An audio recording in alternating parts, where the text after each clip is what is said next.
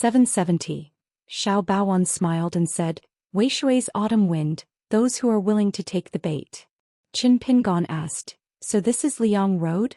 Xiao Baoan nodded and said, good knowledge, you can even remember this. Even if the later generations were devoted to Buddhism, they would often not pay too much attention to an insignificant place name when they carefully read through the Buddhist documents. Qin Pingan suddenly understood. Li County also had a jurisdiction called Mingxi. It was no wonder that Xin Shaoqian would come here for a stroll. It seemed that he was a regular customer of the bookstore.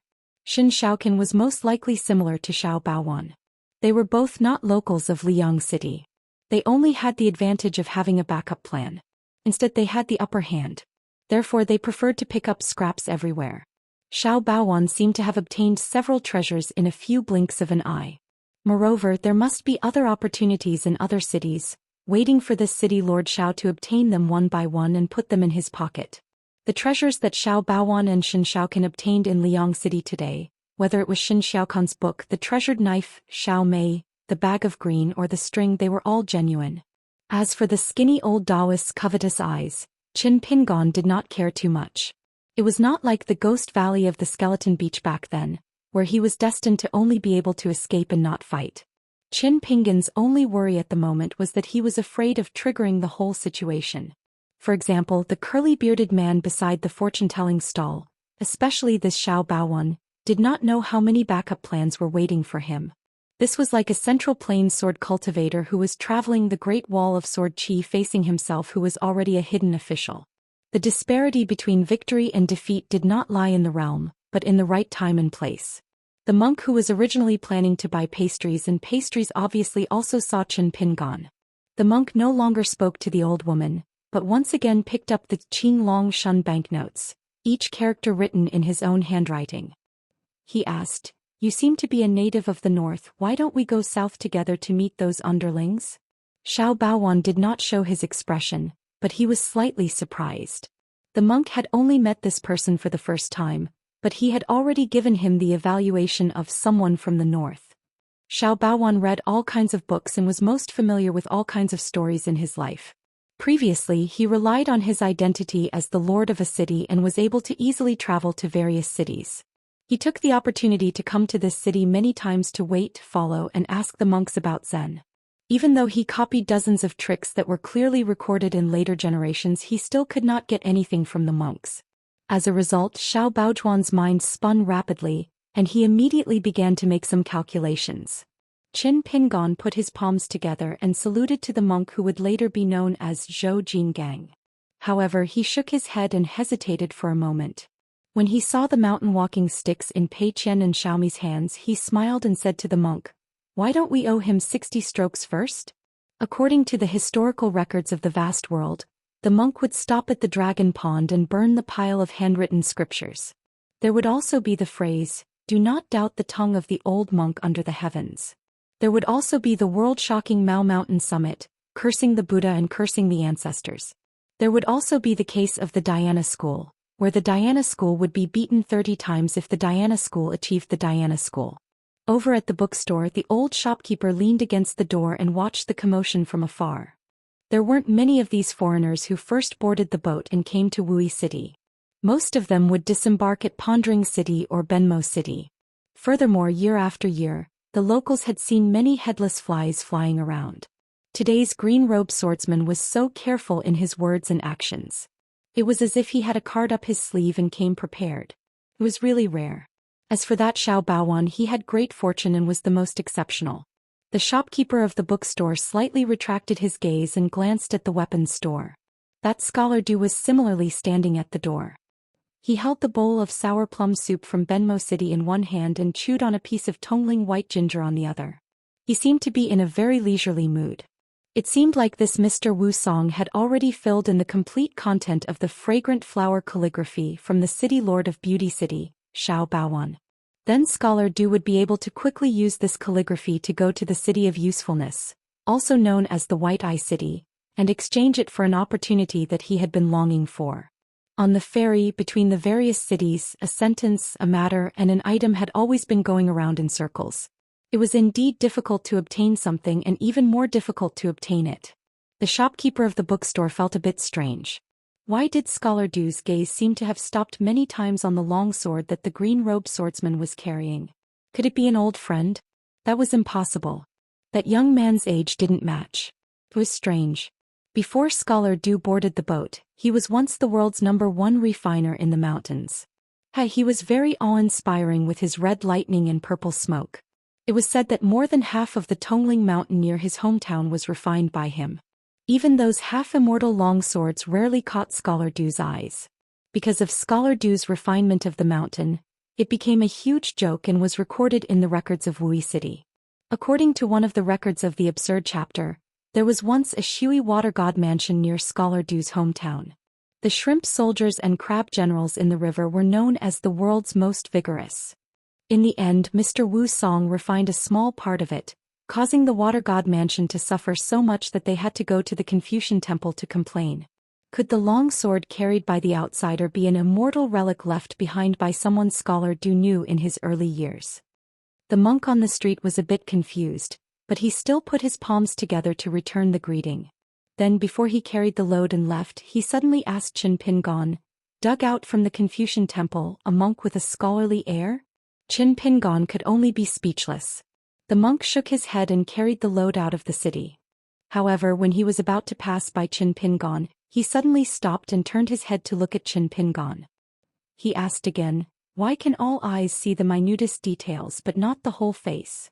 Qin Pingon answered, when the Buddhist lamp shines, the 10 dragons and elephants of all ages will open their eyes and burn through the darkness.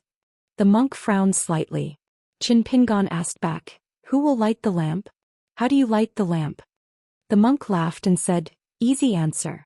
My generation is indeed not a man of the South. Qin Pingon wanted to say something but stopped. The Buddhist doctrine of the vast world was divided into North and South, but in Qin Pingon's view, there was no difference between the two. He always thought that the Buddhist doctrine was the same. However, the monk had already carried the load and left. In the blink of an eye, his figure had disappeared from the city gate. Xiao Baowan reminded him with good intentions, opportunities are hard to find and easy to lose. You should strike while the iron is hot. Qin Pingon was silent. Xiao Baowan smiled and said, I didn't mean to scheme against you.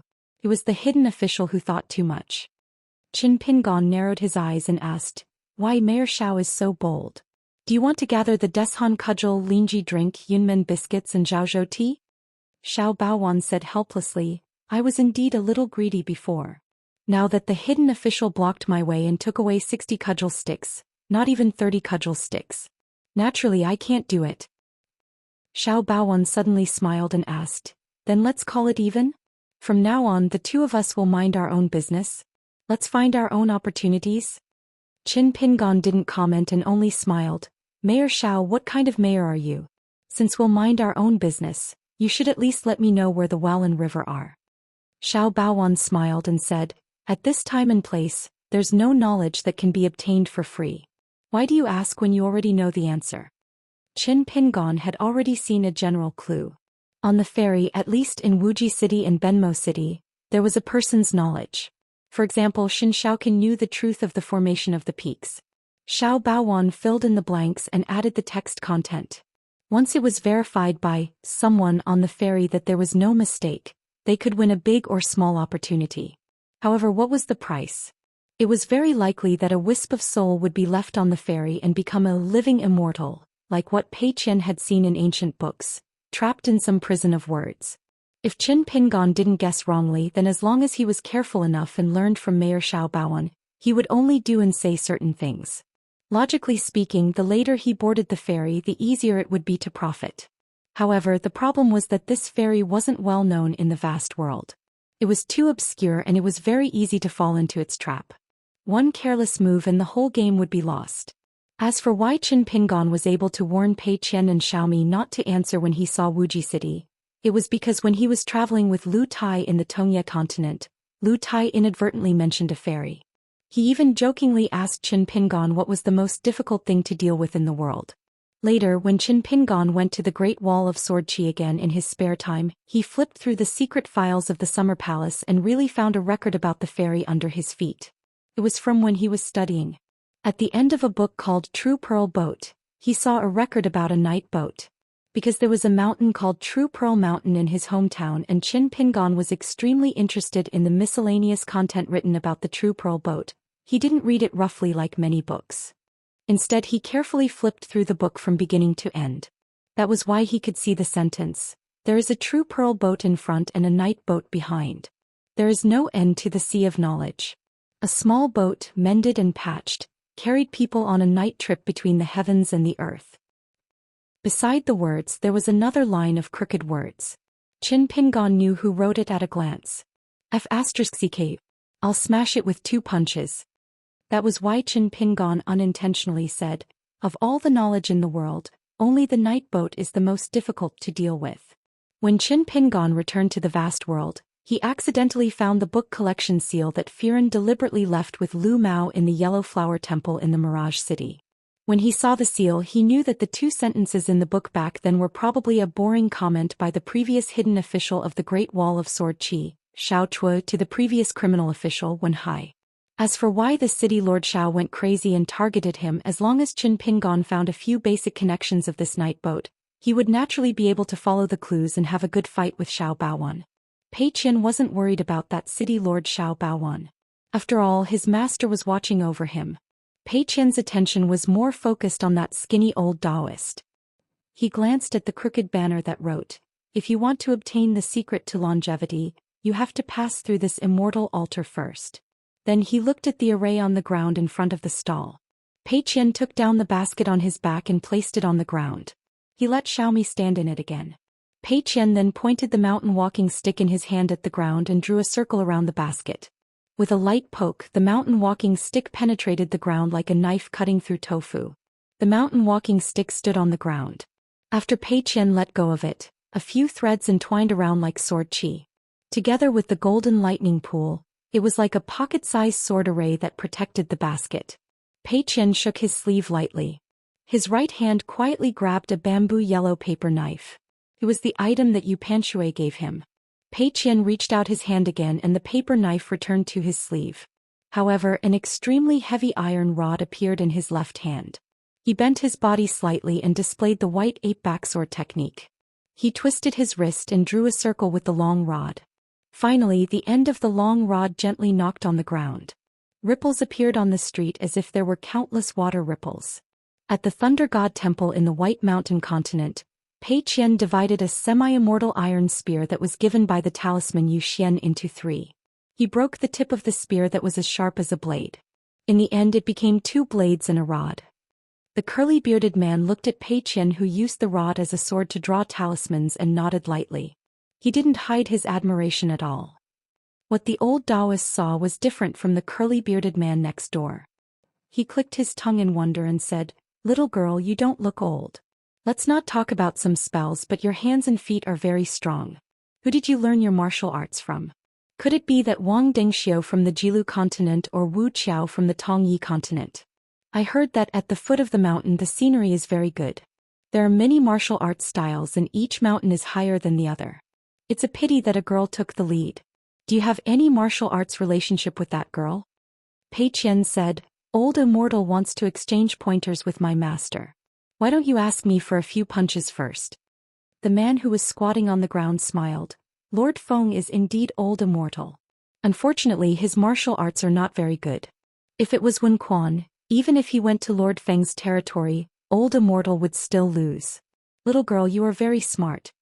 The old Daoist turned around and scolded, "In the Dianjing city where Lady Kong Tong lives, there is a guy who looks at himself in the mirror every day and yells, 'Good head and neck, who wants to chop it off?'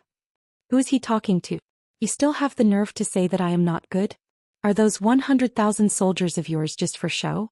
Don't forget, I was the one who scattered beans to form soldiers and cut paper to form generals to help you gather more than 10,000 soldiers and horses.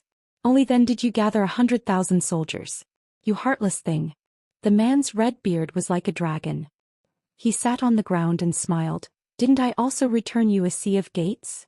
Pei Qian immediately said in his mind, "Master, it seems that these people have the means of having a different world. This Lord Feng's territory, bird-lifting mountain, And this kind-hearted bearded man's 100,000 armored soldiers are probably able to form a small world of their own in this Dianmu city. Qin Pingon replied in his heart, if this lord is really the Daoist of the Green Ox Daoist and the Daoist venue is indeed that Miao Zhou Xian, then the old immortal must be quite old. Let's wait and see. The more the old Daoist priest spoke, the angrier he became. He kicked the bottles and jars on the cotton stall, causing them to sway. This poor Daoist priest wants you to side with outsiders and help outsiders to bully your fellow countrymen. After this poor Daoist priest closes the stall, I will definitely report you to the mayor. The man tugged at the corner of the cotton cloth and moved as far away from the fortune-telling stall as possible. He said helplessly, why are you arguing with me? You found the wrong person, right? Only then did the Lord Feng remember to look at the green-robed man with a sword on his back again. He asked, the people on the street are not bald donkeys but Daoists, right? Tell me directly. I only want you to tell me the truth. Qin Pingon smiled. Perhaps Daoist magic is flawless. Then why are you blaming me for the Daoist priest on the street? The old Daoist stomped his feet and laughed in annoyance. Good fellow, now that Confucians are reasonable, they are getting more and more powerful. Xiao Baowan suddenly interrupted. The great Tao is 50 and the heavenly evolution is 49. Then whether it is perfect or incomplete, it is only a matter of mouth but not the heart. Qin Pingon asked, City Lord Xiao, are you done yet? In an instant. Qin Pingon found himself in a picturesque place with beautiful mountains and clear waters. There were no more streets around him. On the mountain road, there was only an old Daoist priest riding a green ox. He carried a traveling bag with a row of bamboo pipes, and the sound of collisions was crisp and pleasant. He was heading towards Qin Pingon on the road. Qin Pingon looked at the green ox and was in a daze for a long time. If he remembered correctly, when Zhao Yao left Lizhu Grotto Heaven, he rode a wooden ox cart. A young man in a green robe was pulled by a green ox. It was said that there was also a wooden-looking driver at that time. Qin Pingon remembered another thing. Previously, the cavalry with a long halberd in Lizhu City said something very unreasonable. You are not allowed to ascend. Could it be that the green ox Daoist priest in front of him could obtain an illusory fake realm in a treacherous posture of a living immortal in a different world? On the street, Xiao Baowan smiled knowingly. There were so many strange things on the ferry. Even if Qin Pingon was cautious by nature, he would still capsize in the gutter here. If not for Xiao Baojuan's cultivation aptitude and talent, he would have been reduced to a living immortal here, not to mention becoming a city lord. There were about 3 people in the world who were the most privileged here. One of them was the North Continent's fire dragon Daoist. The remaining one was very likely to have a mysterious Great Dao battle with Xiao Baowan, the Liuxiao continent's dream tourist. In Lizhu City it was only a moment later. Qin Pingon seemed to have stepped out of the threshold and his figure reappeared in Lizhu City. However, the long-sword knight wandering on his back was nowhere to be found. At the same time, the fortune-telling stall and the green ox Daoist priest also disappeared into thin air. Pei Qian's expression was calm and he did not even ask anything. Qin Pingon still comforted him softly. It's okay. Xiao Baowan smiled and cupped his fists to bid farewell. Qin Pingon nodded and said, See you again. A young girl walked over and smiled sweetly at Xiao Baowan. City Lord Xiao, are you leaving now? Xiao Baowan smiled and said, The next time I enter the city, I'll pay a visit to your teacher. The scholar took a step forward and ignored the city's restrictions. He left Lizhu City in the blink of an eye. It could be said that he was returning from a rewarding journey. Only then did the girl curtsy at Qin Pingon. My master said that Sword Immortal can scram from Lizhu City after writing an essay on sexual evilness. If you make a single mistake, Sword Immortal, please bear the consequences. Qin Pingon asked with a smile, May I know who your master is? The girl answered with a smile. My master is the current city lord of Lizhu City. In Sword Immortal's homeworld, he was once called Li Shilang. At the same time, just as Xiao Baowan left, someone rushed over. It was a youth. He bowed to Qin Pingon and said, My city lord is currently forging a seal. The leading seal is Wine Immortal Poetry Buddha, Sword Eternal.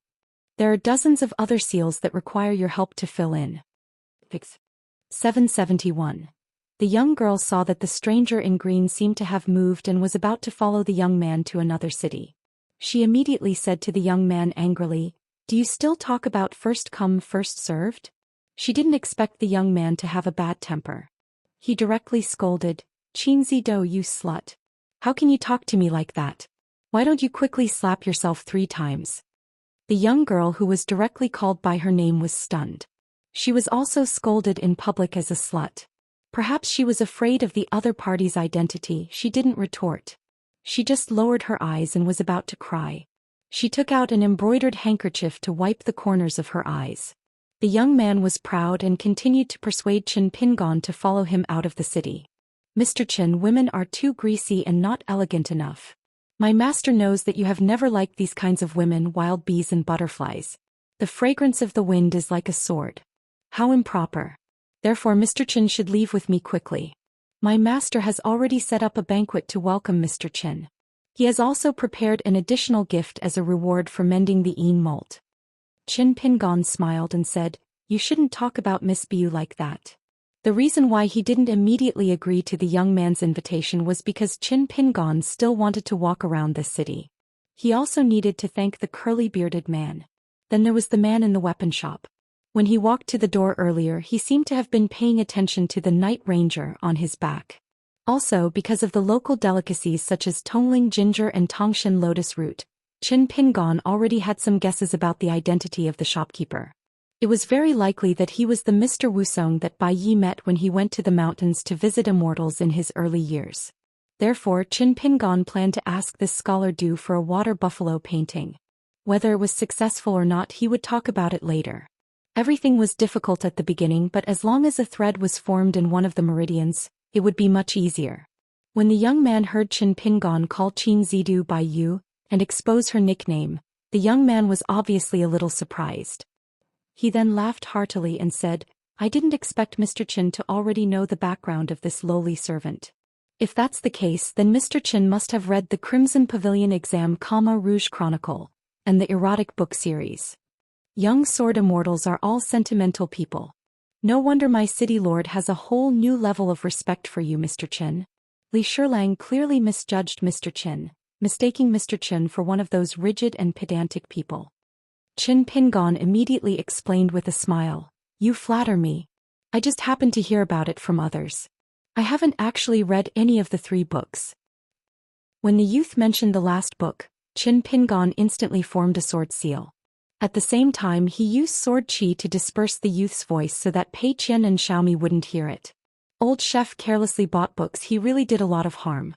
Since the monarch and the fortune-telling stall were gone, and Xiao Baoan had also left, Pei Qian let Xiaomi stay in the basket. He put away the long staff, picked up the mountain walking staff and carried the basket again.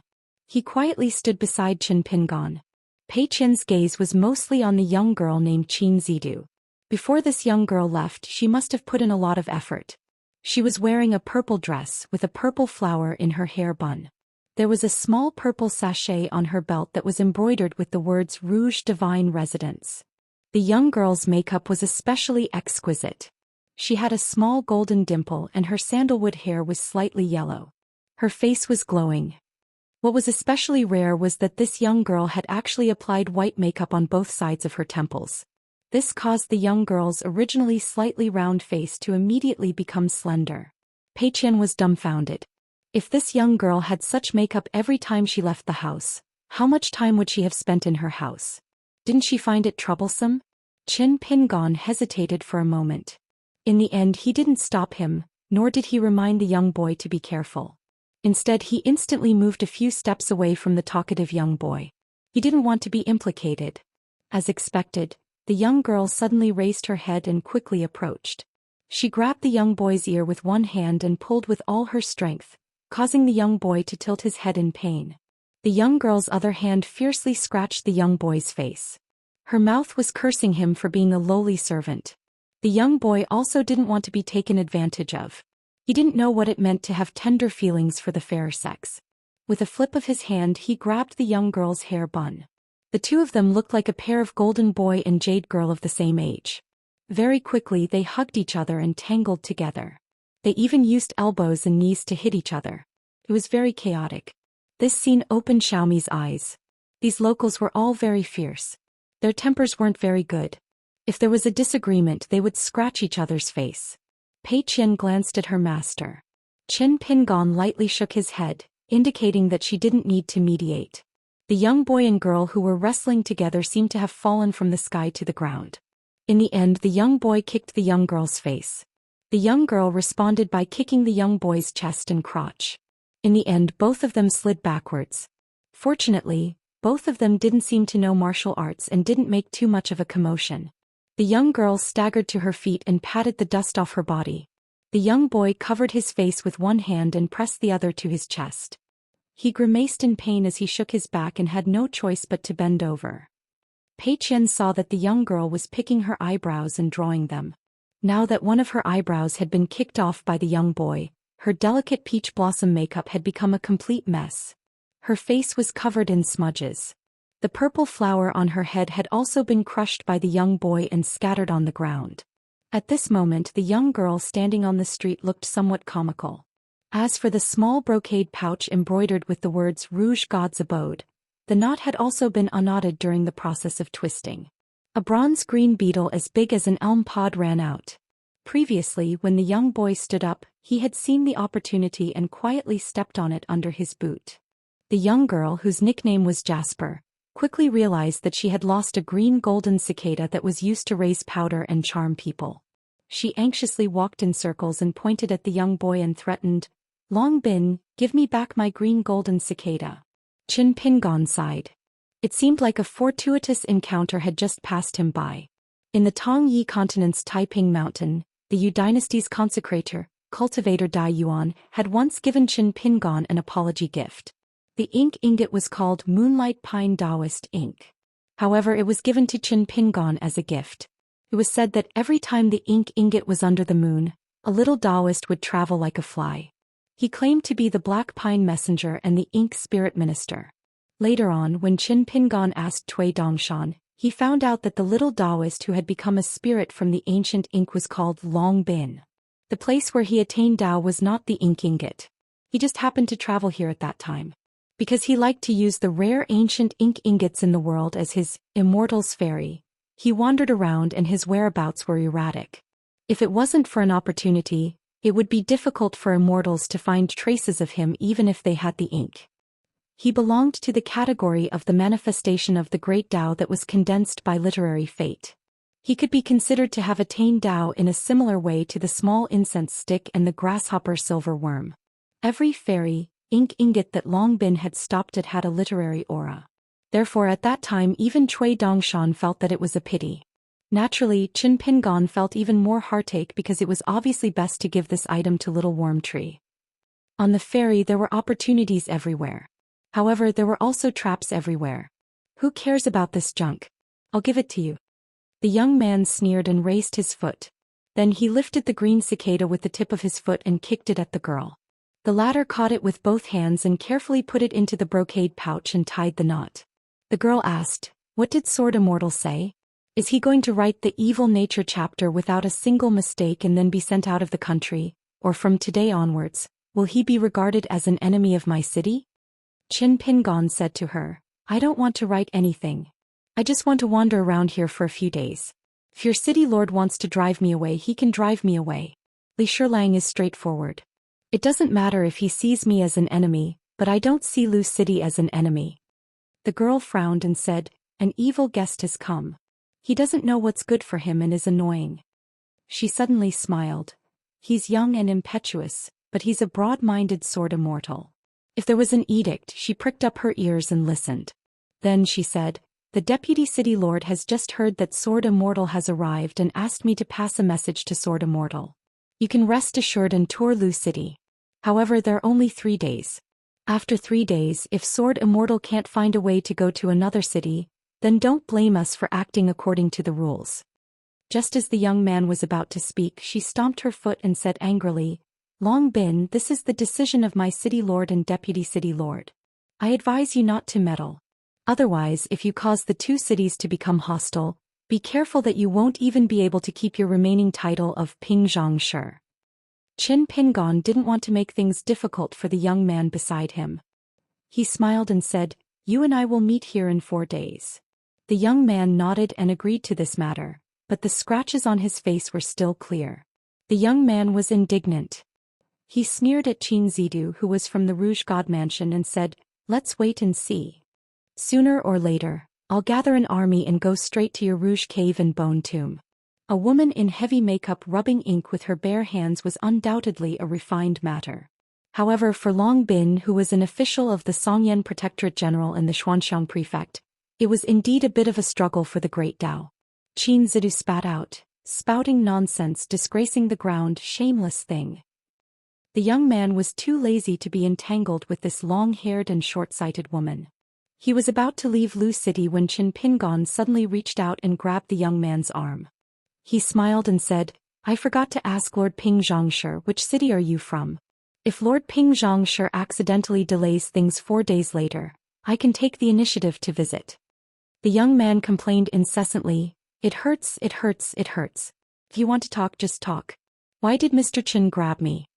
Qin Pingon smiled honestly and said, "I'm just trying to be cultured." The young man lowered his head and glanced at his sleeve.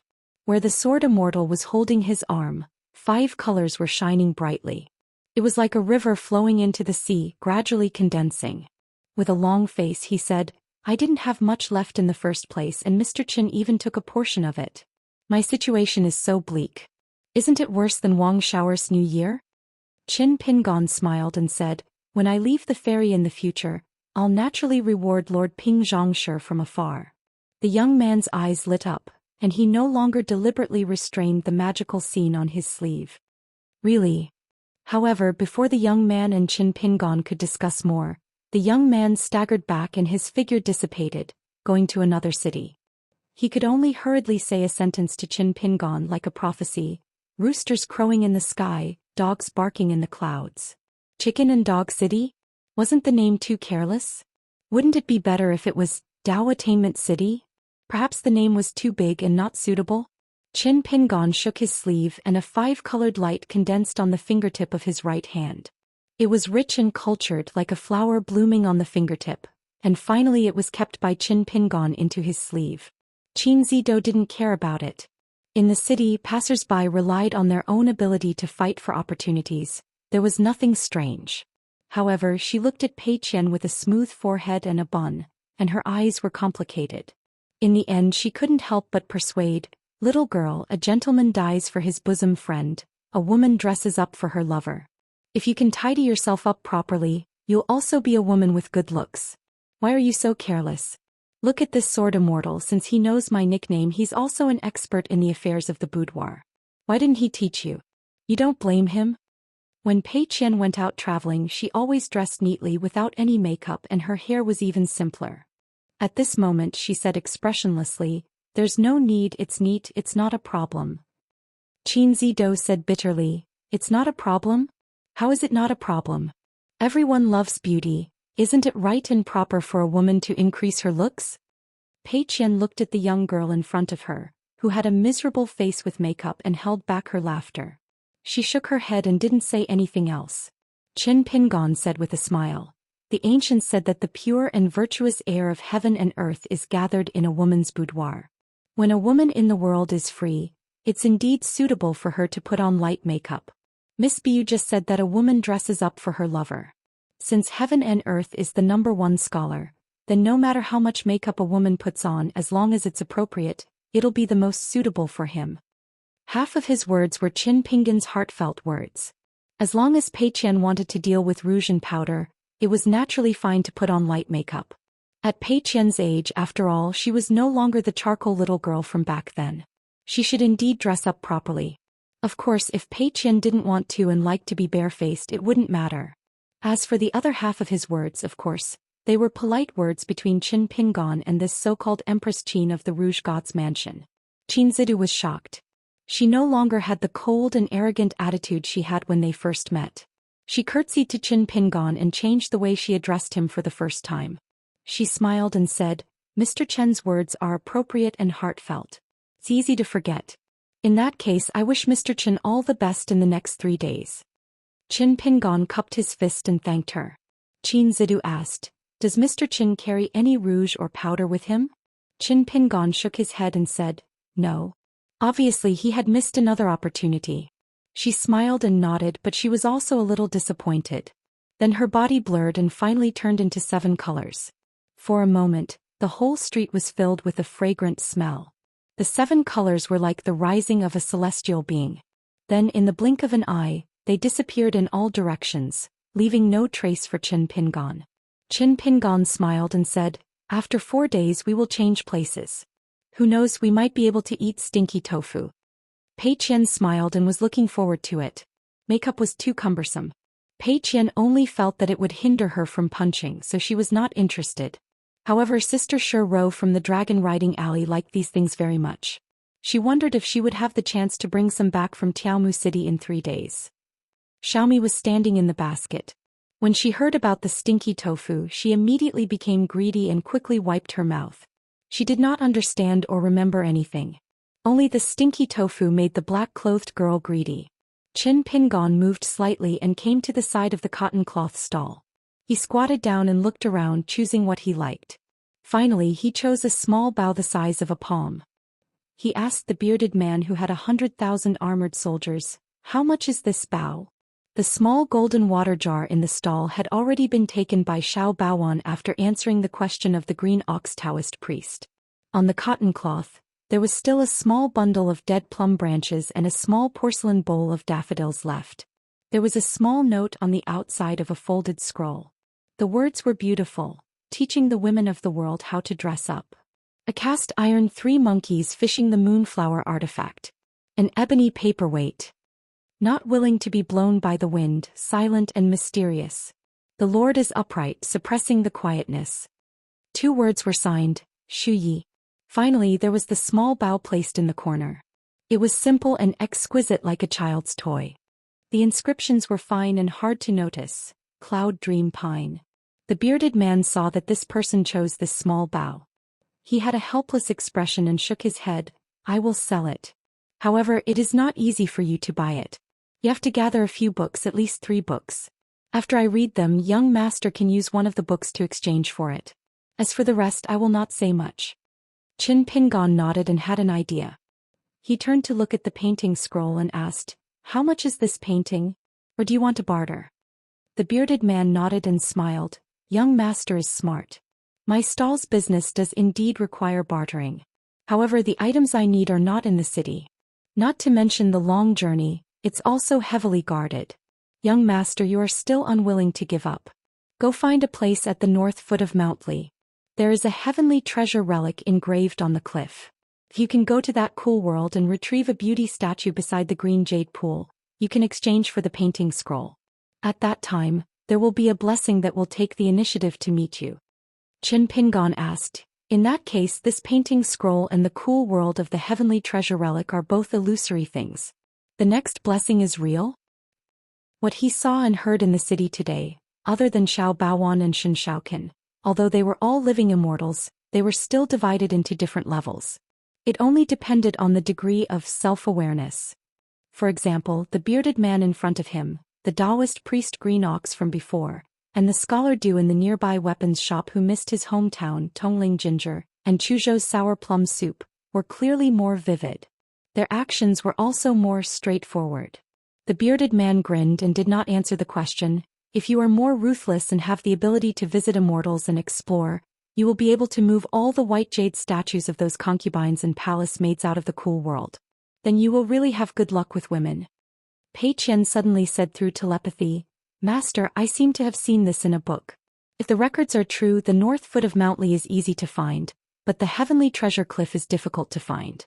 However, we only need to find a local woodcutter and shepherd boy. He seems to be able to help us lead the way. When someone writes the words summer shelter, the stone door of the grotto heaven will open by itself. It is said that there is a bathing pool inside. The pool water is carved with green jade. It is sparkling like running water. However, the scene of the jade people in the cave is too erotic and charming. When the time comes, Master will enter alone. I will bring Xiaomi and wait outside." Qin Pingan was so angry that he laughed. "You even know this? Which book did you read this secret anecdote from?" Pei Qian blinked his eyes. "Sister Zaishi said it.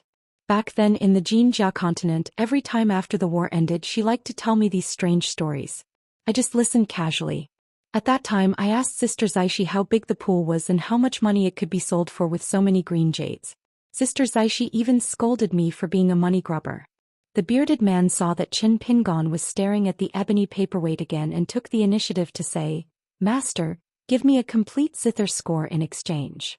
Qin Pingon understood in his heart that it was the Guangling cessation without a doubt. He cupped his fists and said, "Thank you, Senior, for your chat with the Lord.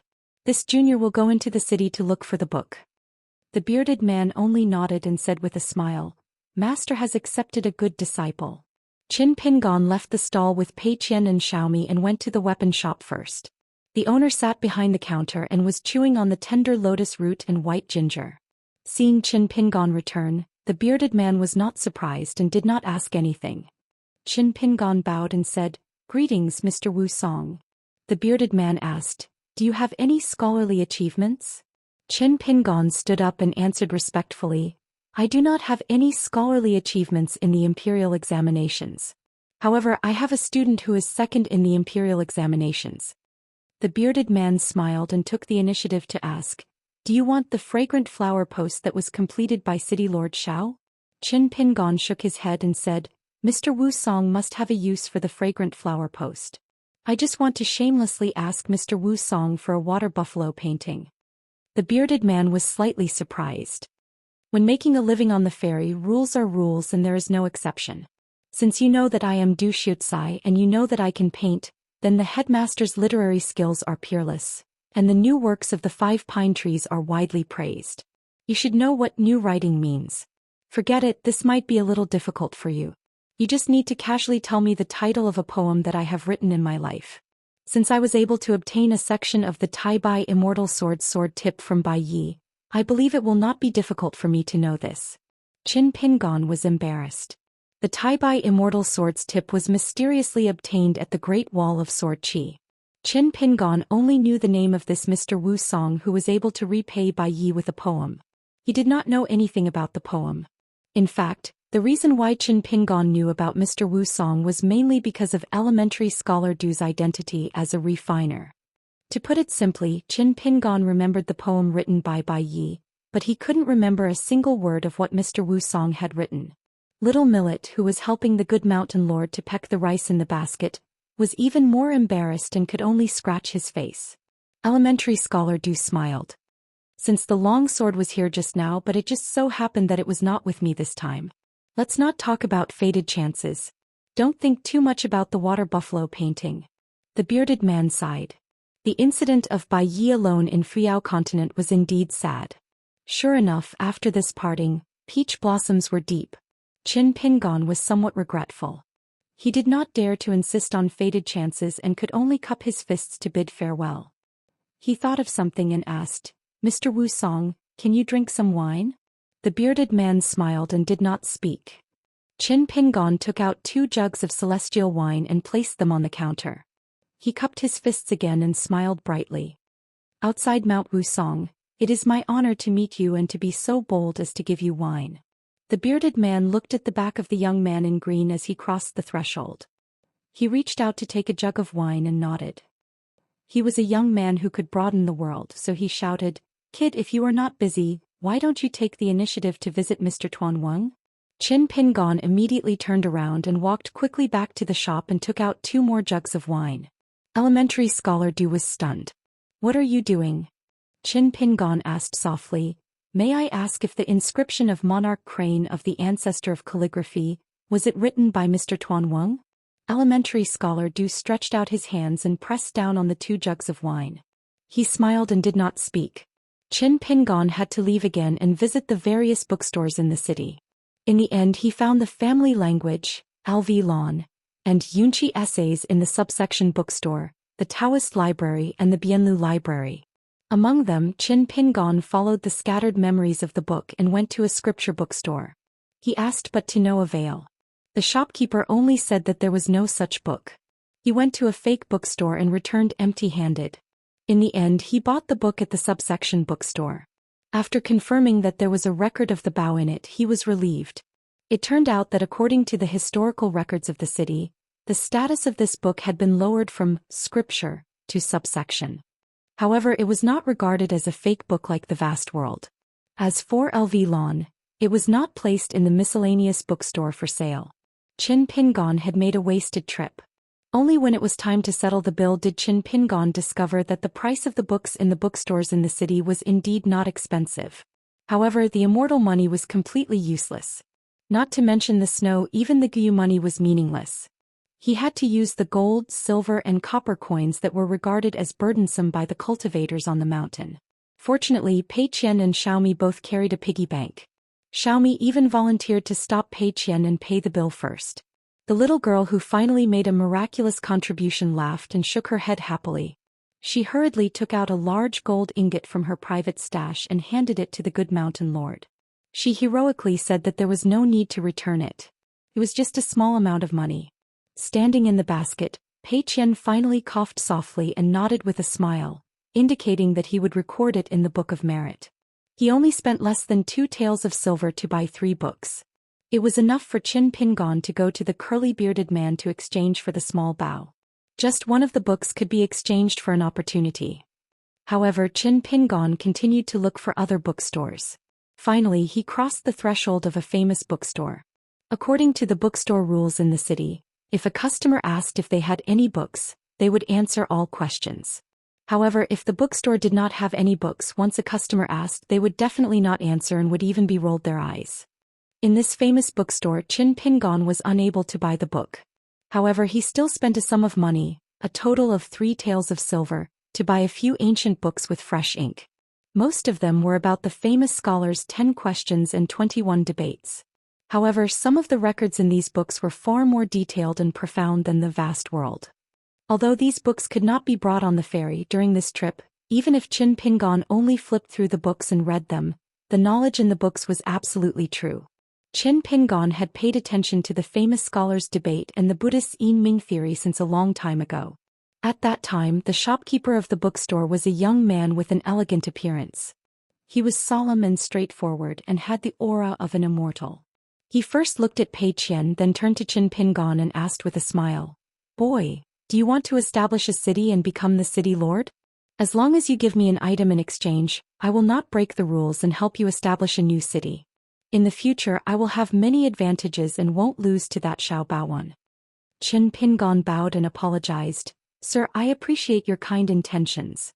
However, the Haoyang sword strengthening gourd is a relic left behind by an old friend from my hometown. I really can't do business with you. Otherwise, don't even talk about doing business. As I have received a lot of favors from famous scholars, I could have just directly given it to you." The Haoyang sword immortal me who gave Qin Pingon. Qin Pingon did not accept it at the beginning because he hoped that Miyu, who had left the Great Wall of Sword Qi, could keep it. However, Miyu was unwilling to do so. In the end, Qin Pingon could only give it to Pei Qian and let this first disciple keep it for him. That young shopkeeper looked at Qin Pingon and suddenly clapped his hands and laughed. "What's so difficult about the world's knowledge? It's not difficult at all. The only difficult thing is the word, sincerity. Today, after receiving such sincere words from a junior, my heart has been greatly comforted. Therefore I won't take your money. Let me give you a few words. The book you're looking for is actually not a book. It's just a few words. It's not here but in the first bookstore on the street. It's called Records of Classics. It's under the Daoist's entry, Theory of Guarding the White. I remember it's from the records department because it contains more content than the Daoist scripture department." Qin Pingon thanked him and left. As expected, in the first shop after entering the city, he bought the book that recorded Theory of Guarding the White. However, Qin Pingon hesitated for a moment. He still took a lot of unnecessary detours and spent another sum of money to return to the Daoist scripture department and buy another book. On the way, Zhou Mili raised her hand to cover her mouth and whispered to Pei Qian, "A shop can store so many books. Every shopkeeper randomly took out a book and it's all the books we want. It's really strange." Pei Qian smiled. "In a small world it's up to one's will." Zhou Mili suddenly saw the light. "I guessed it right." While Qin Pingon was looking around for books, Scholar Du walked out of the shop and came to the side of the bearded man. He sighed. "This involves the choice between the 3 schools of thought and the 100 schools of thought in a cultivator's heart. What that brat did was very dangerous. If he didn't come from one of the Confucian schools of thought, It wouldn't have mattered. He could have just made a choice. Anyway, it didn't hurt his Dao heart at all. Even if it was hurt, he could have just read a few more books afterward. It could have been mended all the same. The man nodded and said, "That's why I didn't want to sell this Bao to him at first. It would have been too unkind of me to lure him into a deal. It's just that brat's eyes are too sharp and he knows what's good for him." He squatted there and looked around on purpose. In fact, he had his eyes on this Bao a long time ago. I couldn't break the rules and take the initiative to tell him that this Bao was too hot to handle. Scholar Du smiled and said, "But if this deal really went through, you'd be able to completely remove the shackles. You wouldn't have to rely on the 100,000 armored soldiers to chop off that person's head to escape. In the end, it's a good thing. We've all been drawing a circle and waiting here bitterly for hundreds and thousands of years, repeating the same scene year after year. It's really tiring and I'm sick of it." The man grinned and said, "If I have wine to drink, I promise I won't spit out a single drop." Scholar Du smiled and threw a jug of wine. The bearded man caught the jug and sniffed the fragrance of the wine. His face was intoxicated, but it was followed by sadness. He muttered, "In the past I used to carry a sword and a bow on my back and ride a donkey in Jianghu. I only liked to drink to my heart's content. Now I can't even bear to drink a sip." Over at the famous shop, the young shopkeeper was flipping through a book as if flipping through a book was like looking at mountains and rivers. He had a clear view of Qin Pingan's whereabouts in the city. He nodded with a smile and muttered to himself, "Book Mountain is never empty. There's never a wasted journey. When people descend the mountain, they're never empty-handed. The more detours one takes, the more benefits one will gain in life. Ocean Xiaocan, how can you say that you don't know anything? On a ship sailing at night, what you know is what you know, and what you don't know is what you don't know. That's what you know." He was somewhat puzzled. He shook his head and sighed. "Does this Mayor Xiao have a grudge against you? Is he sure that you like that Bao? So he's determined to make you tear down one of the pillars of the 3 sections. In this way, you'll be harming a part of Taoism's fated chance in the future on your path of cultivation." This was because before Qin Pingan came to this famous shop to buy books, Xiao Baoan came here first. He spent money and bought all the books related to that famous story in one go. There were hundreds of books. So Qin Pingan came here to buy books first. It was actually the right choice. It was just that Xiao Baoan, who pretended to leave the city, beat him to it. The shopkeeper thought for a while and still walked out of the shop. He looked up at the sky and smiled. "Fellow Daoist Lu, aren't you being implicated by me? This kid seems to be drifting further and further away from Taoism. I've caused you to suffer another sword for no reason." The young foreigner who had just boarded the ship needed both a rigorous Confucian scholar and a wandering sword immortal. So, today there was a big difference between handing over a book from the Confucian annals or a book from a Daoist scripture shop. Otherwise, if it wasn't for Xiao Baozhuan's interference, it wouldn't have been a big deal to hand over a famous book. However, this young shopkeeper who only asked for the 2 words Haoyang, and not the blade's strengthening gourd, was now standing outside the shop. Although he was apologizing, there was a smile on his face. Qin Pingan and the others returned to the stall of the bearded man. He squatted down and kept one of the books. He took out the other 4 books and stacked them on top of the cotton cloth stall. He held one in his hand. The 4 books all recorded a story about the gain and loss of the Bao. Qin Pingan then gave the last Daoist book with the least number of words to the story to the stall owner. Qin Pingan obviously wanted to choose this Daoist book as an exchange. As for the shopkeeper of the famous bookstore, he wasn't scheming against Qin Pingan. It was more like pushing the boat with the current. It was still up to the boatman to choose where to dock. Moreover, if it wasn't for the shopkeeper's reminder, Qin Pingan estimated that he would have to go through at least half of the city to get the answer. Also, Qin Pingan didn't take out the book from the Confucian Classics department. When Qin Pingan took out the 4 books, the man was relieved at first. However, when Qin Pingan took out the book from the Daoist Classics department, the man glanced at the book title and was stunned. He hesitated and didn't rush to take the book. He asked with a puzzled face, "Young master, have you never been to the famous bookstore?" Qin Pingan smiled. "I have, but I couldn't buy the book. It doesn't matter. Moreover, I have to thank someone. Otherwise, it would be difficult for me to sell a book from the famous bookstore. I might even feel sorry for the shopkeeper who I have admired for a long time." In the weapons store not far away, Scholar Du was leisurely drinking wine behind the counter. He had a strange smile on his face. Which branch of the Confucian temple did he come from? At such a young age he was already so good at talking. At least the old man Fu Xing, who had visited Chicken and Dog City twice and traveled around the city, wouldn't be able to teach such a student. The man nodded and took the book. Even if he was no longer in the Jianghu, he still had the morals of the Jianghu. The man looked at the other 3 books on the ground and smiled. Then let me tell you 3 small things that don't break the rules. First, Jing Man was guarding the chariot. Then I obtained the Chu Earth Treasure Bao. Therefore in this city my name is Jing Chu. You can call me Zhang San. The small bao on the ground isn't of low quality. I would like to congratulate young master here. When the man said until here, Pei Qian was in high spirits. In the past, when he was reading those novels with Sister Bao Ping and Li Huai, he had seen this bearded hero with the name Zhang San. Moreover, this Jianghu senior had a donkey to ride on. However, those books were all unofficial histories and Jianghu romances.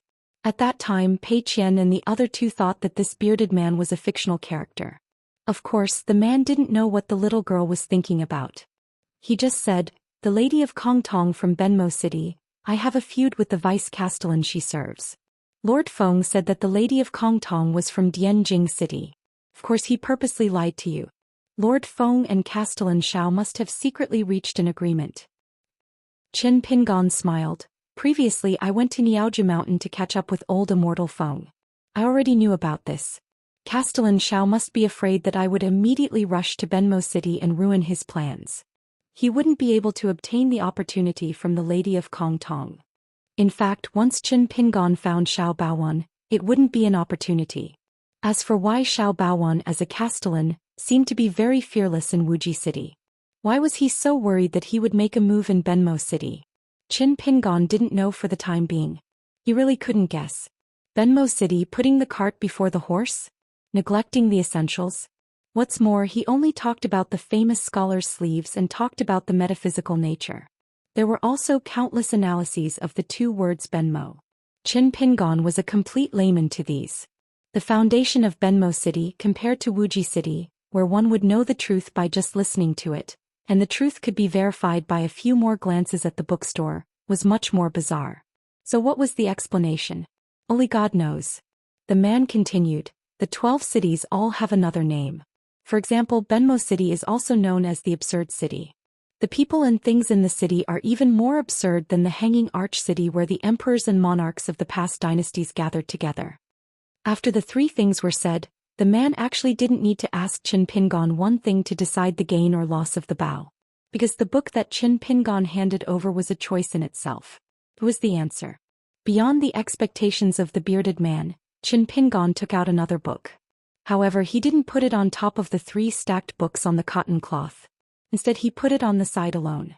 That Zhang San looked down at the book and then looked up at the little girl in black standing in the basket. He immediately smiled and said, "Then let's talk about one more thing. If Gongzi really goes to Benmo City, you need to be careful and at ease." Qin Pingon couldn't stop him and had to give up.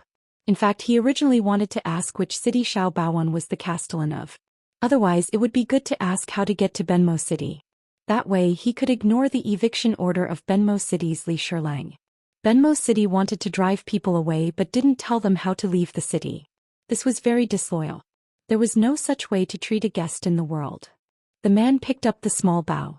Qin Pingon picked up the 4 books on the cotton cloth and put them into his heaven and earth sleeve.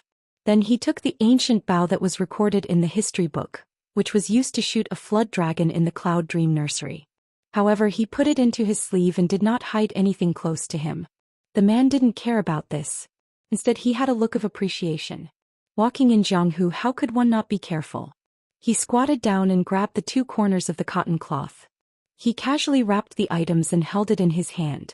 He then took out a book and handed it to Qin Pingon. He smiled and said, "The wish has been fulfilled. The cage has been broken. These items, Gongzi can rest assured and accept them. Otherwise, they will be turned over to the city. What do you say? If you accept them, this book will be useful. It records the clues of the items sold by the stall." Qin Pingon took the book in the package. His movements were very skillful. He wrapped the cotton cloth around his body. The bearded man cupped his fist and saluted, "Farewell." Qin Pingon cupped his fist and returned the salute. Pei Qian and Xiaomi Li, who was standing in the basket, did the same. 772. Qin Pingon found a bustling inn to settle down. He still needed to pay with gold and silver. The three of them stayed for 3 days and spent a total of 2 taels and 8 qian of silver. The waiter took out the scale and cut the silver with a small pair of scissors skillfully. When Qin Pingon saw this item, he couldn't help but think of the Yang family's shop in the early years.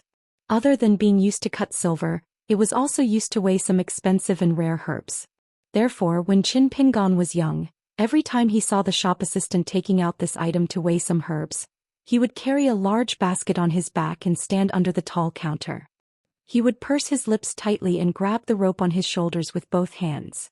His eyes would be especially bright, and he would only feel that half a day's hard work, wind, sun, rain, and so on, was nothing. His thoughts were chaotic and he could not control them. Because the scale in front of him was a scale, Qin Pingon thought of the light scale in the measurement of the world today. Naturally, he remembered the group of qi cultivators that Song Jisun mentioned at the Great Blasphemy Temple. The scales, ebony poles, and several small copper weights on the counter of the inn were obviously ordinary items at the foot of the mountain. Therefore, after Qin Pingon glanced at them, he realized that they were the same as the books in Entry City. They were not real objects, so he didn't think too much about it. Pei Qian had a set of scales herself. 2 of the weights were engraved with "Never lose money" and "Only earn money for her." Therefore, at this moment, it was as if they were related, like meeting an old friend in a foreign land. Pei Qian paid more attention than Qin Pingon and looked at it carefully. Suddenly, she whispered to Qin Pingon, "Master, this set of scales uses a curled horn pole. Ordinary people can't afford to use it." Qin Pingon laughed in his heart. Most likely, it is an item from a wealthy family that has fallen into the hands of the common people. Unfortunately, no matter how expensive the material is, it is an illusion. We can't take it away. Pei Qian nodded. She thought for a while and asked, "There is a small line of words on the scale. Xianxia is generous, the palace treasury is respectful. Master, is there a saying here?" Qin Pingon shook his head. "I don't know, but since it is made by the palace treasury, it must be an item of the palace. I just don't know the specific dynasty." Pei Qian asked, "Master, after we settle down in the inn, I will go to the bookstore alone to find out what is Xianxia is generous." Qin laughed. But Pei Qian was willing to explore. He nodded. Qin Pingon asked for 2 rooms from the inn, one for himself. After taking a seat in the room, he opened the cotton package and placed it on the table. Pei Qian Lai bade farewell to his master and left the inn alone. He ran to the bookstore in Entry City to examine the origin of the strange inscription, "Generosity of the Mountain Sun." Xiaomi ran into the house and placed her beloved green bamboo cane on the table. She was at Qin Pingon's side, standing on the bench and accompanying the good mountain chieftain to look at the treasures he had picked up. The little girl was a little envious and asked if she could play with them. Qin Pingon was flipping through the booklet given by the bearded man. He smiled and nodded. She wasn't interested in the scrolls or paperweights at all. In the end, she began to admire the Narcissus basin that she had taken a liking to long ago. She raised both of her hands up high and exclaimed in admiration. She even used her face to rub against the slightly cool porcelain basin. It was really cool. Qin Pingon opened a page of the booklet and smiled. "If you like it, I will give it to you. But let me say it first. The basin is fake. You can't take it away. You can only stay on the ferry for a few days. Don't be sad. This porcelain basin had a good origin. In the booklet given by the bearded man, it was known as the Narcissus Cultivation Cave. The bottom number was 800 water descendants. It was a bit like a relative of the small gilded water tank. It could be regarded as a natural water residence. It was similar to the water hall and dragon boat that Lu Zhongruan secretly salvaged with the help of Zhou Xian in his early years on Pearl Island.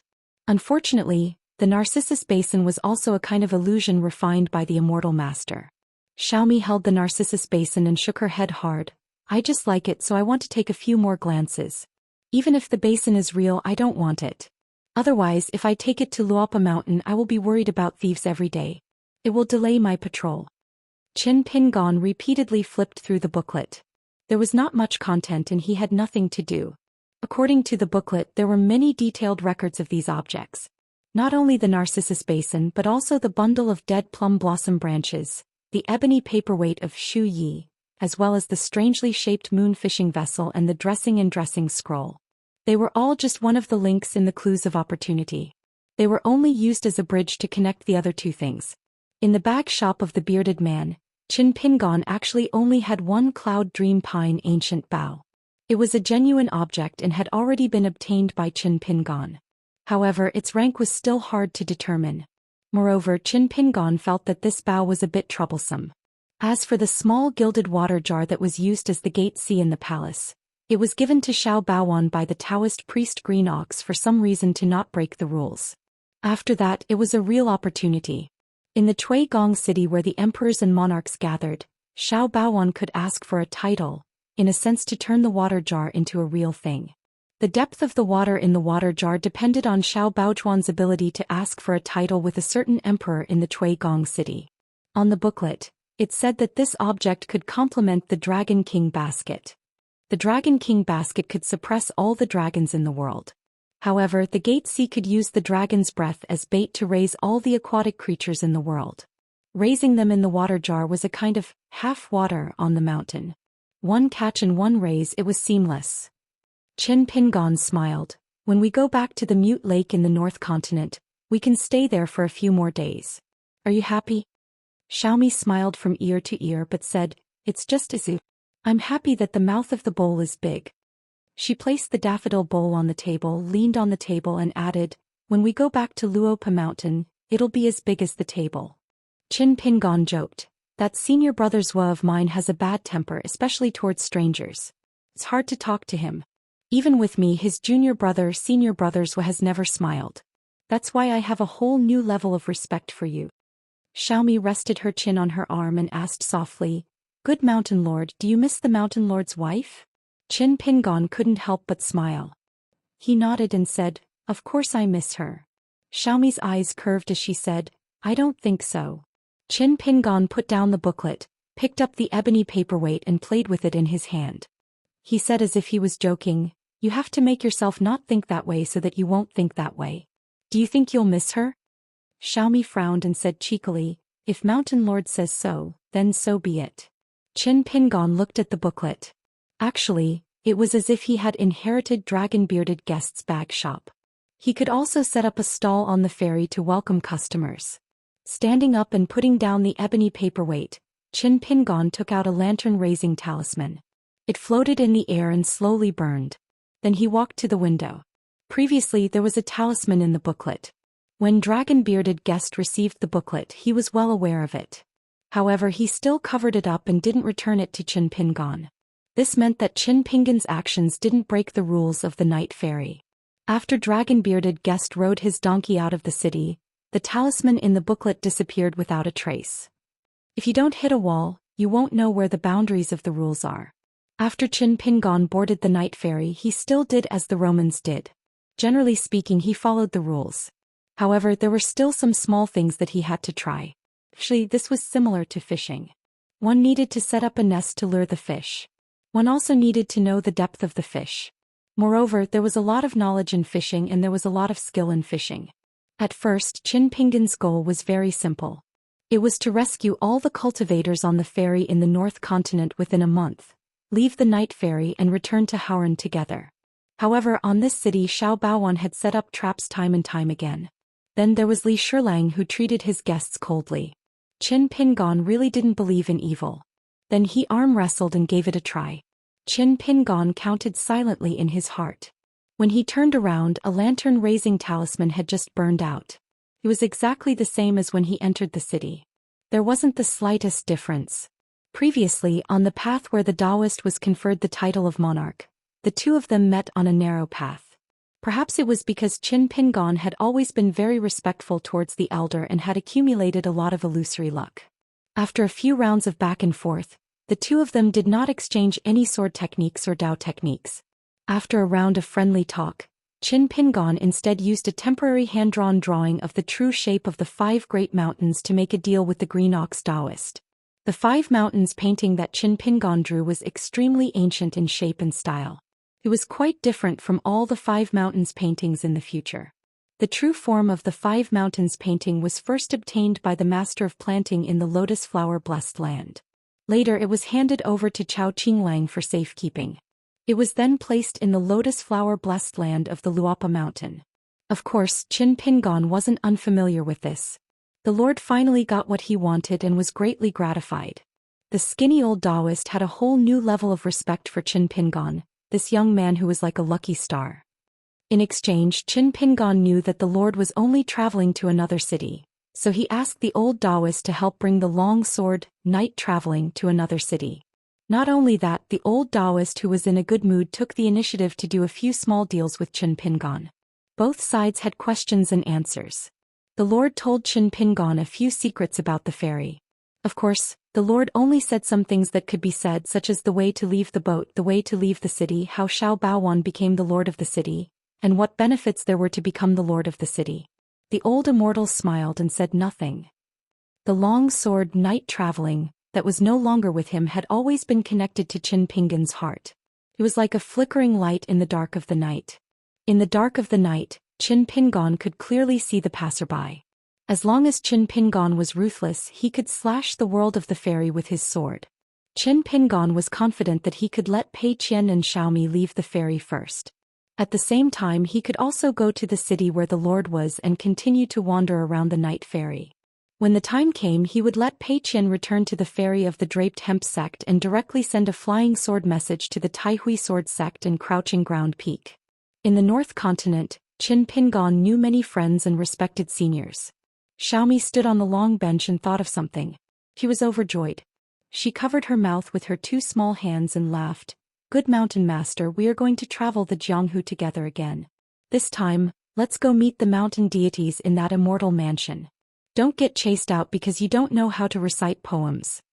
Qin Pingon said seriously, "How is that possible? These years, my ability to compose poems has improved tremendously. I'm not afraid of anyone. Xiaomi, I am not bragging to you. In the past, at the Great Wall of Sword Qi, I met an old cultivator who thought he was a scholar.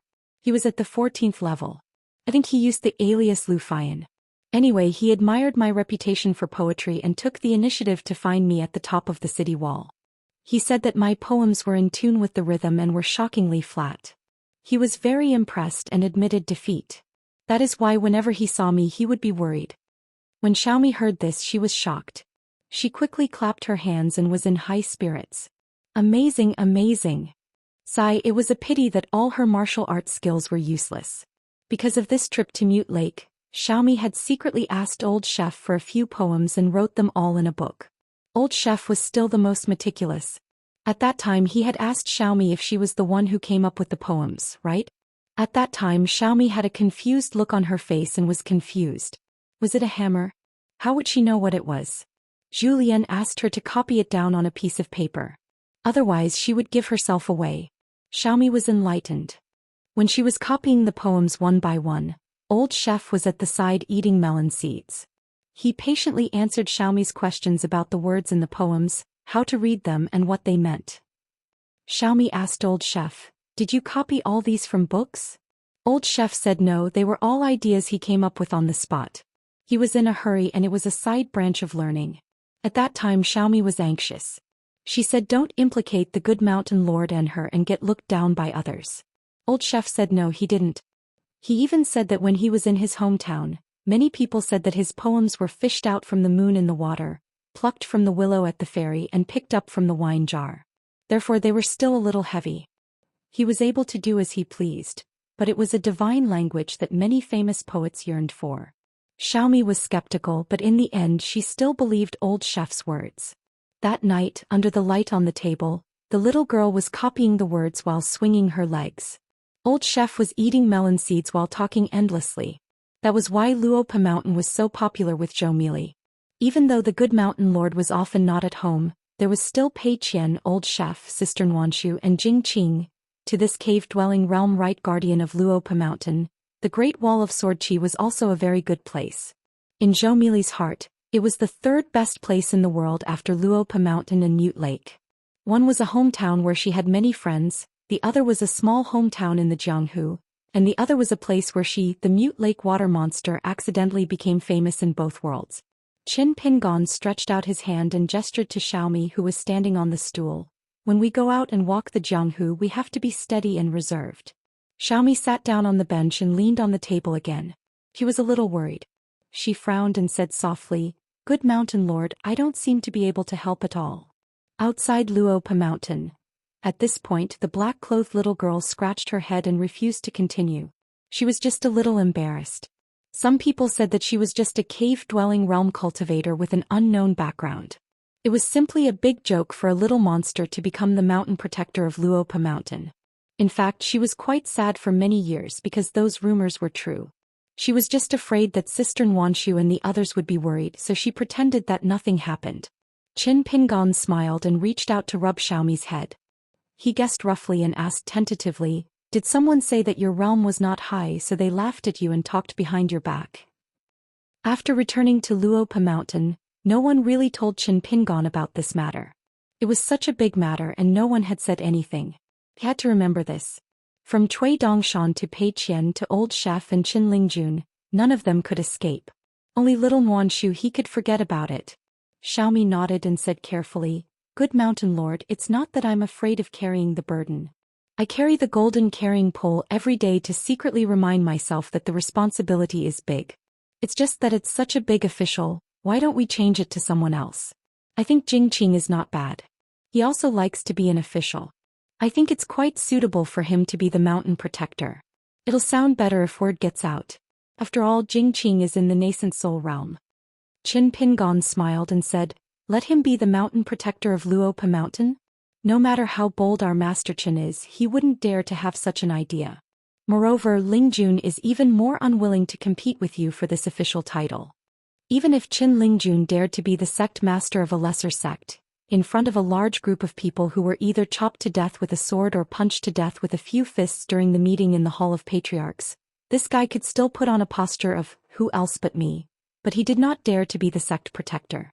There was one good thing about Qin Lingjun, which was that he valued loyalty the most. He dared to compete for anything, such as the lord of a lower sect. He was willing to give anything. When Luopa Mountain was most short of money, Qin Lingjun actually came up with a lot of ways to take out his family's wealth. According to Zhou Xian, Master Qin was really struggling to make ends meet during those years. He was so poor that he couldn't even straighten his back when he was with Wei Shanjun. However, Qin Lingjun wouldn't snatch anything that already belonged to others. Not to mention Xiaomi's mountain protector of Luopa Mountain, Qin Lingjun wouldn't even touch the small benefits and advantages. In short, Qin Lingjun was an experienced Jianghu person who would rather suffer than lose face. Perhaps even Qin Lingjun himself didn't know that whether it was Shanjun Wei Pai's side, whom he had recorded countless times, or Master Zhong Qiu's side, whom he didn't have much contact with, they actually had a very high opinion of him. Moreover, in the depths of Qin Pingon's heart, the seat of the left protector of Luopa Mountain, which had always been empty, was long prepared for Qin Lingjun. In the secret letter sent to Chao Qinglang, this matter was mentioned. After this guy succeeded in profaning, if Luopa Mountain confirmed that he couldn't return to his hometown, this matter would be settled. However, later on, when Qin Pingon returned to Haoran World and arrived at Luopa Mountain, he saw that Qin Lingjun was indeed a little too arrogant when he walked, so he deliberately didn't mention this matter. Anyway, good things weren't afraid of being late. He would just leave Master Qin, who had friends all over the world, hanging out for a few more days. Qin Pingon comforted, "On Luopa Mountain, who has the highest position? Whose words are the most trustworthy?" Xiaomi grinned and said, "Of course it's the good mountain lord." Qin Pingon smiled and said, "On Luopa Mountain, whether the position is high or low doesn't depend on the level, only the fame. Then tell me, who can be the guardian of the mountain to convince the masses?" Xiaomi was in high spirits, but she deliberately sighed heavily, crossed her arms and raised her small head high. "This is a little worrying. It's impossible not to be an official." Qin Pingon smiled and nodded. "Yes." Pei Qian returned to the inn, knocked on the door and entered. Qin Pingon happened to be casually asking Xiaomi why she wanted to go to Red Candle Town to play. Logically speaking, Red Candle Town was very close to Luopa Mountain. The water god of the Chongdan River, Li Jin, who had opened a shop in the town to sell books, also had quite a lot of ties with Luopa Mountain. Chess Dun Mountain was also where Wei Pai, the mountain lord of the North Peak, had made his fortune. As for the water god of the Embroidery River, due to her connection with the ghost in wedding clothes, she was no stranger to the Gu family of Mud Bottle Alley and Qin Pingon, so there should be no accidents. Coupled with the water god of the Iron Talisman River Yanghua, she also had some very complicated grievances with Qin Pingon.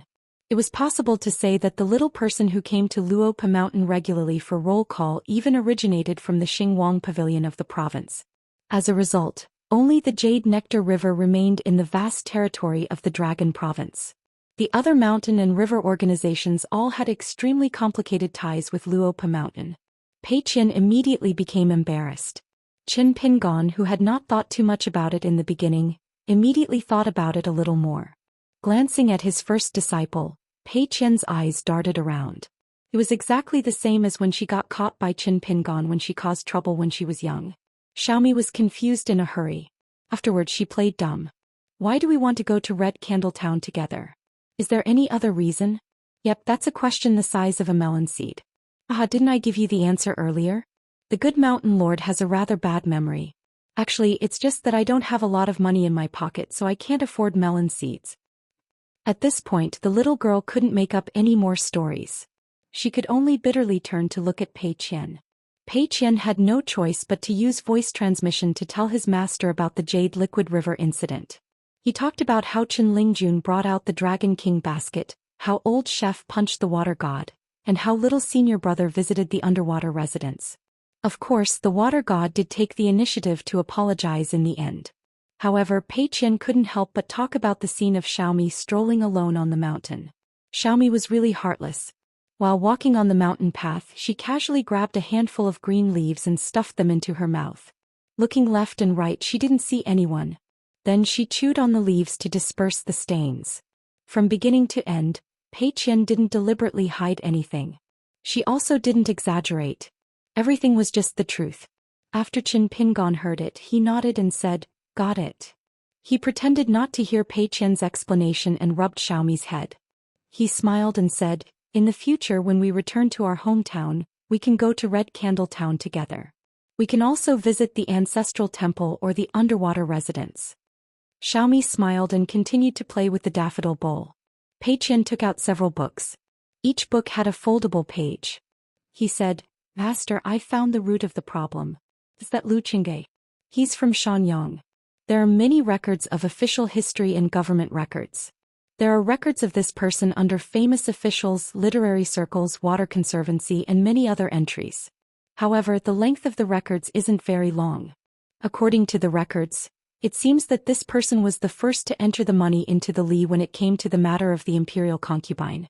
He made this kind of measuring instrument more accurate." Qin Pingon began to flip through the books. Because Pei Qian had a foldable page, he flipped through the pages very quickly. It seemed that this scholar Zhou Xian and the Yellow Flower Monastery's third prince Lu Mao were all people of the same path. They were proficient in all kinds of calculations and regulations. When Qin Pingon saw the entry of the monastery, he found that this person had been appointed by the imperial decree to build the Jade Clear Zhao Ying Palace and served as the deputy. Other than that, the emperor also sent Lu Qingge to supervise the transportation of resources. This person had once opened up a waterway. Qin Pingon understood in his heart. He instantly understood why he met the imperial concubine at the inn and why he almost missed the opportunity. Qin Pingon's affinity with water and the few calculation books in his possession could be one of the clues. However, the Daoist book that was given out in the city today was most likely the reason why he didn't recognize the imperial concubine. If Pei Qian didn't insist on reading the book, Qin Pingon definitely wouldn't have cared about the imperial concubine. He wouldn't have seen any inscriptions on the scales. Pei Qian had a complete set of imperial concubine, which was another karma and opportunity that belonged to her. Therefore she could see the inscriptions. That Yunmeng Chongsong Bao was indeed a hot potato. Could it be said that many of the karma veins that were illusory and dispensable in the vast world would be greatly highlighted on the night boat? For example, the green ox Daoist priest, Zhao Qing, who rode an ox cart out of Lizhu Cave, the old master of Donghai Taoist Temple, and the Five Mountains true form painting of the lotus flower blessed land. Pei Qian had read about the Jianghu story of the bearded man and the lame donkey in the romance. When Pei Qian was young, she longed to have a donkey to travel the Jianghu with. Mr. Wusong of the Weapon Shop, Bai Ye's Celestial Sword, Tai Bai Sword, Night traveling sword. Pei Qian looked at her master who was deep in thought and asked softly, "Is there trouble?" Qin Pingon came back to his senses and shook his head with a smile.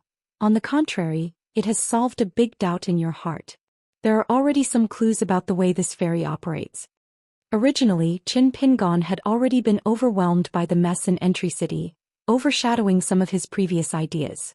Now he was more and more certain that the key to this night boat was the scholar who was talking loudly in the night, especially the monk who was traveling on the same boat and stretched his legs out in the boat, and the boatman who no one would think too much about.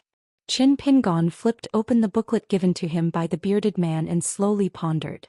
There were a total of 12 cities on the night boat. Among them there were 4 upper cities. Then there should be 4 middle cities and 4 lower cities.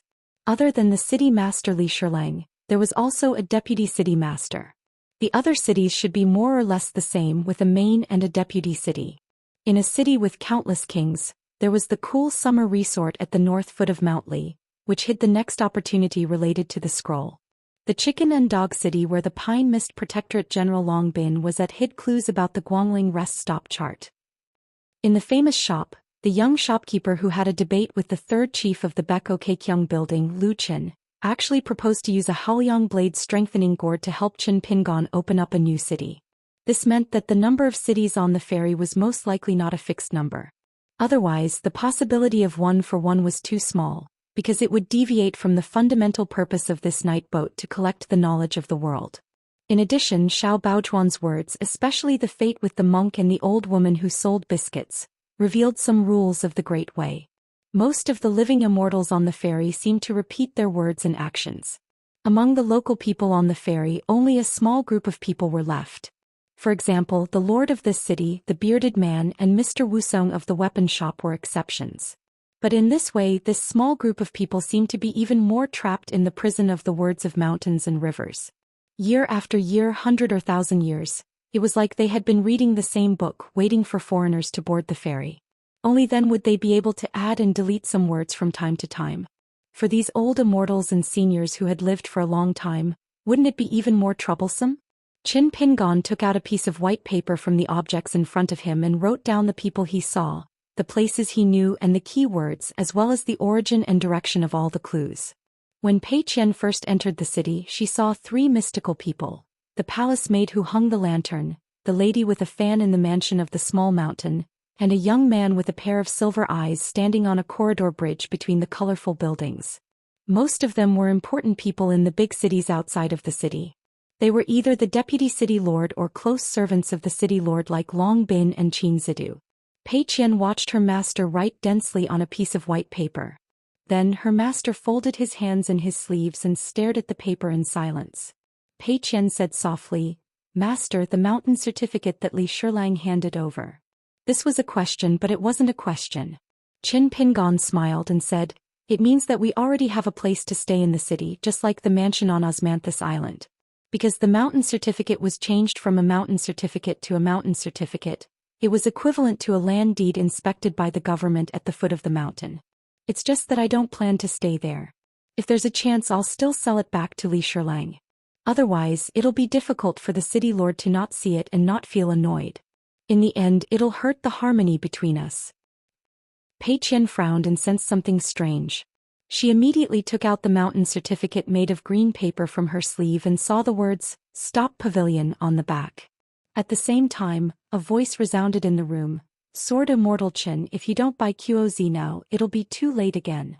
Qin Pingon smiled and asked, "City Lord Li, see no evil, hear no evil, am I right?" Li Shilang smiled and replied, "Can't I see all the knowledge in the world? Is it a good thing that everyone treasures their own knowledge? As for hearing no evil, you and I know it very well. There's no need to beat around the bush. You deliberately mentioned me first and I'll help you verify this matter. For the next 3 days you're on your own." Pei Qian looked at Qin Pingon, wanting to ask his master if the words of this city lord could be trusted. After all, Li Shilang was brainless and didn't seem to like his master from the beginning. Instead, it was the city where Long Bin was located that seemed to know his master's identity as a hidden official. Furthermore, he specially came to the city and took the initiative to ask for a complete seal molt. Qin Pingon smiled and said, "It's better to have no books than to believe in books." Pei Qian asked, Master, what did Quozi say? In fact, Pei Qian didn't understand why Li Shilang only wanted to talk about this. His master said that this item was an illusory item. What was the meaning of gain and loss? But to say that a city lord deliberately cheated them of their money, it didn't seem to make sense. That was too boring and despicable. Qin Pingon explained, the value of the mace doesn't lie in the actual mace itself, but in the scale that Lu Qingui painstakingly engraved, as well as the scales of various sizes. If you meet someone who knows what's what, it will become valuable, very valuable. Even if you can't take it away, Quozi will be fine. Master can also help you to accurately draw the scale spacing according to the original standards, and then sew and restore those slightly worn scales. That's why Li Shilang reminded you like this. Qin Pingon hesitated for a moment and said to Pei Qian seriously, but this is your opportunity to earn money. Whether you fight for it or not, it's fine. Pei Qian said without hesitation, then forget it, I'm too lazy to make another trip. Zhou Mili immediately said, Pei Qian, I still have a lot of gold ingots and silver ingots in my pocket. Heroes are just waiting for my order to go out and show off their skills. Don't worry about not having enough money. Pei Qian pinched Mili's cheeks. That's not the case. Qin Pingon asked Pei Qian to stay in the room and walked out alone. At the inn's counter he saw a group of people. He was a little surprised because, like him, they were obviously foreigners who had just boarded the ship not long ago. A young Confucian scholar with a bookcase on his back was calm. He had a scholar's jade pendant on his waist. Qin Pingon was no stranger to it. Zhong Kuei and the gentleman from the Great Wall of Sword Qi also had it. The style was the same, but the seal characters were different. The Confucian scholar was discussing with the shop assistant how to buy and sell Quozi. In addition, there was a young Daoist priest with a peachwood sword on his back. Beside him stood a young monk, carrying a Buddhist shrine covered with cloth. It was the accompanying Buddha. The young Taoist priest looked particularly handsome and elegant. He was laughing softly with his companion, the little monk, and said, I heard that there is a guy in the city on this ferry who claims to be the reincarnation of some Buddha. He must be a heretic without a doubt. Should we leave the bookworm aside and slay the demon? The young monk was silent. When the three of them saw Qin Pingon, they were not surprised. Qin Pingon's attention was more on an old man with a sword standing not far away from the inn. He was undoubtedly a sword immortal and could even be an immortal. The young Taoist priest with the peachwood sword had already retracted his hand into his sleeve. He pinched his fingers and did a mental calculation. Then he immediately shuddered. His fingers felt as if they touched burning charcoal. He smiled bitterly and took the initiative to apologize to Qin Pingon. I'm sorry for my rudeness. This place is really too strange. Everyone is strange. I'm trembling all the way. Please don't let me pass. It was indeed strange. Although they had special identities and duties so they could pass unimpeded on this ferry, but if they wanted to change cities, they still needed to solve a riddle and pass through layers upon layers of checkpoints. There was no shortcut. Fortunately, this fellow Yuan Yen seemed to know everything, so he was able to break through like a hot knife through butter. In the end, he was able to peel away the silk from the cocoon and follow the network that was constantly becoming clearer, all the way to this entry city that was the most difficult for outsiders to enter. Otherwise, this noble from Mount Longhu's celestial master residence felt that even if he had a life-saving talisman, he wouldn't be able to leave for at least 70 to 80 years if he were to travel alone on this ferry. He would obediently wander around like a ghost going around a wall. At most, he would go on a sightseeing tour. Those few cities were actually as big as the mountains and rivers of a dynasty. On the way, someone would hold a lantern with the words, 3 Great Emperors written on it. It was red and black and hung above the door. Could be used to resolve misfortune. Some people used small incense sticks to offer candles. They prayed with every step they took until they reached the top of the mountain. There was a long-faced man who sold wine. Once he drank too much, he went crazy with the bookkeeper of the wine shop. He said that he would exterminate 10 generations of his family. There was a crazy man named Buzhuan. He held a bunch of burnt bamboo slips in his hand. He asked everyone he met if they could fill in the words. They would definitely reward him handsomely. There were courier riders who set off from the capital. They whipped their horses and whipped their horses. They posted imperial edicts on the snow-white walls of the courier stations and roadside pavilions.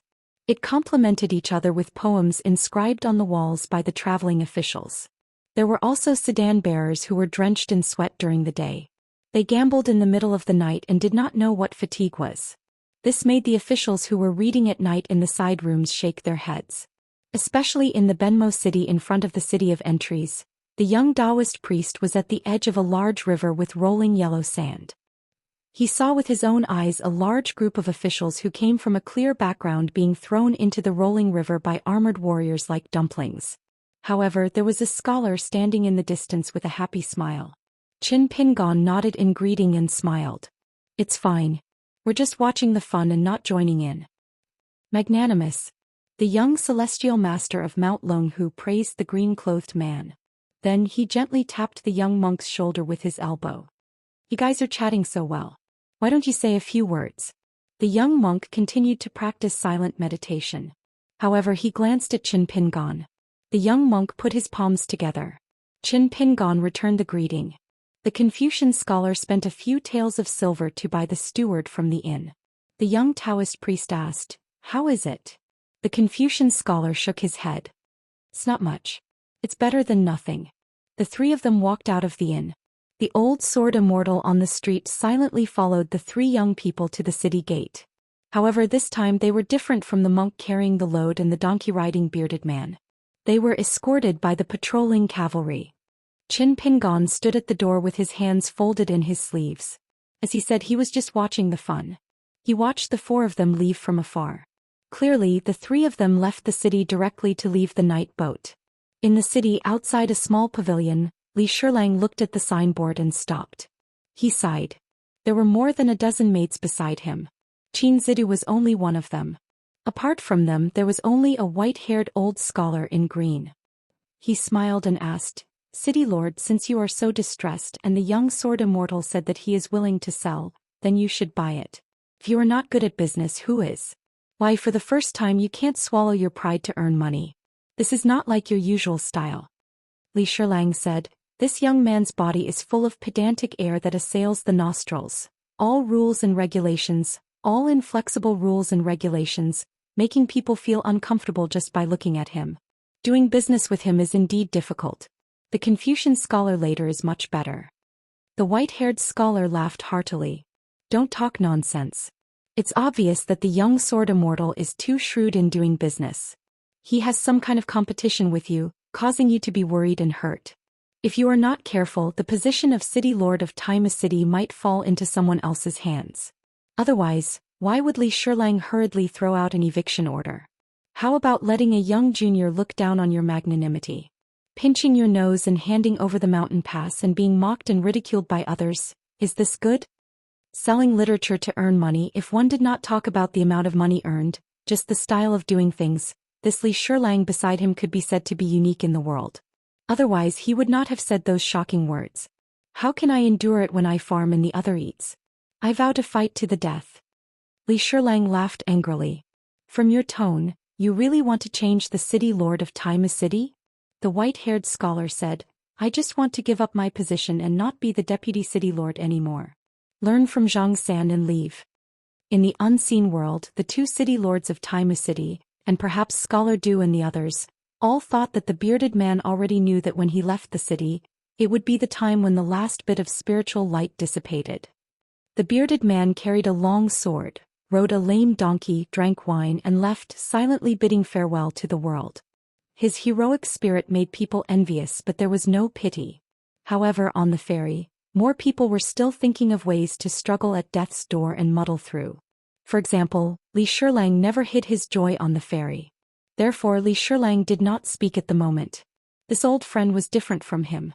The old friend beside him only used wine and women to avoid etiquette in his heart. Moreover, as the deputy city lord, there were more restrictions than the bearded man who set up a stall, and it was more difficult to leave the city. There were countless books in Taimu City. Astronomy, geography, the 3 religions and 9 schools and 100 schools of thought. Human relations, military politics, alchemists, magic and regulations. Ghosts and monsters, rare treasures, plants and flowers. From the beginning, there were only 4,000 entries on the night boat, and now there were more than 4 million entries. Li Shilang suddenly said, "If you really don't want to be the deputy city lord, the young woman beside him may be an opportunity, maybe your only chance." The white-haired old scholar shook his head and said with a smile, "The taboo of the wine table is to persuade people to drink. Wouldn't that spoil the mood?" Li Shirlang said angrily, "This kind of unromantic young man, it would be strange if he could find an immortal companion. No wonder they are separated by the heavens, serves him right." The old scholar said with a smile, "The scene in that travel book of mountains and rivers is not an ordinary scene under the moon." Li Shirlang said, "It would be good if that was the case. With such a temperamental person in the book, I would give him a mountain certificate for free. Not to mention a pavilion, I would even give him a mustard seed garden." The old scholar said, "That mountain certificate from before was not given by Li Shirlang for free. He earned it with his own ability. Friendship is friendship and the truth is the truth." Li Shirlang was helpless. He looked at the small pavilion and said with a sigh, "What a pity about this pavilion." In Chicken and Dog City, beside a large river, a laurel man was walking slowly. Not far from the shore there was an academy. There was also a stone tablet on the shore with the words, "Place of Inquiry," inscribed on it. In the middle of the billowing river, there was a large rock that was the heart of the water. Long Bin asked softly, "City Lord, when that white-robed monk traveled on the ferry, he only left this thing on the boat, saying that he was waiting for a fated person. Could it be that Chen Pingon? A sword immortal and a scholar, it doesn't seem to be related." The laurel man said with a smile, "I can't say. If I say it, it won't be true." Long Bin glanced at a male retainer who was following them from afar and asked carefully, "Could it be that you want to ask for a sword?" The laurel man said, "We'll talk about it later." In the White Eye City, also known as the Useless City in a rural area, the lord who left the useless city rode on an ox with a long sword hanging from its horn. The old Daoist sang loudly as he held a watermelon in his arms. He said that the green ox Daoist could prolong the life of someone who was about to die. Daoist Master White Deer was already a withered skeleton. In the end, he was hit by a bunch of naughty children in the countryside with mud. He chased after him and beat him up, forcing the shameless thief to leave the watermelon behind. It was noisy and dusty on the road. The old Daoist rode on the ox's back, swaying. He stroked his beard and smiled. There was no other way. He had received the favor of others and was working for them. Suffering a little was nothing. In the White Eye City, there was a scholar standing on a bridge in the middle of the night. There was only one star in the sky like the moon. The scholar sighed slightly. He did not know when someone would be able to help the White Eye City break the Useless City. In the inn of the Useless City, the three of them sat at a table. Pei Qian was copying books while Xiaomi was eating melon seeds with the good person Mountain Lord. Qin Pingon tapped the table lightly with 2 fingers and suddenly said, "That Qin something girl from before, Pei Qian finished writing a sentence and stopped writing. He looked up and blinked. "I don't know her name. Maybe I've never seen her before. Anyway, I can't remember." Qin Pingon nodded. Xiaomi said, "She's called Jasper." "I know. And those 2 books. I remember them. Wait, let me think. Don't be impatient." Xiaomi stopped eating melon seeds. She crossed her arms and frowned. She started to think seriously about the titles of the 2 books. Qin Pingon threw a glance at Pei Qian. Pei Qian immediately smiled at Xiaomi. "Why are you thinking about this? It's not like that." Xiaomi was at a loss. Pei Qian raised his pen and made a gesture. Xiaomi looked at Pei Qian and then at the good person Mountain Lord. She sighed. All right. I can't remember." Pei Qian continued to copy books while Xiaomi continued to eat melon seeds. Only Qin Pingon walked to the window and looked at the night sky with his back facing them. No one knew what he was thinking. Xiaomi was about to say something when Pei Qian raised his head and continued to copy books. However, his eyes signaled Xiaomi not to speak. Xiaomi could only continue eating melon seeds. The 12 cities on the night boat. How could it be compared to the Ascension City? Qin Pingon suddenly raised his head and muttered, "Am I dreaming?" The vast world was split open by a sword. Someone wielded a sword and ascended to this place. The Ascension Realm Sword Cultivator followed the guidance of the sword tip. The lady's aura was like a rainbow. She rode her sword straight to the vast ocean between the North Continent and the Aquarius Continent. Then she casually cut open the restriction. In an instant she landed at the boundary of the White Eye City. Even the city lords of the 12 cities on the night boat sensed this shocking phenomenon. However, without exception, no one took the initiative to provoke the aggressive lady. The green ox Daoist was the most pitiful because he was the closest to the Lady Sword Immortal. The skinny and short old Daoist was stunned. He looked at the young lady in front of him. Senshin Realm Sword Immortal? The old Daoist forced a smile and pretended to be calm. He asked, "Who are you?" The lady reached out and grabbed the sword that was hanging on the Oxhorn Mountain. She squinted her eyes and asked the Lord, "Where's Chin Pin gone?" 773. It turned out that she was looking for that brat who was good at doing business. It was a waste of talent if he didn't become a disciple of a merchant. The ox Daoist heaved a sigh of relief. It was just stealing a watermelon, there was no need to be struck by lightning. The old Daoist threw away the watermelon in his hand like a dog gnawing at a watermelon. His expression changed from calmness to realization and then to joy. It was natural and smooth without any pretense. "Miss, are you talking about that fellow Daoist Chin? He's a close friend of mine. Despite the difference in age, our friendship is solid. Although we met by chance, we're very close. Otherwise, fellow Daoist Chin wouldn't have handed this sword to me for safekeeping and traveled to this useless city together to open up a path for him." On this small path in this White Eye City village, the Ascendant Realm Sword Cultivator who cut open the night boat's restriction was carrying a sword case with 2 swords in it. A woman was traveling at night with a long sword in her hand. She was Ning Yao, who ascended from the 5th world to Hauran. First, she broke through the realm and killed an ancient deity with her sword, accumulating a lot of merit. Then she opened the sky with her sword and ascended to Hauran. Following the clue of one of the 4 immortal swords tied by sword point, she finally found this strange fairy. However, she didn't expect to not see that guy, but an old Daoist riding an ox with a sword hanging on his horn. Subconsciously, Ning Yao thought that he was trapped on the ferry. However, she thought about it again. Even the Great Wall of Sword Aura and the Savage World couldn't trap him. How could he be detained by a pretentious fairy? Why couldn't that guy be like a fish in water? However, she was still worried because she didn't see him with her own eyes. Ning Yao frowned. "This is the useless city? Then where is he? If that guy was traveling on this ferry, who did he meet? What kind of tricky situation did he have to hand over his sword to someone else? Or did he return to his old business, being a burden dealer while scheming against someone?" In the Ascendant Realm's Quan Mansion, they were only missing a portrait of their ancestor. The old Daoist's expression changed again. Without any hesitation, he said righteously, "You little girl, I don't care who you are, what background you have, what backing you have. Why, do you want to seek revenge against Daoist Chin and ask for a sword fight?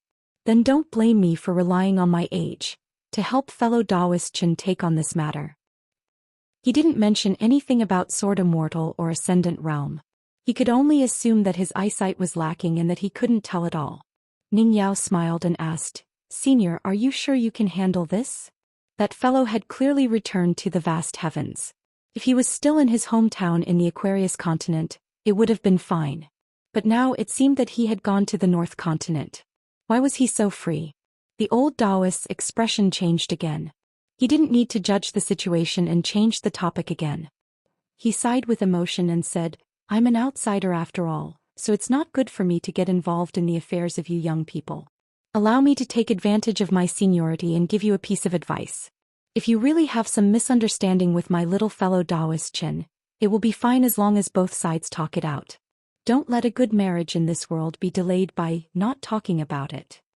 Ning Yao smiled. Sure enough, he was a kindred spirit of that fellow. The old Daoist priest's eyes were shrewd and ruthless. He immediately felt relieved. As expected, they were the Daoist companions of the young couple on the mountain. Little fellow Daoist Chin is lucky. On the ferry, these cultivators who were able to open up a different world, the so-called ascension and leaving as one's heart, could be real or fake. In the end, it was still a matter of borrowing. Moreover, if there was borrowing, there would be repayment. Both parties were willing. The rules were strict and business was fair. However, they were most afraid of using a sword to break 10,000 laws, especially sword cultivators who could break the restrictions of heaven and earth. Previously, the female immortal, Tsongmi, almost fell into a trap on the ferry. If she didn't have an immortal realm sword cultivator by her side to protect her, who used his sword to open a path and forcefully left, Tsongmi would have most likely capsized in a ditch. Generally speaking, immortal realm sword cultivators could come and go freely on the nighttime ferry. However, if they wanted to behave atrociously on the ferry, they still couldn't do it. This was because there was still an Immortal Realm sword cultivator on the ferry. His ending wasn't good. Now he was still working as a waiter in Bento City. Fortunately, the sword cultivator's heart wasn't ordinary. After living under someone else's roof for more than 1,000 years, he didn't lose his mind. Moreover, this fairy indeed didn't welcome the most simple-minded sword cultivator in the world. In addition to his abundant sword chi and fierce swordsmanship, which made people afraid, his knowledge was often shallow, which was of little benefit to the fairy. He might even be inferior to a cultivator of the lower 5 realms from the 100 schools of thought. Little fellow Daoist Qian is now in Medusa City. The old Daoist stroked his beard and said with a smile, "It's just that this little girl, I'm not bluffing. With your swordsmanship, it's not difficult to board and disembark. However, it's really not easy to go through the doors between the many cities on the ferry. It's extremely difficult. You're like facing an Immortal Realm array master. You can only fall into a situation where you're in a disadvantageous position. Instead of opening a path with a sword and bumping around everywhere, it's better to let little fellow Daoist Qian take the initiative to find you." As long as that kid came to White Eye City, it was equivalent to him taking back the long sword. This transaction would be considered even. What's more, this female Immortal Realm cultivator in front of him looked travel-worn and somewhat difficult to hide her tiredness from the previous journey. It was just that her pair of eyes still made people not dare to look directly at her. She was indeed the most difficult sword cultivator on the mountain. Her aura was sharp. On the contrary, little fellow Daoist Qian was pleasant when talking to others. When looking at others, his eyes were gentle, as if he was the opposite of this female sword cultivator. Probably because of this Immortal Realm sword cultivator's contrast, the old Daoist felt more and more that getting along with little fellow Daoist Qian was like a spring breeze. They had just parted, but it made people miss him very much. Ningyao looked around. "I'll wait for him here. If he didn't come in half an hour, she would go to find him." It was not that she didn't have the confidence to find him. It was just that she didn't feel tired after crossing countless mountains and rivers between 2 worlds. However, when she was really close to him, Ningyao wanted to stop instead. It was just that the first sentence after meeting him, what should she say? Ningyao frowned unconsciously. The old Daoist, who didn't know whether to leave or not, rode on the back of the ox. He seemed calm and composed, but in fact he was very flustered. Especially when this woman frowned, he was even more uneasy. The old Daoist glanced at the blooming watermelon on the ground and felt a little regretful. If he had known earlier, he wouldn't have thrown it away. At this moment he could have eaten it to relieve his boredom. It wasn't that Daoist green ox was cowardly. Thinking back to the past in the vast world, this lord who loved to wander the world and play with the world was also an expert who had accomplished many magnificent feats in Immortals. Interacting with an Ascendant Realm sword cultivator really made one's scalp go numb. How many sword cultivators in the world really had a good temper? One by one, after learning a little swordsmanship, they were either slashing people with their swords or walking on the path of slashing people with their swords. For example, wasn't Pei Min the same in the past? Otherwise, why would he flee to this night boat just to avoid the sharp edge? None of these sword cultivators with high swordsmanship were easy to talk to. Entry City in the inn. Qin Pingon smiled at Pei Qian and said, "That mountain certificate, I'll lend it to Master first." Pei Qian handed over the Immortal certificate made of green paper and said, "Master, just go and pick up Mistress. I will protect Xiaomi." Qin Pingon nodded with a smile. He put away the mountain certificate and put it in his sleeve. With one hand on the windowsill, he turned over and left the house. Then he rose from the ground and went straight to the sky. Looking down, Qin Pingon had a panoramic view of the land of Entry City. Sure enough, it was not as simple as a city but mountains and rivers that stretched as far as the eye could see. The scenery was magnificent. As his figure rose, the world under his feet was like a chessboard. At some places where the vertical and horizontal lines intersected, there were cities where people gathered or towering mountains stood like chess pieces on the chessboard. When Qin Pingon just rode the wind, the patrolling cavalry general of Entry City threw out the big halberd in his hand. It was as fast as thunder, as if a sword immortal had summoned a flying sword. The long halberd turned into a bright rainbow light, cutting through the sky. The sound of thunder was loud, and it went straight to the foreigner who dared to violate the rules. Qin Pingon slightly changed the trajectory of his flight. With a tap of his toes, he stepped on the tip of the big halberd. Then his body suddenly leaned back and shrank the mountains and rivers. He was dozens of miles away. He put 2 fingers together and silently chanted the word, slash, and slashed down. It was as if a secret barrier of mountains and rivers had encountered the world's most effective barrier-breaking talisman, and the latter had forcibly opened a door in this small world. The sword cultivators of the world broke all laws with their swords. Qin Pingon stepped forward and waved his sleeve at the same time, knocking the long halberd that followed him back to the mortal world. His figure disappeared at the door. Qin Pingon didn't care as he followed the light that the long sword left on the ferry at night. He just went straight in a straight line. After Qin Pingon flipped out of the house, Xiaomi quickly jumped off the stool and ran to the window. She seemed to have realized that she was too short, so she had no choice but to return to the table and move a stool over. Standing on the stool, she stretched her neck and looked with all her might. Pei Qian walked to the window. Xiaomi asked softly, "Is the Hill Master's wife here?" Pei Qian leaned on the windowsill and nodded with a smile. "It must be Master's wife." Xiaomi whispered in Pei Qian's ear, "When I see the Hill Master's wife later, how many kowtows should I kowtow? Is 100 enough?" After Pei Qian returned home from his first trip to the Great Wall of Sword Qi, Pei Qian was still not very tall. He was about the same height as Sister Nuanshu. But every time he talked to Zhou Mili about the Great Wall of Sword Qi, Pei Qian would be extremely happy. He would tell her all sorts of strange things as well as Pei Qian's great achievements in the pugilistic world. He even told her about a little girl called Guizhuzhou. She was very tanned, even darker than charcoal. Moreover, she was much shorter than Xiaomi, but she was an extremely skilled bootlicker. When she kowtowed, she would kowtow to Pei Qian every time. However, that little girl nicknamed Lu Duan was a little silly. Her words were even more uncouth than Qin Lingxuan's, but she was actually quite a good person. She could be considered Master's disciple. After a while, Xiaomi remembered that little girl who was Pei Qian's junior apprentice sister. She also remembered that little girl's favorite habit of kowtowing. When Pei Qian heard Xiaomi's question, he immediately knew that something was wrong. If Master knew how he had talked about Guizhuzhou behind his back when he was young, he would probably be in deep trouble. Those little account books of Master's were never written down.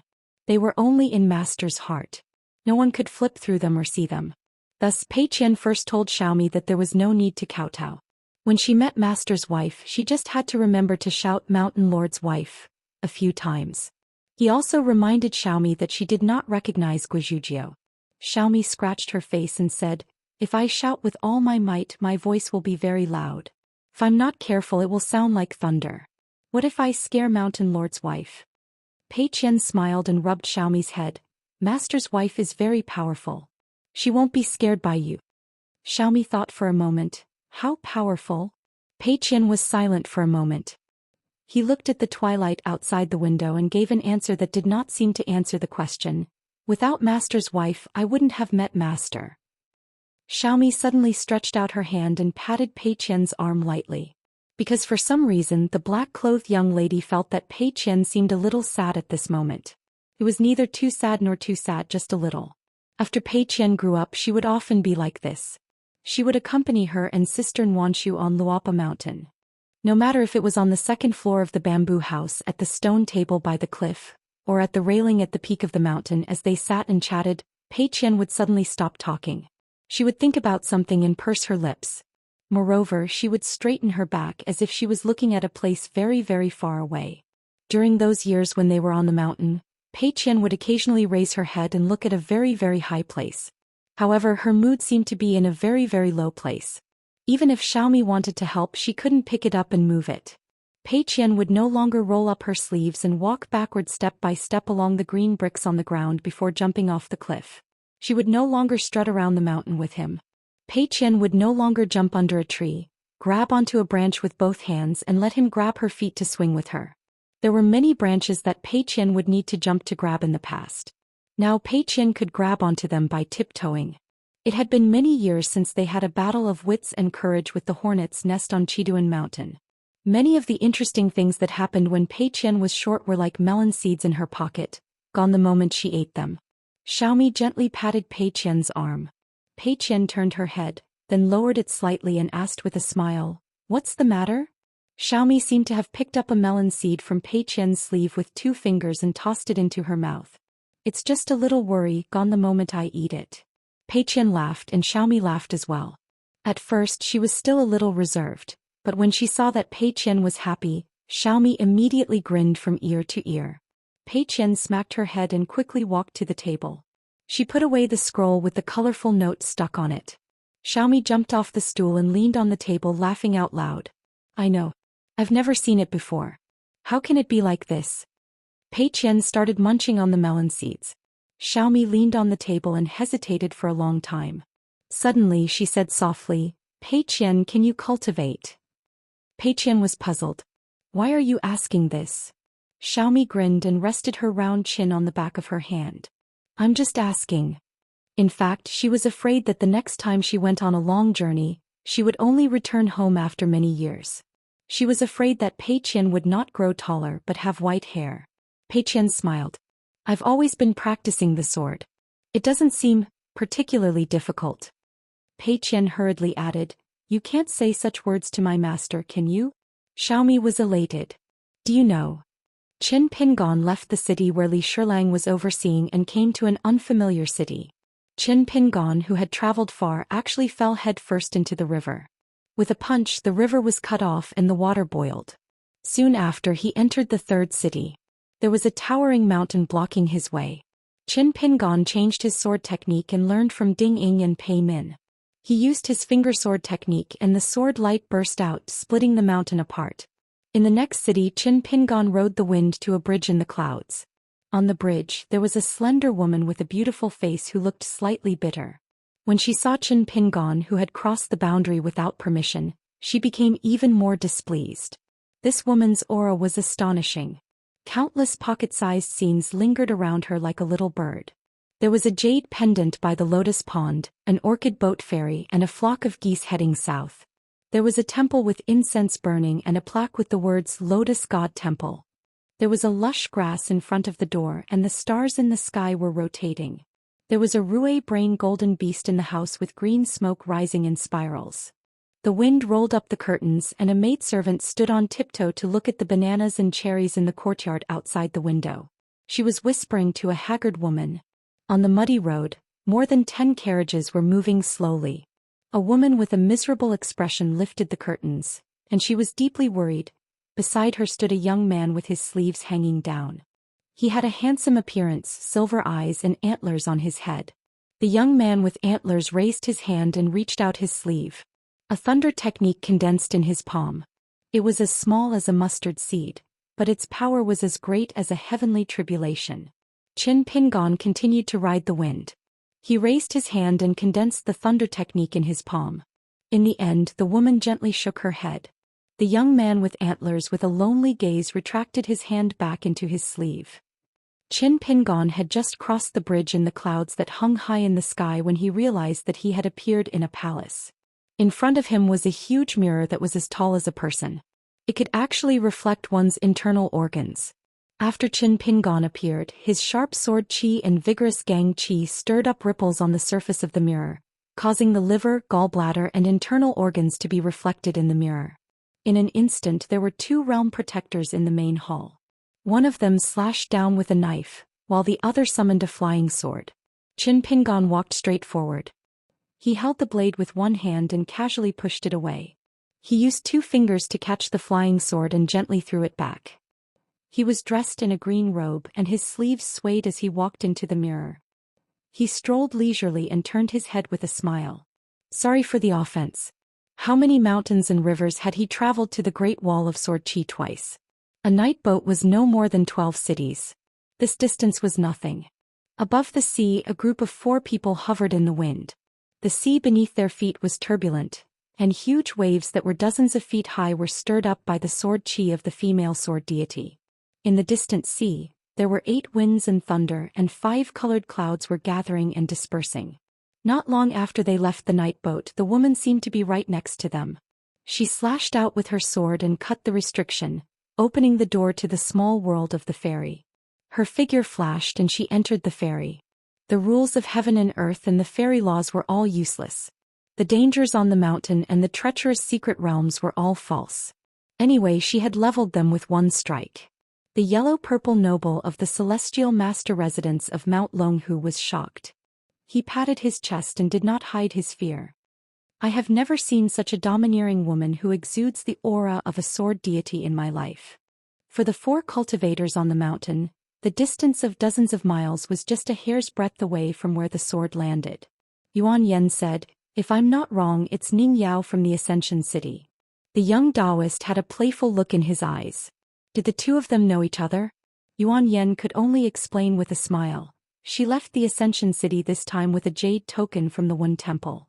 The young Daoist asked tentatively, did Ning Yao rely on accumulating merits to return to the vast world like Zhao Yao of the One Saint's lineage? The old sword deity who had always been taciturn suddenly said, "She's already an Ascension Realm sword deity."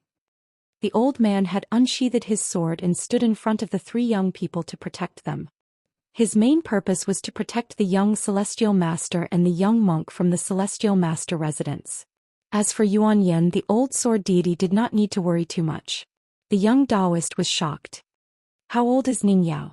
She should be in her 40s at most. How can she be in the Ascension Realm?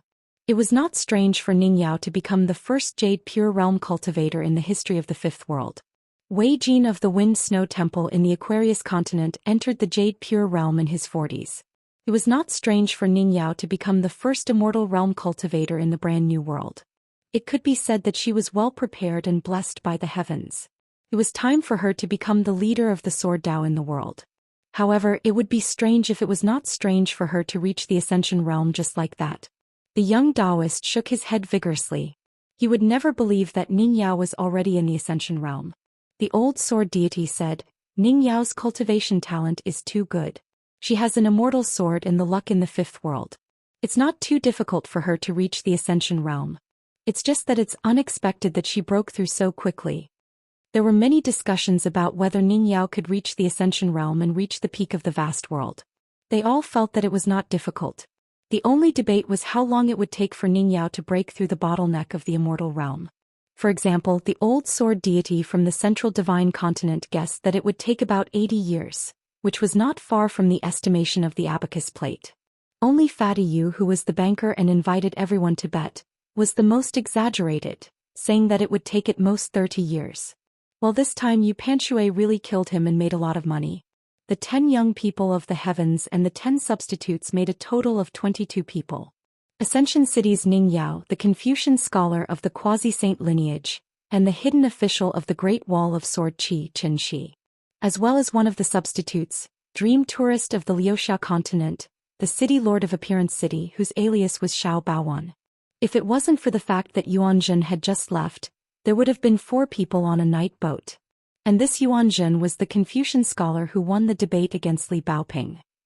The young Daoist turned to look at the old man and said with a smile, "Senior." The old sword deity knew what this kid wanted to ask and said indifferently, "I can't beat him, but I can barely escape." Sword cultivators of the same realm fought in pairs. The sword cultivators of the vast world were far inferior to the Great Wall of Sword Qi. This was common sense and they had to admit it even if they didn't want to. Qi Tingji, who had already established a sect in the South Swirl continent, had confirmed this truth. Cutting down a Jade Realm cultivator was really like playing around. Not to mention that Ning Yao was now in the Ascension Realm. The young Daoist sighed.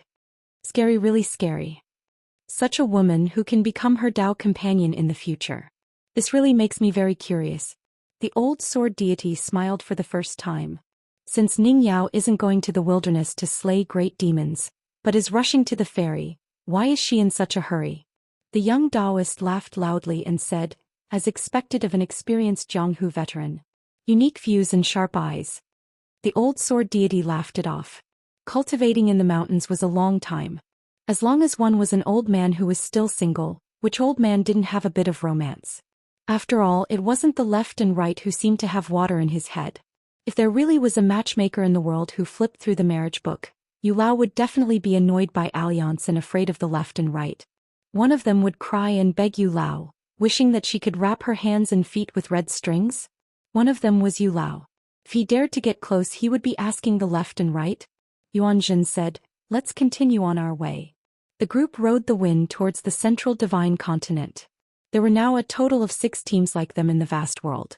As the young Daoist rode the wind, he couldn't help but think of the smiling and good-tempered green-robed guest in Luogong City.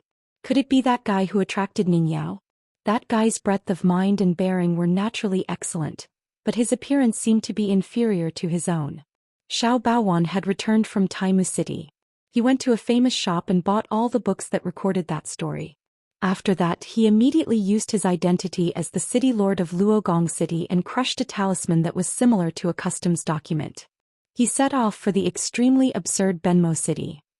In the corridor of a palace that was like a paradise, Xiao Baowan saw 2 beautiful women. One was wearing a palace dress and had a graceful bearing. The other was wearing a loose dress and was charming. The former was the Lady of Kongtong. She was now the leader of the female officials in the West Court of the Water Dragon Hall. She was in charge of drawing eyebrows and holding the lantern. She was also the secretary of the West Court and could be considered half the mistress of the 16th Court of Longlin Canal. At this moment she was kneeling on a bamboo mat. She turned her head and greeted Xiao Baowan with a smile. She didn't get up to greet him. The Lady of Kongtong only wore one embroidered shoe all year round. The woman beside her had taken off her shoes and was lying on the bamboo mat. She leaned against a porcelain pillow and was drinking wine. She was naturally charming. She raised her head and finished the cup of wine in her hand. The Lady of Kongtong poured her another cup. This woman's posture was as heroic as a man's. She was slightly drunk and her cheeks were flushed. She looked like a peach blossom maiden. However, she wasn't from Benmo City. Her real name was Zhu Su. In Li Shilong's Luogong City, she changed her name to Zhu Shu. When she was alive, she was a famous courtesan in Beihao. She liked to drink wine, but she had a rule. If she didn't meet someone who understood her, she wouldn't touch a drop of wine. Zhu Su was Li Shilong's maid in Taimu City.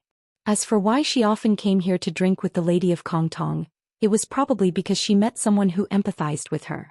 There were also some erotic rumors that were widely spread in the 2 cities. Xiao Baowan wasn't in the mood to investigate whether they were true or false. Xiao Baowan bowed and said with a smile, "Greetings, Lady Wu, Miss Zhu." Zhu Su's lapel opened slightly, revealing a faintly discernible snow-white skin. She narrowed her peach blossom eyes and asked with a smile, "City Lord Xiao, could it be that you've already gathered the 3 items?" Xiao Baowan took out 3 items. A bag of green, a piece of string, and an embroidered shoe that he had prepared beforehand. He took a few steps forward and bent down to place it on the edge of the bamboo mat. Zhu Su suddenly stretched out her foot and stepped on the embroidered shoe. She smiled charmingly. "Oh, you've really gathered them for City Lord Xiao. This isn't an easy thing. Why don't I make a deal with you? The 3 items belong to me and I'll get Baowan. As for whether it's a night of spring or a few nights of spring, we can discuss it." Xiao Baowan said helplessly, "Miss Zhu, you must be joking." Wu Jiangxian sat up with a faint look in her eyes. She put away the conch and the string. Then she picked up the embroidered shoe and changed her sitting position. She turned sideways, lowered her head and bent down to put it on her feet. Xiao Baowan had already retracted his gaze and looked forward, not looking at this charming scene. In fact, Xiao Baowan was most afraid of coming to absurd Tang City among the 11 cities outside of Appearance City. Because here the cultivator's realm was the most useful and the least useful. For outsiders like them, according to the rules of this world, they were considered passers-by. Therefore, a Jade Pure Realm cultivator would have a realm of cultivation in this city. A cultivator who had just stepped on the path of cultivation might have the cultivation of an Earth Immortal here, and even have the Jade Pure Realm spells and supernatural powers. Only cultivators around the Dragon Gate realm would have a cultivation that was roughly equivalent to their real realm in the city. The little cave-dwelling realm water monster in the basket on Qin Pingan's back could, of course, climb a few realms after entering the city. But Qin Pingan's sudden drop in realms was an opportunity for Xiao Baowan. Therefore, Xiao Baowan had to make another trip to absurd Tang City to set up an ambush for the hidden official. On Du Xiaocai's side, he first gave the white ginger and other items in exchange for the narrow knife and small eyebrows. It was true that he obtained the opportunity, but it was more to get close to Qin Pingan without leaving a trace. He then added the content of the flower-smoked calligraphy to help the descendant of the Fu family fulfill his wish. In the end, he exchanged a bag of green and a piece of string from the old man. Exchanging a real opportunity with the Lady of Kongtong was a lie, but asking her for something was real. The lady of Kongtong stood up and asked, Mayor Xiao, if you have any requests, please state them. As long as it is within my ability, I will not refuse. Even if you want me to ask for the 400 scrolls of Chongzhou Jade Mirror from Yanmen County Duke, or the set of regional universe illustrated records compiled by Cui Zilv and supplemented by Yunashi, it is not a problem. I believe that Li Shilong's side in absurd Tang City has been waiting for many years. However, I am unable to move the excerpts of Dongdu's Guanwen Palace Hall. I hope that Mayor Xiao will not force me. The West Garden Longlin Canal and Dongdu's Guanwen Palace Hall in absurd Tang City had a very rich collection of books, totaling more than 400,000 scrolls. However, the most precious books were never exchanged with Taima City. Li Shilang could not do anything about it. Xiao Baowan glanced at Zhu Su. The lady of Kongtong turned her head and smiled, I won't keep you. Zhu Su's eyes were filled with hidden bitterness. She put down the wine cup, covered her collar with one hand and picked up her shoes with the other. She slowly stood up and whispered affectionately, wouldn't it be better if you count me in? The lady of Kongtong turned a deaf ear. After Zhu Su's figure disappeared, Xiao Baowan opened his mouth and said, I am not asking Lady Wu for these precious books. I only have one request. I hope that Lady Wu can at some point open the city's restrictions so that someone will not be bound by the great Tao of Benmo City and be able to wield his sword once. It will be enough to wield his sword 3 times against a passerby on the ferry.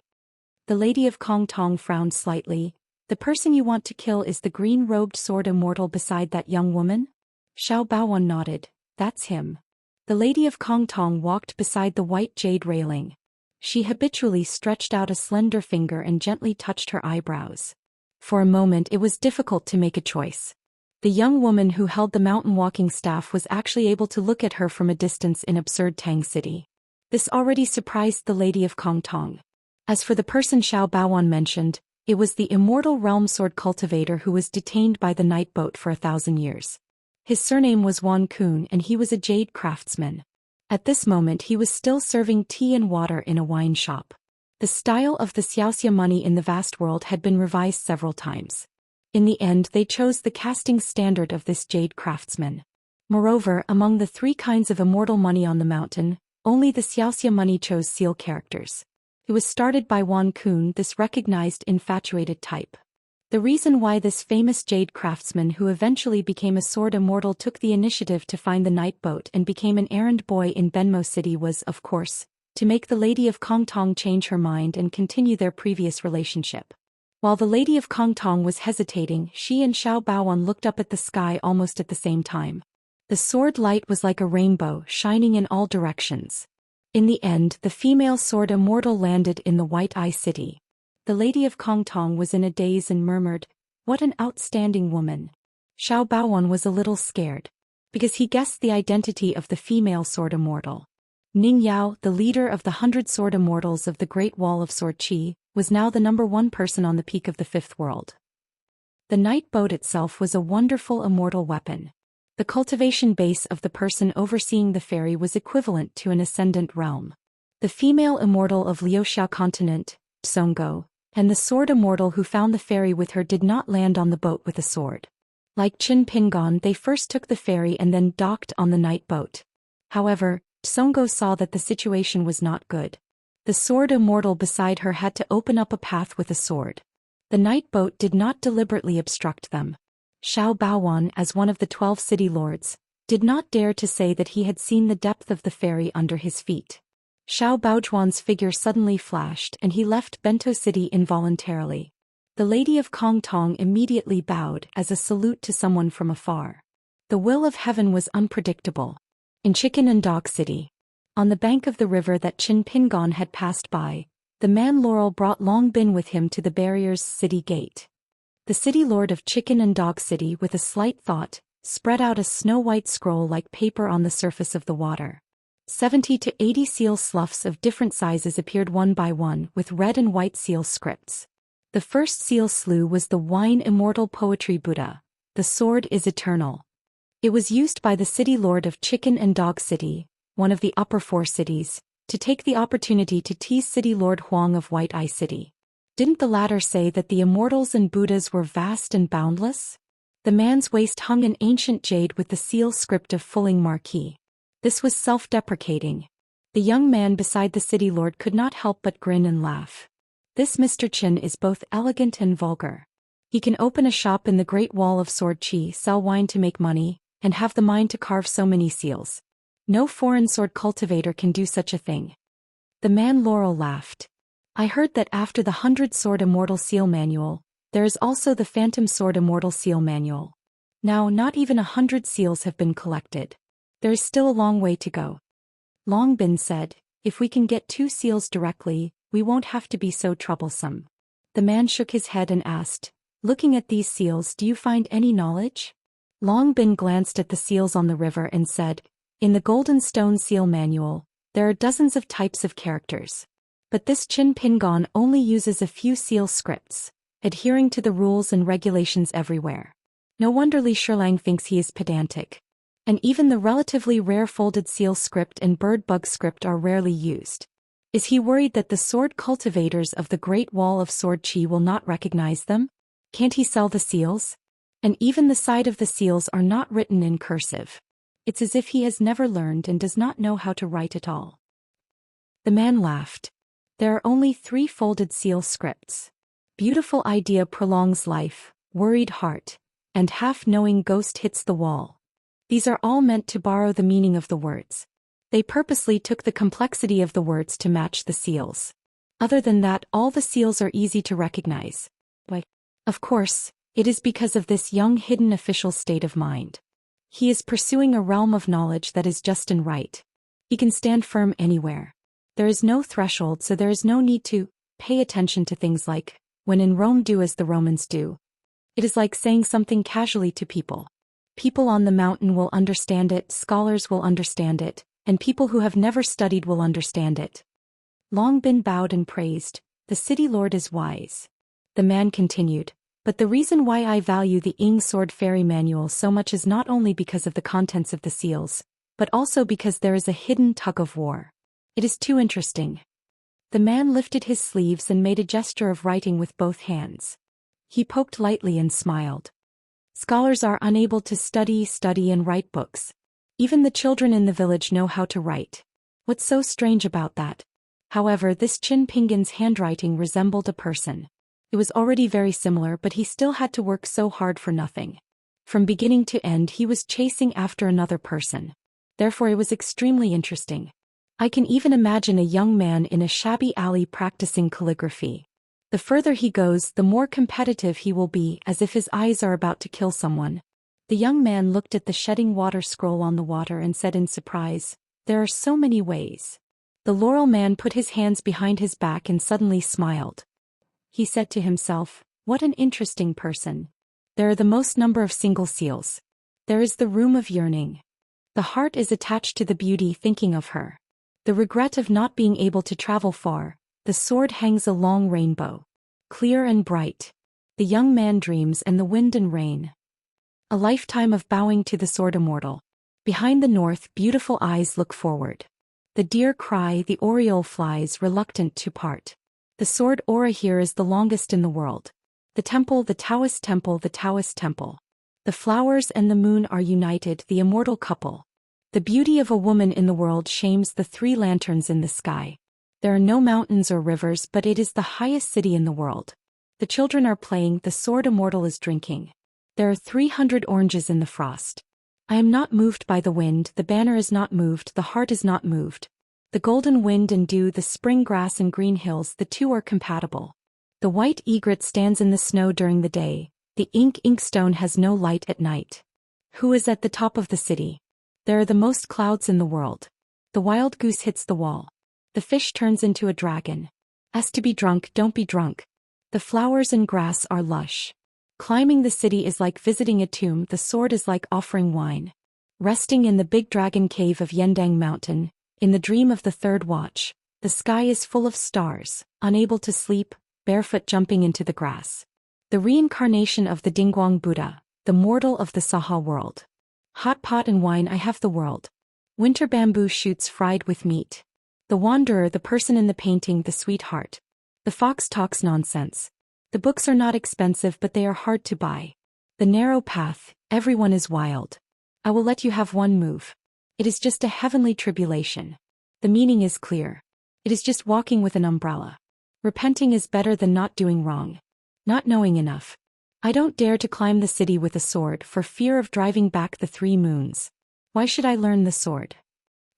The sword supports the moon mountain. Which street does not have sword immortals? Those without flying swords are also sword cultivators. The great wall of sword energy can be arrogant. There were also pairs of imprint molts. Me. Inseparable. 2 hearts are connected. Bowing to the sky. The Tao illuminates the world. Generosity goes. Boundless returns. Pour cup of wine for you. The sun and moon are in the middle of the cup. Past and present. They are all sword cultivators. Sword immortals were once young. Sword immortals were once young girls. The wine sold by the second shopkeeper is excellent. Drink if you don't believe it. It is indeed delicious. There are even imprints with marginal content. Marginal content. The road is muddy, the people are exhausted, heroes are not recorded in the books. The real famous person is not romantic, the big stone is upright in the sky. Imprint, so you are a gentleman. 1,000 credits are not as good as $800. Sincerity is hard to beat evil. Imprint. Earning money is not easy, cultivation is very difficult. There are no accidents in the world, fighting for fame and profit is endless. Let me roll my eyes at you. Imprint, let's drink. Since ancient times, poets can't wait to kill the word love. Only I hate that love does not come and drink his mother's wine. Anger comes from the guts, smashing the book with a stick, smashing the graceful poem. Imprint. I am a lonely man. Without money, sword immortals have no wine to get drunk. The graceful beauty suddenly has autumn fat. Imprint. What should I do? The old friend is even more beautiful, generous and strange. The young man has a peak in his heart, suddenly stolen by the cloud. Imprint. Careless. Hanging Arch City. Outside the main hall where the ancient mirror was placed, there was a lazy man sitting on the steps. His sword was across his knees, his body was leaning back and his elbows were on the ground. Languid, he was looking into the distance. Under his feet was a white snake as thick as the mouth of a bowl. The white snake twisted its body and spoke human language, cursing, "Come and chop me, you bastard. You are so shameless. With your swordsmanship, how dare you draw your sword and chop me? You can chop me to death? Why don't you let people write in the books that you killed all the flood dragons?" The man raised his hand and picked his nose. He nodded and said, "Yes, yes, yes, yes, yes." Only then did the white snake calm down. It swayed its tail gently and said, "These old and young are so annoying. It has been so many years and they still haven't stopped. Just the old street, they can't afford white cranes, so they want to steal their neighbors' white geese every day. Why don't they do something about it? And that rake ear, he squats at the door and watches Miss Lou every day. Every time his wife sees him, she rushes out with a kitchen knife, wanting to chop off the arms and legs of the women passing by. Is this reasonable? That guy called Quan Zhong, if he doesn't gather people to gamble, he spends money to buy people's hearts, forming cliques and fighting with those old enemies in the nearby streets. He really has nothing better to do. He fights all day long. If you want to F***king fight, you should at least get a few weapons that can chop blood out. What's with the carrying poles and benches? Before the fight, you have to arrange the troops, and after the fight, you have to reward them according to their contributions and give them drumsticks. Are you messing with me? The more the white snake talked, the angrier it got. It opened its mouth and bit the lazy man's calf. The man felt a burst of pain. He pulled for a long time but couldn't pull it off. Damn it, you haven't bathed for a few days. What's that smell? The white snake finally loosened its mouth and even spat on the ground. I don't even care to talk about those fellows in Wui Alley. And that Li guy, he has no grudges with your family's descendants for no reason. Both sides have been separated for so many years, and they have nothing to do with each other. He gave up on making money as a bodyguard and chose not to take the righteous path. He just had to find a way to arrange a battle. 2 groups of paupers, together with those 30 or so horses, charged through the enemy's formation? Who are they trying to show off to? Are they crazy? Damn it, there are also some old bachelors and lechers. Look at how poor they are. Every day they can drink a bowl of wine for half a day. They still have to spit on the side of the road and brag. They are competing to see who has slept with the most women. Besides, that guy named Ordinary, do you think he has a problem in his head? He only eats one meal a day, and then when he has nothing to do he runs a few streets away to block people's doors. He insists that the guy he forced to commit suicide by swallowing gold return his gold to him. The man endured the white snake's incessant chatter and listened for a full 15 minutes. Finally he couldn't take it anymore. He yawned, sat up and said helplessly, "What else can I do if I don't make a ruckus like this? I have to find something to do." Each and every one of them, regardless of whether they were wise or incapable emperors, whether they were the founding emperors or the fallen emperors, were all people whose names would go down in history. In fact, the Hanging Arch City was mostly a quarrel between the emperor and his subjects. It was estimated that as long as the night ships were still there, the two sides would continue to quarrel. As for the fathers scolding their sons behind closed doors, and the ancestors scolding their unfilial descendants, there was no need to talk about it. Every family had its own difficulties to recite. The white snake raised its head and said angrily, "You have no eyesight at all. Hurry up and give me a pot of wine to drink. If you don't have good wine, cut your own thigh with a sword and let me deal with it." The man laughed. "When that immortal couple comes to our place as guests, I'll help you ask them for a few pots of genuine immortal wine." The white snake was silent, then muttered in a low voice, "You can't drink decapitation wine. When the time comes, don't just call him brother and treat him to some snake stew. The water is the rippling of the eyes. The mountain is the gathering of the eyebrows. If you want to ask where to go, go to the eyebrows and eyes." The man took a deep breath and pressed his hands on the scabbard. He laughed. Being young and still alive really makes one envious. The white snake coiled up and asked, "You ignorant and incompetent person, when did you learn to talk about literature?" The man stretched and said, "Should we go see if there are any new nursery rhymes or go stroll around the pavilion of eternal peace?" The white snake sneered, "If you have the ability, go to the pavilion of Wu River." The man raised his sword and stood up. "If you have the guts, then you don't have the ability." He played with his sword and accidentally dropped it on the ground. The white snake swung its tail and swept the sword dozens of feet away. It remembered something and reminded, "Ji Sijuan, that debt collector is asking you for the reward for the law side chapter, again. He's complaining to your auntie that he really can't eat these days. It can't be helped. It's not that he's spouting nonsense. Every now and then he'll treat a Sima to good wine. When he's drunk he'll get a Sima to drink his fill.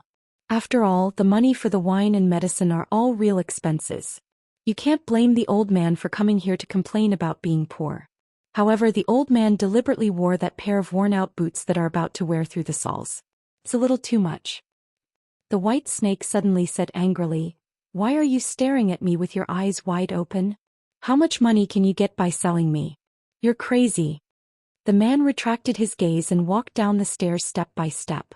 He asked, "That woman, is she really in the ascendant realm?" The white snake slid down the stairs and said, "She has to be. And I don't know why, seeing that woman and seeing that young sword immortal just now, I feel like my eyelids are twitching, my legs are unstable and my heart is trembling." The man bent down to pick up the sword and put it on his shoulder. He looked down. "I didn't hear you clearly, can you say that again?" The white snake flew into a rage out of humiliation and was about to bite the man's calf, treating it as a drink. In the end, the man kicked it up high and used the scabbard to slap it away.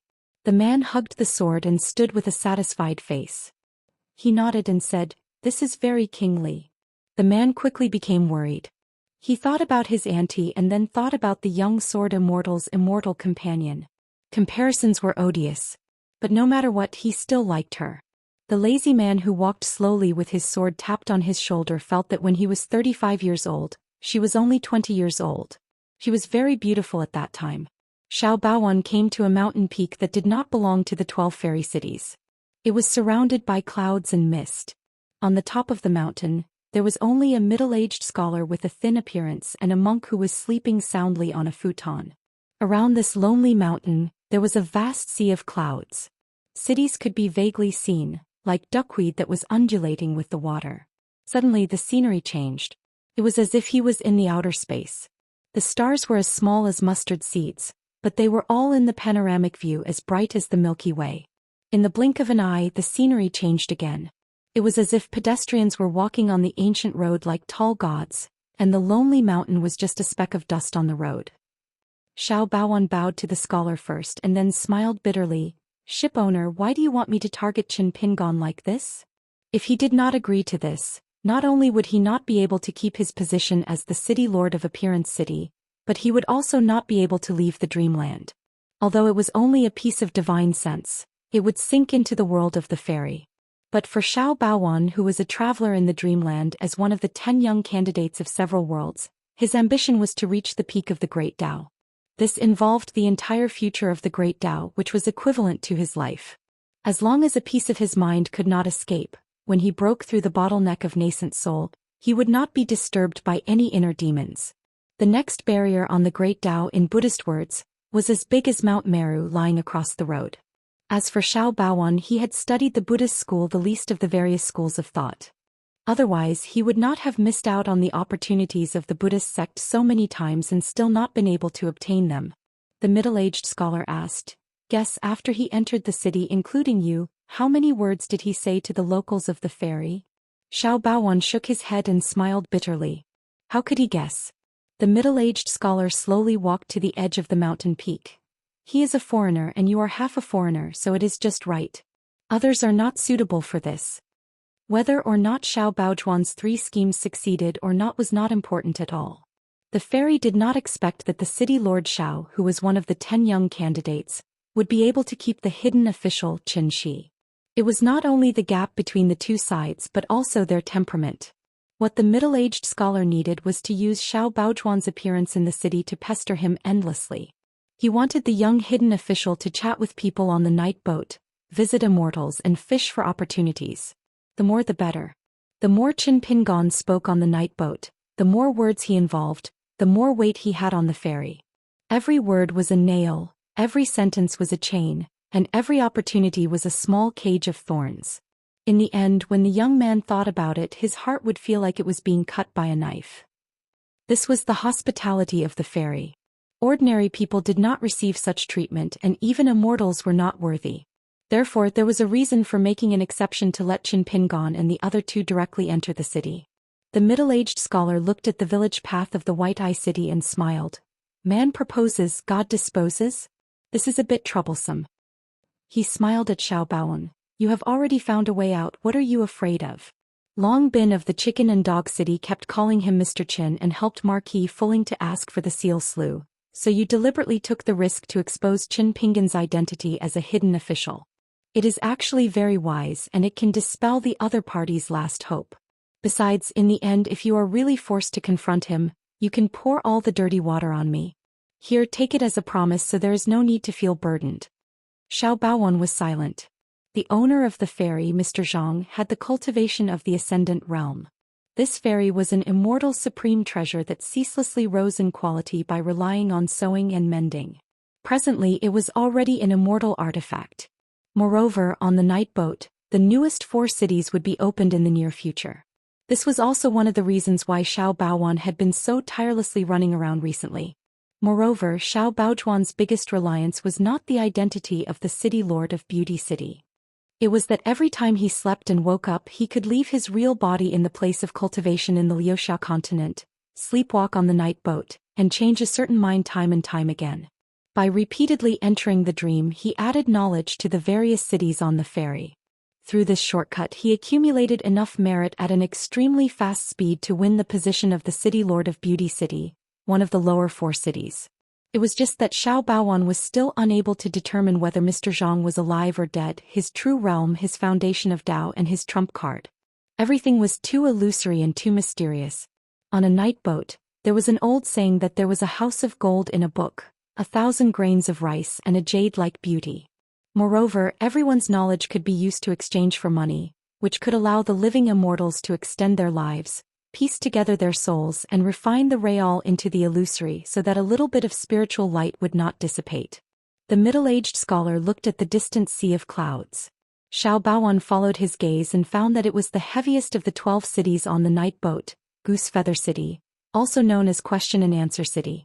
And this so-called heaviness was the kind of weight that could be bought for a price. The 12 cities on the ferry had always been divided into different sizes and weights. Even though Xiao Baowan was the city lord, he could not enter Goose Feather City.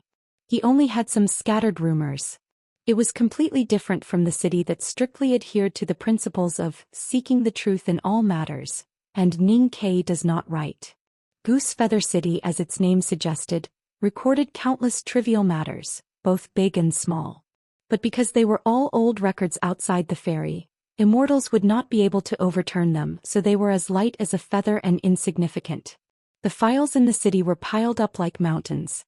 They recorded everything up and down the mountain, the court, the officialdom, the streets of Jianghu, and countless things. Some things had both a cause and an effect, but Goose Feather City never cared whether the effect was true or false. They never deliberately sought the truth. For example, an official document from the Yamen, a verdict from the local ancestral hall, or a fair statement from a famous Jianghu figure to settle a dispute would all be recorded. And some things, no matter how big or small, had no effect in the world, so only the word "no effect" was written at the end of the entry because it had no effect. The middle-aged scholar said, "Go about your business." Xiao Baowan respectfully bowed and bade farewell to the ship owner. The monk sitting on the futon finally opened his eyes. The middle-aged scholar smiled and said, "Do you think Qin Pingon has noticed?" The monk began to nap again. The middle-aged scholar interlocked his fingers and tapped his thumbs lightly. He said slowly, "North Continent, the assassin of Deer Mountain, escaped with his left hand. The memory is still fresh. The warning of the first disciple, the Mountain River prison, the reflection of the words, the clear name of the night boat, the Karma line, the Daoist network of East Sea Temple. On the path of growth, I began to believe that every knowledge and every principle had power, but at the same time it was a burden. Does seem a little troublesome. Is a young man so hard to deal with? Every dynasty had its own rules and regulations, every place had its own customs, and every person had their own way of living. He thought of a few things from the past. Among the important guests in the history of the fairy, there was Lu Chen, who had not yet ascended to the Qingming world, and the boatman called Gu Qingsong, who was by Lu Chen's side. There was also Haoran Jiaxing, who later became Wen Haizhou, who was invited to board the night boat on the way to inverted Hanging Mountain. There was also embroidered tiger Cui Dong, who returned from the Central Plains to his hometown, Aquarius Continent, and later Dali Imperial tutor. The middle-aged scholar could not help but laugh. One is the first disciple of the Wen lineage, the other is the last disciple. Embroidered tiger, open the door and you close the door? Are you really so powerful? In the night, Daoist green ox sensed something strange and immediately flipped off the ox's back. The old Daoist picked up a watermelon and squatted by the side of the road, his back facing the Ascendant Realm woman, who seemed to be uneasy. The old Daoist took a deep breath and shouted softly. His chi sank into his dantian and he split the watermelon with his palm. He placed half of it by his feet and then lowered his head to eat the other half. Soon a green robe staggered out and appeared beside Ning Yao. It was a small country road and the ground was filled with moonlight. Qin Pingon appeared on the road. Ning Yao had been waiting at the same place and finally this guy appeared. He looked at her and she looked at him. Once, at the entrance of the Great Wall of Sword Qi, after they met after a long separation, he said, "Great World." Qin Pingon came to see Ning Yao. They met again. But this time both of them were in a foreign land. Their earliest hometown, the small town, was still there, but the Pearl Grotto heaven was gone. The two city walls were still there and the Great Wall of Sword Qi was gone. But she was still her and Ning Yao would always be that Ning Yao. Qin Pingon smiled brightly, but his face gradually wrinkled and he pursed his lips. Then his eyes lit up and he curled his lips, holding back his laughter. His eyes were gentle. He said nothing, but it seemed like he had said everything. "Ning Yao, I've missed you for so many years. It's been tough, but it's nothing. Meeting you today is the best." She was in high spirits and she lifted her head slightly, her eyebrows flying. She said to the guy, "Ning Yao of Ascension City is here to see Qin Pingon." 774. The old Daoist who was squatting by the side of the road had just finished eating half of the watermelon in his hand. It was half-cooked and tasted average. He was about to pick up the other half when he heard the names. One of them bent down and the other stretched out his arm. The back of his hand touched the ground and held the watermelon in his palm. He looked like an immortal holding a mountain. The old Daoist stroked his beard and smiled. The watermelon was neither ripe nor sweet. His Daoist spells were not bad at all. However, the two names had nothing to do with little Daoist Chen, whom he was close to. They were from Ascension City and Ning Yao. The old Daoist had seen too many sword immortals. However, the number one person in the entire world was much more important than the watermelon in Daoist Green Ox's hand.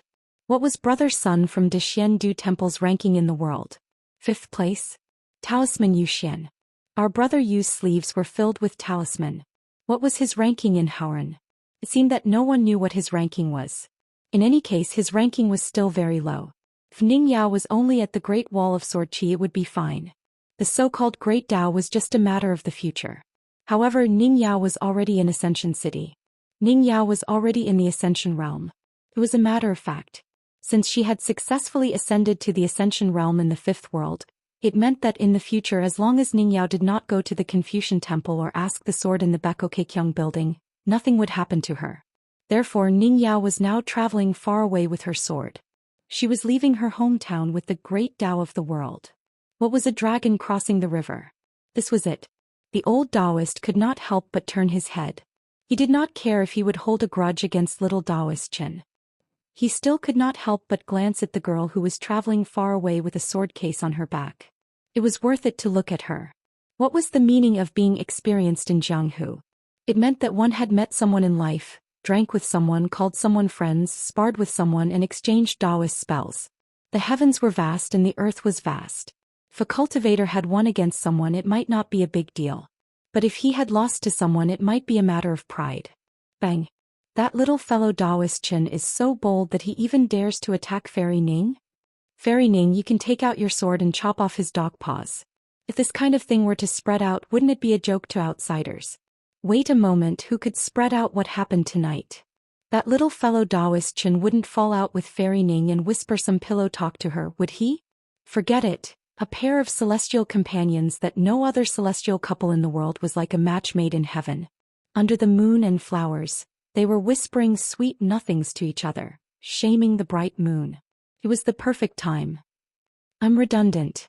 It was better to just eat the melon. Qin Pingon gently hugged Ning Yao but quickly let go of her and took a step back.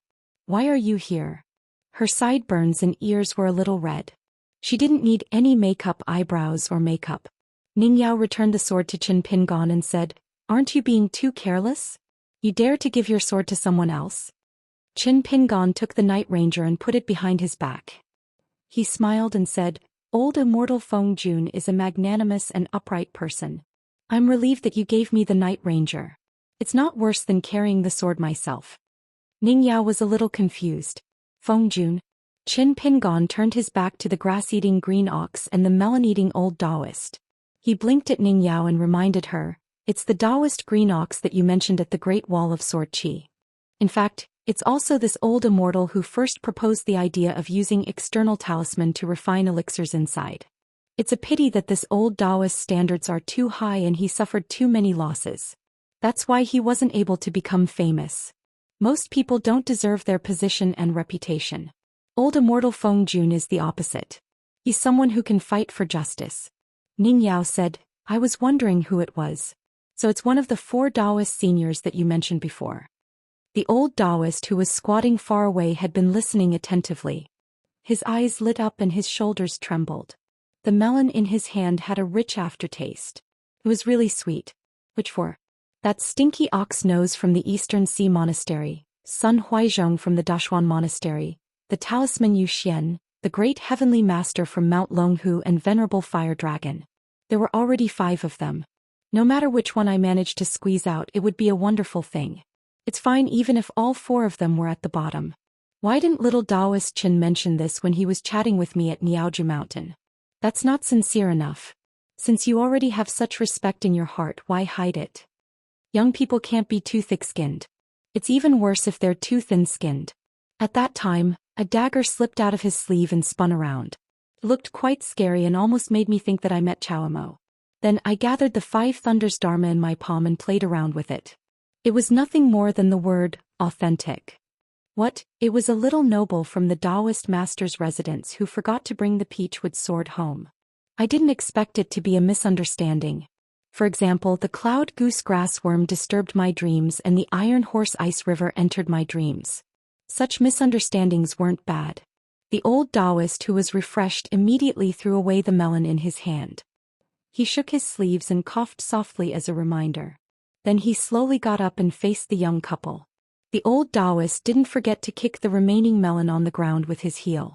The old Daoist stroked his beard and smiled. After seeing the woman's ascendant realm, he thought for a while and didn't feel guilty at all. He cupped his hands and said loudly, "I'm a lord. My Daoist name is Green Bull." Qin Pingon made an exception and cupped his hands. Ning Yao cupped her hands and said, "Junior Ning Yao, nice to meet you." The old Daoist laughed heartily. This trip to Baiyan City was so tiring that he could see the two celestial couples with his own eyes. Finally, the lovers got married. It was worth it. Qin Pingon took out the green paper mountain voucher from his sleeve. The old Daoist's eyes were sharp. He saw that the words sell changed to buy, and the three words stop pavilion appeared on the back. The old Daoist shuddered. Li Shilang, who was the god of Entry City, was flirtatious, but he wasn't a person who was easy to negotiate with. Especially when it came to business, he was extremely shrewd. How could Qin Pingon get this thing from him?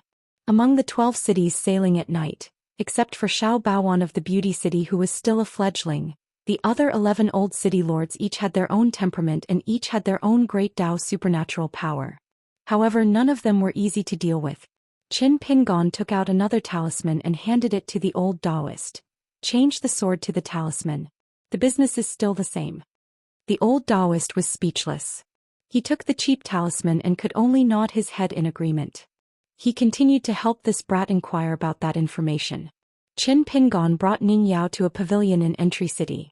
There was a horizontal board and a stop pavilion. On the night path in Baiyan City, the old Daoist sighed. He had nothing to do, so he picked up the talisman and looked at it.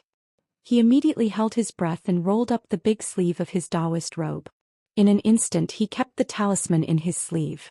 He then reached out and grabbed something with his arms. He walked towards the mount. The green ox lay on the ground.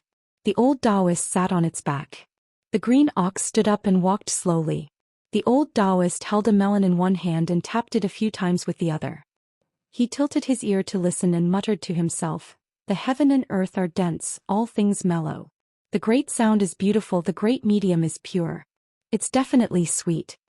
Li Shilang's maid, who came from the Yenji god office, stood at the bottom of the steps outside the pavilion.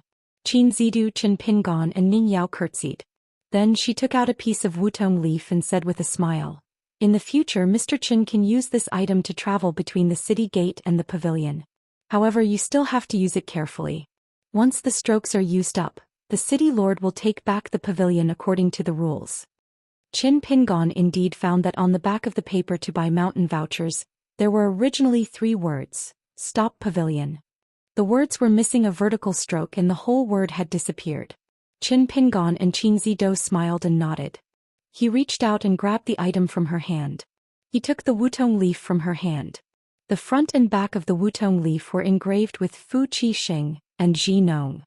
The word Fu was missing a little. It was probably the same rule as buying mountain vouchers. Every time it was used, one stroke would be missing.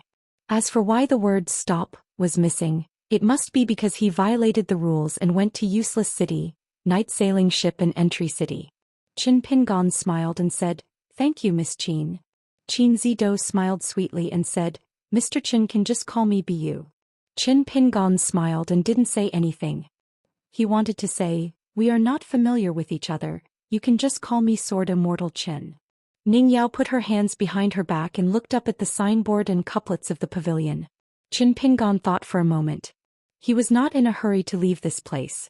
He took out the mountain voucher again and asked, "How many answers can I exchange for this thing?" "For the 2 words by mountain voucher, I have to trouble Miss Qin to answer my question for every stroke that is missing. How about it?" Because there was an Ascendant Realm sword cultivator here, the city lord definitely couldn't pry into this place casually. Therefore, Qin Zido was silent for a moment. She thought for a moment and seemed to have gotten City Lord Li Shilang's permission. She nodded and shook her head saying, "It can be bought and sold, but the rules have to be changed. There are still 2 words left on by mountain voucher. Mr. Qin can only ask 2 questions. As for the stroke that is missing, the city lord said that it will be a meeting gift for City Lord Ning." Qin Pingon thought for a moment and nodded in agreement. Qin Pingon didn't want to occupy this pavilion for a long time from the beginning. This night boat was not a place to stay for a long time. In an instant, Qin Zido subconsciously turned sideways and had to reach out to block her eyes. She didn't dare to look at the sword light. It turned out that the silent female sword Immortal drew her sword out of the sheath without warning. She cut open the heaven and earth enchantment of the city and followed Qin Zidu's thought to find the city lord, Li Shilang. The young man in green with a sword on his back continued to stay in the same place as if nothing had happened. He smiled and asked, "May I ask Miss Qin, what are the small cities on the night boat?" Qin Zido, who was ruthlessly schemed against, was annoyed and said angrily, "You too, did you make an appointment in advance?" Qin Pingon shook his head. "Not really. On the way here he just casually told Ning Yao about his experience in Lu City." Qin Zido glared at the man and said in a deep voice, "The upper four cities, Feather City, Lu City, Chicken and Dog City, and the City of Rules." Qin Pingon interrupted her words. "May I trouble Miss Qin to add the other names of the four cities?" Qin Zido didn't speak. Qin Pingon walked to the steps of the pavilion and sat down. His hands were tucked into his sleeves and his body was slightly bent forward. However, compared to when he had just entered the city, his expression was much more relaxed.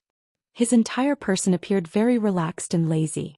Qin Zido said, "The other names of the four cities are Lu City, Wuxia City, Daoist City and Mountain City." Qin Pingon nodded, a little absent-minded. When he passed by earlier he saw the Laurel Man Long Bin and a swordsman retainer who almost drew his sword in the distance. It was Chicken and Dog City. But he didn't know why the big stone in the heart of the water imprisoned the snow-white heart ape.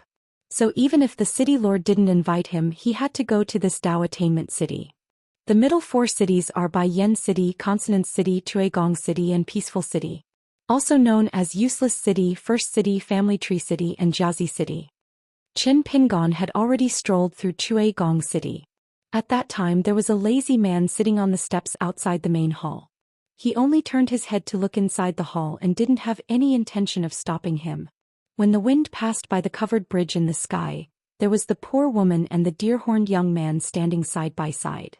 It was most likely Consonant City, also known as the First City.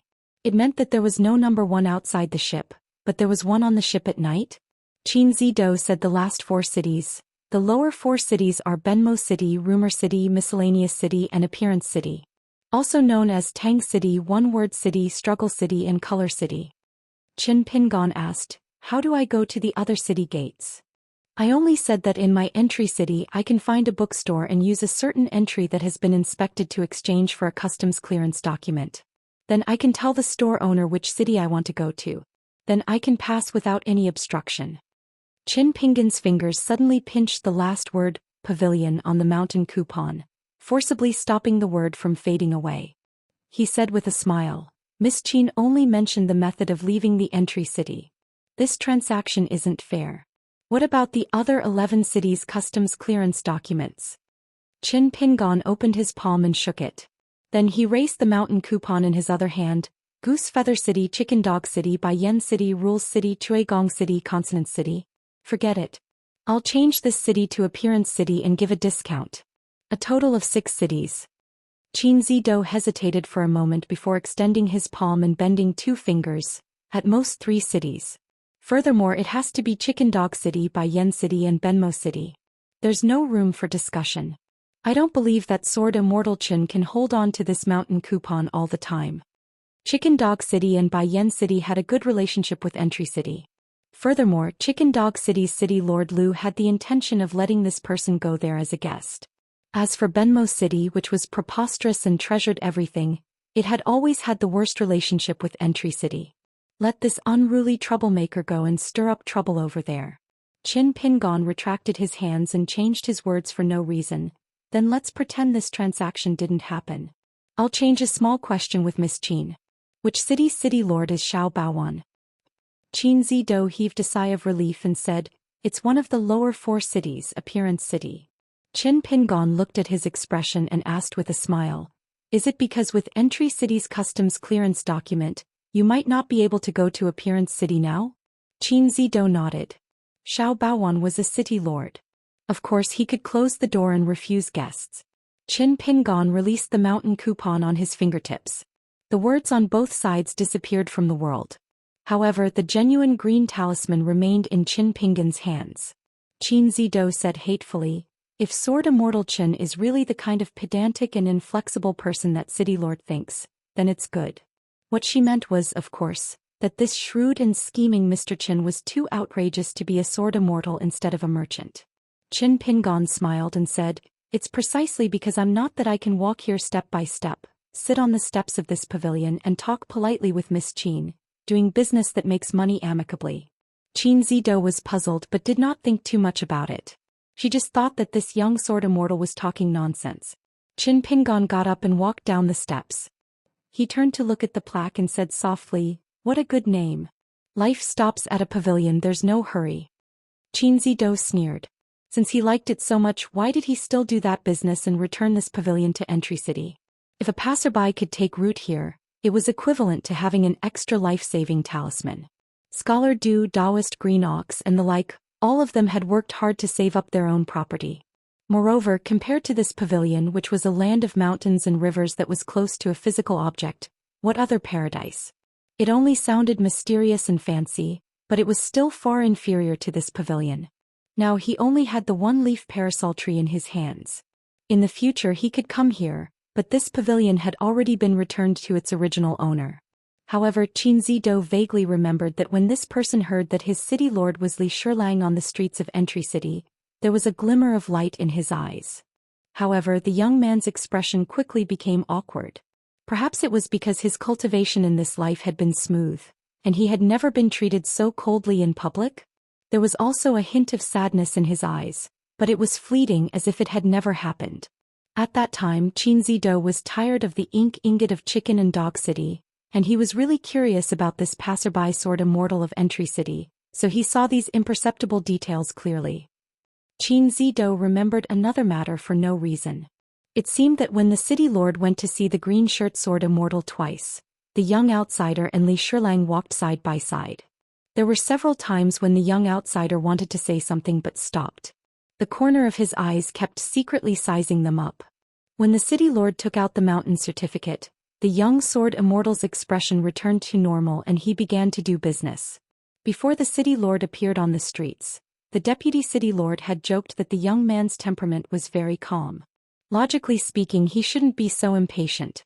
It seemed that he had been angered by Li Shilang's words of evil nature, and get out of Entry City. The courtyard was less than 3 acres and there was only one hill, so it was called Mustard Seed. Ning Yao took a step forward with her sword and came to the entrance of the small garden. Her eyes were unusually sharp and unreasonable. She had nothing to do with Entry City or Li Shilang. But Qin Pingon did. Once on the city wall of her hometown, under the 3 bright moons, Ning Yao sat next to that person. When he was free, he would often pick up some of the treasured books beside him. Most of them were literary manuscripts accumulated in the early years. Among them there was a painting score. Of course, Qin Pingon didn't tell her about the Green Ox Daoist priest, but when he was lying on the city wall he often took out the painting score to bask in the moonlight. Occasionally he would raise his head and swear to Ning Yao that this Li Shilang was really an immortal. Except for one thing that couldn't be learned, his other knowledge was really fascinating. He was really too powerful. So on his bamboo slip he engraved the proverb to make friends word for word. Don't mention the matter of being conferred the title of Marquis, let's drink together in the narrow alley, was also beautifully written. Li Shilang's explanation of the difference between scholarly articles and legendary plays was even better. Turns out it was about the same as reasoning with people. Especially Li Shilang's business, it was even better. It was just that when it came to the matter of other booksellers engraving books, he wasn't so magnanimous. It was a pity that she couldn't meet this Mr. Li. Otherwise she really wanted to ask this Li Shilang if he was really so poor and destitute. Did he really have a detestable life? Also, when Mr. Li was born, did he really meet an immortal to help him read his fortune? Did the stars really come to this place? Was the ancestral home too small, and the immortal was only born after moving to the ancestral hall of the family?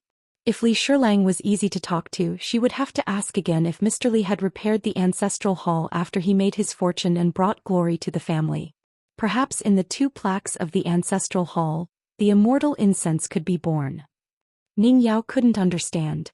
How could she let such a Li Shilang talk endlessly on the city wall back then? Was it necessary? So what if she really met Li Shirlang in this time of city? Did she still want to ask Mr. Li about the doubts in her heart in the past? Li Shirlang and the old scholar who was the deputy city lord walked out of the mustard seed garden in the painting. Li Shirlang frowned and asked, "Is something the matter?" Ning Yao nodded and said, "Yes." Li Shirlang smiled and asked, "What's the matter?" Ning Yao turned to look at the white-haired old man and said, "It has nothing to do with old Mr. Senior, please step aside." The old scholar smiled and said, "Okay, it's only right." Li Shirlang immediately reached out and grabbed his old friend's sleeve. The old scholar waved his sleeve vigorously and left. In an instant the world was filled with sword light. As a result, a huge hole was opened in the entire night boat by a sword light. The scholar on the mountain peak sighed. With a slight thought he mended the hole in the ferry. Fortunately, the existence of this ferry was similar to the Great Wall of Sword Qi in the past. This was also one of the foundations of the Great Tao of the Night Boat. And the fairy knowledge that Qin Pingon had comprehended in the word interaction was also one of them. The monk on the praying mat also opened his eyes. He stretched and was about to get up. The middle-aged scholar smiled and said, "There's no need for now." The white-haired old man returned to his original spot and couldn't help but laugh. He saw the city lord Li Shirlang holding a tattered picture book in his hand. Fragments of the book kept gathering from all directions. The old scholar clicked his tongue in wonder and joked. Being questioned by the number one person in the world can be considered a beautiful story in our entry city. Thinking of this, I'm not willing to resign from my position as the deputy city lord. I'll just be a few hundred more years. And at the pavilion, Ning Yao took a step forward and returned to the place. She put her sword back into the box and said, "I've seen the mustard seed garden. There's nothing good about it." Qin Pingon smiled and nodded. He rubbed his cheeks with both hands and inevitably felt a little regretful. "I see." Then Qin Pingon picked up the parasol leaf and took Ning Yao to the inn in the city. He only hoped that Xiaomi wouldn't follow Pei Qian's example and kowtow when they met. Ning Yao suddenly said, "Aren't you going to say goodbye to Miss Bu?" Qin Pingon was speechless. Qin Zidu squeezed out a smile and said with a trembling voice, "There's no need." The parasol leaf in Qin Pingon's hand flashed and he arrived at the city gate with Ning Yao. They walked to the inn in the city. There was no night ban in Entry City, but compared to the bustling streets during the day, it was still slightly deserted. There were no more stalls on the streets and all the shops were closed. There were only a few restaurants and there were still lights and noise. Ning Yao was silent for a moment and said, "I shouldn't have drawn my sword." Qin Pingon held her hand. "There's no such thing as should or should." Ning Yao looked at the streets on both sides. "Is this the entry city where knowledge can be sold for money?" Qin Pingon nodded and smiled. "Very good. As expected of Li Shirlang." At the entrance of the inn, Pei Qian and Xiaomi were waiting at the door. Little Millet, who had been pretending to be calm all this while, suddenly became anxious. Because she had been trying so hard for too long, she was smiling too hard. She foolishly looked at the woman beside the good person mountain chieftain. She tugged on Pei Qian's sleeve with all her might and stomped her feet. Her smile didn't change in the slightest as she hurriedly coaxed, Pei Qian, why don't I kowtow?" Pei Qian tiptoed and waved at his master and mistress from afar. He said softly, "There's really no need." Xiaomi couldn't maintain her smile and said bitterly, "There's really no need?" Pei Qian rubbed the head of the black-clothed girl and said gently, "There's really no need. In the future when Chao Qinglang and Jing Qing are by your side you can kowtow when you see mistress." The little girl scratched her face and remembered. Ning Yao shook her wrist and Qin Pingon had to let go. At the inn Ning Yao nodded to Pei Qian. Pei Qian smiled and called her mistress. Ning Yao bent down and rubbed Xiaomi's head. She smiled and said, "In my hometown, everyone knows that the Mute Lake wine can make many sword immortals speechless. They can only continue to drink." Xiaomi nodded and took a step back. She quickly reached into her sleeve and took out a big handful of melon seeds. She raised it high above her head and offered it with both hands. She said loudly, "Mistress, please have some melon seeds." Ning Yao was a little surprised. Qin Pingon held back his laughter. In the Shirwan Mountains, there was a 14th-level cultivator and an ascendant state cultivator at the peak of the mountain. In the end there was only a thatched cottage. It was probably just the old blind man's place of residence. It was probably also the place of cultivation. Now that he had taken in a disciple who only recognized half of his master, he had to have a place to stay. It was not that Li Huai was not used to a hard life. It was just that he had been in Jianghu for a long time, especially when he was with Pei Qian. He had heard of all kinds of tricks in Jianghu. He had also seen how difficult it was to make a living as a martial artist at the foot of the mountain.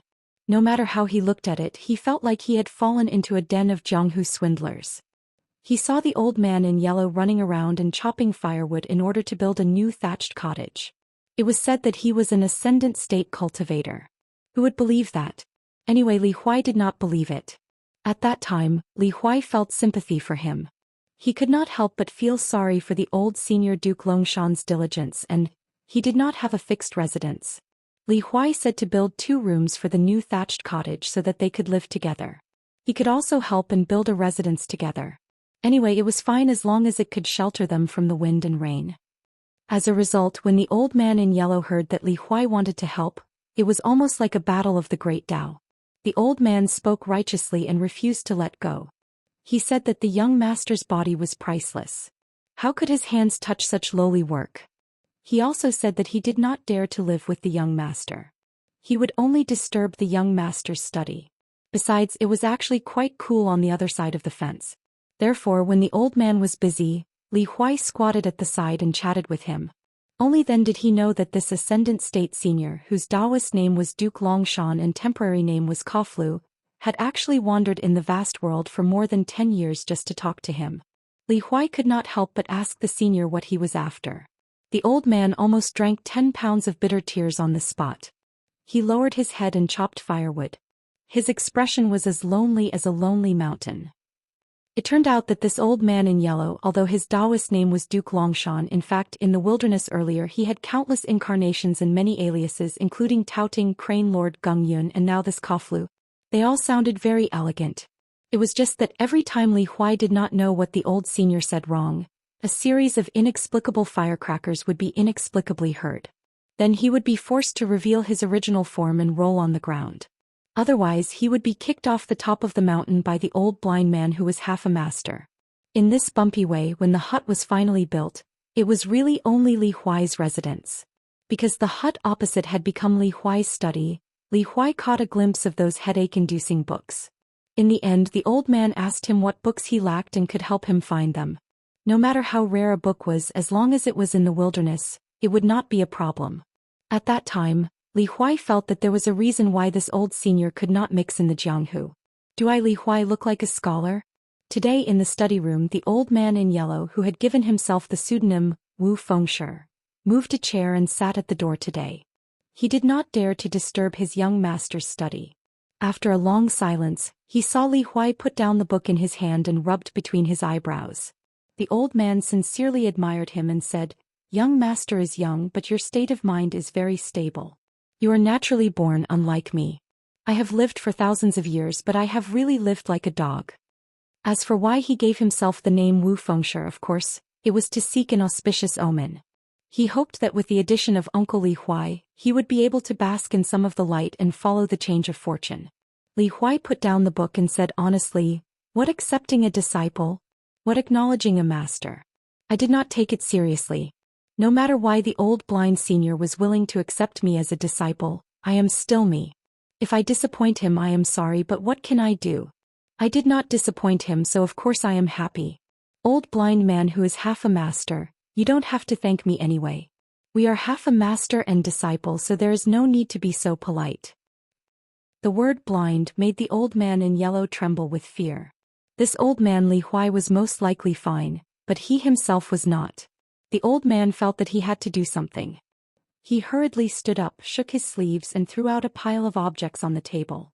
The cluster of osmanthus in Guanghanyu Mountain was cut into strips. The essence of fire was picked and refined into a brush holder. There was an open book of cursive calligraphy with a poem on it. There was a drawing of a coral brush holder in the middle. The old man pinched the coral brush holder with 2 fingers and actually twisted it out. He then gently placed it on the table. There was also an old dragon lying across the swamp ink stone. The inscription was not small: "Raising jade bones, a 1,000-year object. When the owner uses it, the light is strange. There was also a jasper lotus pond pen washing pen with the inscription, Young Daoist. The brush was gentle and delicate. Li Huai was puzzled. Old senior, what are you doing? Li Huai could roughly tell the quality of the things on the table. However, in this way, Li Huai complained incessantly in his heart. Is there an end to this? I came here to sightsee. It's fine if I have to pretend to flip through books every day because of you, old senior, but don't tell me I have to pretend to be refined and practice calligraphy and painting. The old man in yellow even said with a flattering face, young master is a rare scholar. This little gift is not enough to show my respect, not enough to show my respect. It was hard to imagine that this was a famous Ascendant Realm great demon in the world of desolation. Among the great demons on the throne there was Fei Fei, that old woman Huang Wan who had once been his brother, and Old Deaf. He was very familiar with all of them. The little girl in Golden Jade City had a story with him. Even Old Dong of the Great Wall of Sword Chi was chased and bitten by him when he was traveling the world of desolation. As for Alliance, there was no need to mention him. Every time the son of AB** Teeth passed by 100,000 mountains, Old Blind would let him do whatever he wanted. Therefore his most famous alias was Tao Ting. Tao Ting in the world of desolation, Gu Qingsong in the world of desolation. These two people were slightly famous everywhere in the world. Old Blind walked into the thatched cottage with his hands behind his back. He stood at the door and glanced at the items on the table. He frowned at the watchdog and said, fancy things carrying bones home on the street. Are you courting death? Hearing this, the old man in yellow's eyelids trembled. His sincerity and kindness to take credit did not work. Instead, his loyalty and hot-blooded heart were drenched in cold water. Li Huai stood up and helped the old senior out of the predicament. He asked with a smile, I don't have a name. I can't really call you Old Blind every day, right? Old Blind smiled and said, Old Blind is not bad. Just call me that. Li Huai gave him a thumbs up and said, it's more and more to my taste. You're half a master now. The old man in yellow glanced at Old Blind, who was smiling so much that flowers were about to bloom on his old face. He then looked at Li Huai, who had repeatedly courted death but did not die. Finally, he thought about his own miserable situation and felt that there was no way he could continue living like this. On this day there was a rare bit of smoke and fire on the mountain peak. Finally, a large pot of stewed meat was placed on the table. It was steaming hot and fragrant. At first, Li Huai felt apologetic and did not dare to eat. However, when he saw Old Blind take the lead and the old man in yellow did not hesitate at all, Li Huai did not hold back. Old Blind glanced at him and the old man in yellow immediately took the bowl and left the table. Li Huai stepped on the bench and picked up a large piece of dog meat with his chopsticks. He slammed the table and said angrily, Damn it, Old Blind, do you still have the slightest bit of loyalty? Li Huai smiled at the old senior and helped support him. Don't get up. Let's sit down and eat. Don't worry about Old Blind. We're all family. Who are you trying to show off your power to every day? After all, his mouth was soft after eating food. Of course, it was not some dog meat that was cut off from the old man in yellow's body. In the 100,000 mountains there were still some mountain delicacies. Otherwise, Li Huai really did not dare to eat half of it. It was too scary. The old man in yellow thought for a while and felt that it would be safer for him to take the bowl outside and not be an eyesore. In any case, he could eat a full bowl. Unexpectedly, Old Blind sneered and said, There's meat on the table and you don't want to eat it. Are you going to dig up dirt and eat shit outside? The old man in yellow was both sad and happy at the same time. He could only lower his head and eat the meat silently. And the taste was not bad. What a good salty taste. Li Huai, this little bastard's cooking was really good. Old Blind did not eat much. He chewed slowly and suddenly said, You will follow Li Huai back to his hometown this time. Weigh the pros and cons yourself. If you do well, we will settle old scores. As for what would happen if he did not do well, Old Blind was too lazy to say. The old man in yellow nodded vigorously. When he saw Li Huai take a piece of meat for Old Blind, he followed suit and quickly took a large piece of meat for Uncle Li. He suddenly realized that it was not bad to follow Uncle Li. Wasn't he on the same level as Old Blind to eat a pot of meat? However, the old man in yellow, who had good eyesight, realized that every time Li Huai took a piece of meat for Old Blind, it was as if he was giving it to another old man. The young man was smiling and talking nonsense. However, he was still not experienced enough because his eyes did not hide his words. In the sky of the Central Plains, A figure the size of a mustard seed suddenly appeared and fell straight to the ground. While falling, the man spread out his hands and spun non-stop. He floated to the ground and lowered his head. He put 2 fingers together and pressed them against his forehead, while the other hand stretched out behind him. It was hard to say whether this posture would look cool or not in the eyes of others. In any case, he had thought for a long time to come up with this way of appearing. However, this was the square of the Central Plains Confucian Temple. A sage of the Confucian Temple only glanced at him and chose to ignore him. He even told the gentleman nearby to ignore him and not try to get close to him. Only an old scholar left the forest of merits and virtue and appeared here. He was very supportive. He turned his head and covered his face with one hand. He waved his hand and said, "Where did this handsome young man come from? Quickly, keep your dignified appearance and walk like a dragon or a tiger." The man looked wronged and shouted, "Old scholar." The 2 of them quickly walked over and shook hands. The old scholar sighed and shook his hand vigorously. When I became friends with He Fen Fen, they said that there was only one person who could be together. The man sighed and said, "A handshake in the midst of thousands of people made my sleeves fragrant for 3 years. Poetry competition?" The old scholar did not learn from his mistakes. He had found the wrong opponent. The old scholar's eyes lit up. He lowered his voice and said, "I've never heard of it before. Where did you copy it from? Can you lend it to me?" The man blushed and said, "It's my humble work. I came up with it on the spur of the moment. Take it, take it. There's no need to be so polite between brothers." No matter who borrowed it, they would be scolded together. The 2 of them hugged each other. They almost looked like a pair of brothers who were about to cry on each other's shoulders. The old scholar hammered the guy's back with all his strength and clicked his tongue in wonder. "Brother Liang, your muscles are even stronger than before." The sloppy man with stubble on his face wailed, old scholar, I've missed you so much. Not only did I almost die, but I also finally got rid of that tortoise shell with great difficulty. These years have been really hard. Just mentioning this makes me want to cry." The old scholar hit the man's back harder and said, "It's been hard on both of us. It's not easy. Good brothers don't have it easy." Alliance coughed and asked, "Old scholar, why do you look like you've lost weight? Is it because you have a big chest and your heart cares about the world?" The old scholar let go of his hand and complained, "You always say such embarrassing truths." Alliance spat and ran his fingers through his hair. He didn't have much hair and it took him a lot of effort to tie it into a small bun. It was no wonder that he didn't like to come here. There were no girls. As a worthy descendant of one of the 4 great families, the number of times he took the initiative to come here could be counted on one's fingers. In addition, every time he was called here to confront and reason with someone, he was called here to apologize. Only the old scholar wasn't idle. He would always be the first to jump out and deliberately stand on the side of the other party. It was as if everyone had been wronged. The old scholar's voice was the loudest and fiercest. He would always fan the flames. He would either speak up for the other party or say something ruthless, saying that he should just kill this guy.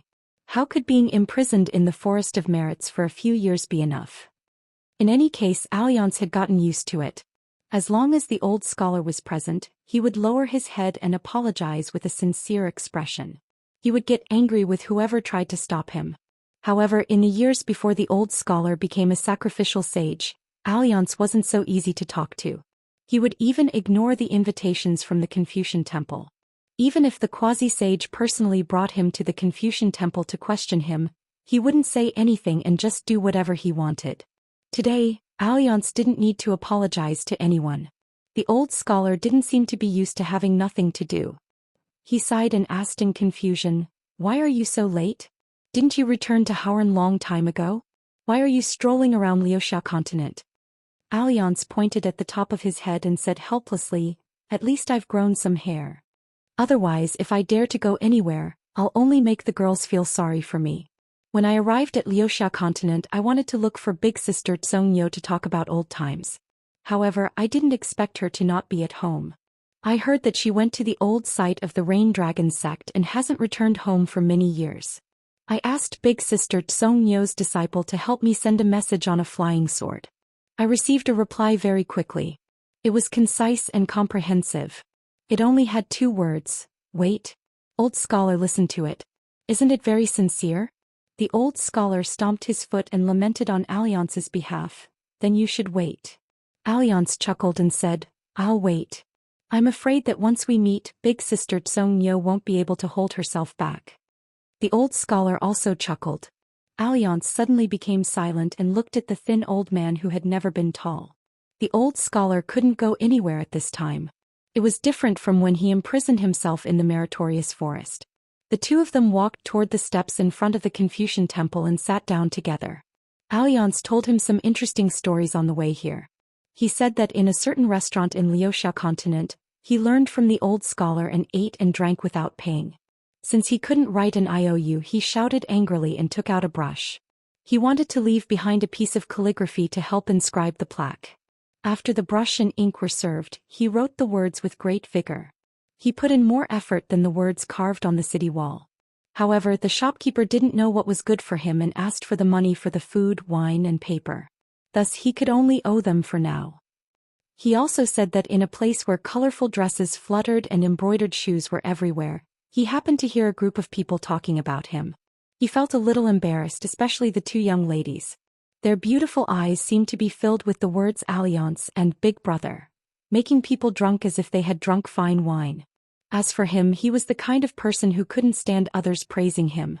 Thus, he straightened his clothes and went over with an empty bowl of wine.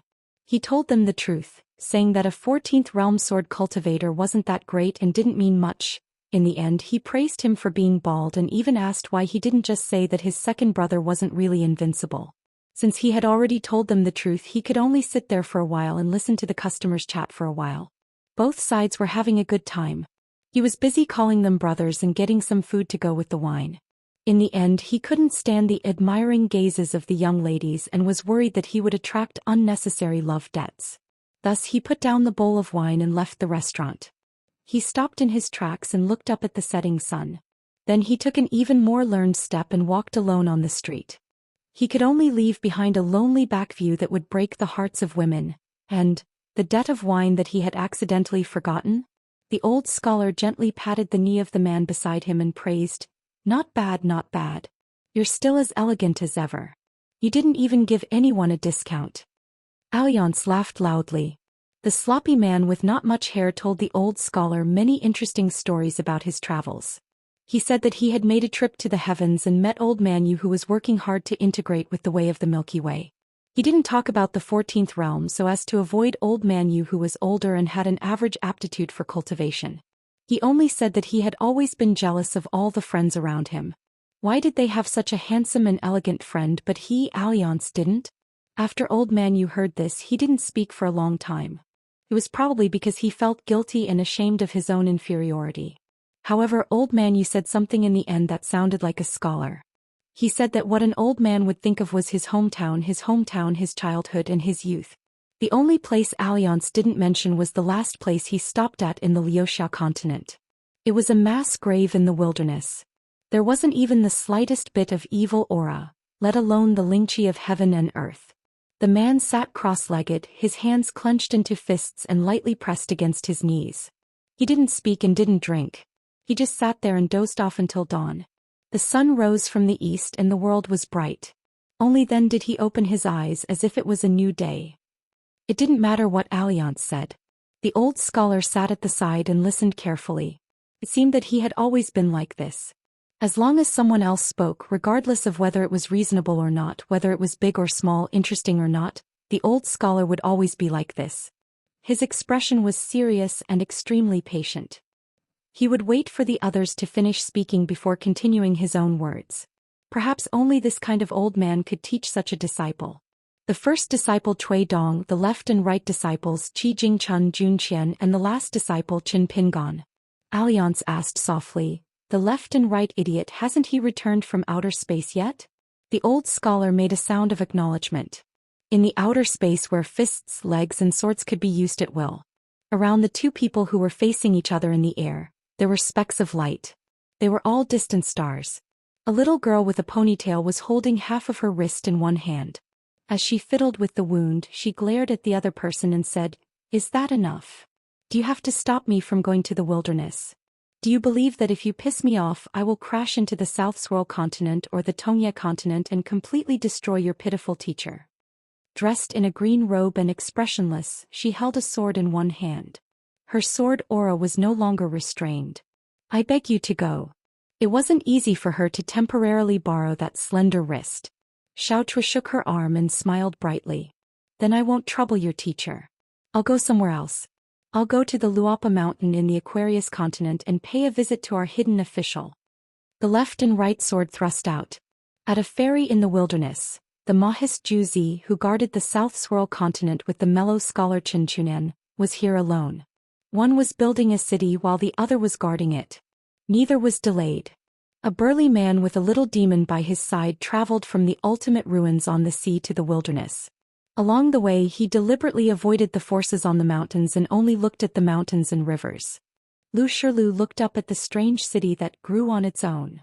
The little demon, who called himself the Whirlwind King, had the appearance of a child and carried a big bag. It wasn't that his master asked for it. The bag was full of the little demon's belongings that he couldn't bear to throw away. At this moment he stood at the edge of the ferry and said in a small voice, "Master, the books say that it's better to avoid trouble. It seems like we have to take a detour." The little demon couldn't help but complain, "Let's go, master. When will it end?" Lu Shirlu smiled and said, "I wanted to bring you to see your little martial uncle. Now I can't. Seems like we have to walk a long way." The little demon sighed and said, "Annoying, annoying. It would be great if I could see little martial uncle sooner." Lu Shirlu smiled and nodded. "After passing the Great Wall of Sword Qi, Master can find a ferry and it will be easier." The little demon said, "Master, I don't have any divine money." Lu Shirlu rubbed the little guy's head. "You're the same as your little martial uncle. You're not careless when it comes to important matters, but you're stingy when it comes to small matters." The little demon suddenly felt a little nervous and whispered, "Master, I'm a little demon. Little martial uncle is the hidden official of the Great Wall of Sword Qi. Will he despise me?" Lu Shirlu smiled and said, "No. He's your little martial uncle." The little demon hesitated for a moment. "Where's eldest martial uncle? Where's eldest martial uncle Qi? I really can't see him?" Lu Shirlu nodded. "There's nothing we can do." 775. Pei Qian felt a little helpless as he looked at Xiao Mili, who was trying her best to laugh foolishly. "Fortunately it was you, the right guardian of Luopa Mountain. Otherwise, not to mention Chen Lingjun, even a proud student like Chao Qinglang would be in trouble tomorrow." Xiao Mili bade farewell and ran to her room. When she came back she brought a big bag of melon seeds and a small bag of dried brookfish. Qin Pingon stood by the window and looked at the sky. Then he took out a lantern lighting talisman and burned it slowly. It was no different from the previous two talismans. Then he made a sword sign with 2 fingers and silently chanted the word "Rise." A golden sword aura swam like a dragon and finally connected head to tail, drawing a big golden circle in the room. It created a forbidden area with a golden lightning pool. The talisman array's atmosphere was almost like a small world. Compared to Pei Qian's previous imitation of the iron rod on the street, Qin Pingon's array was obviously more flexible and conformed to the meaning of Dao. A saying immediately popped up in Pei Qian's mind. The heavenly Dao was mysterious. When he was learning martial arts in the bamboo house, the old man who taught him martial arts often said that Pei Qian's aptitude was too poor. He was not even as good as his master.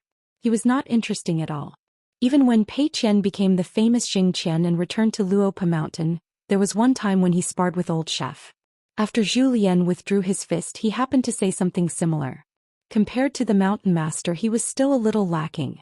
Ning Yao chewed on melon seeds and asked, "This is a sword array?" Obviously, Ning Yao also felt that this sword art that was integrated with the array was not simple. Qin Pingon nodded and said, "I learned it from someone. I just added some of my own sword art and fist intent." This nameless array formation originated from his student Cui Dongshan. The latter liked to use a sword Immortal relic golden tassel to draw a circle that isolated the world.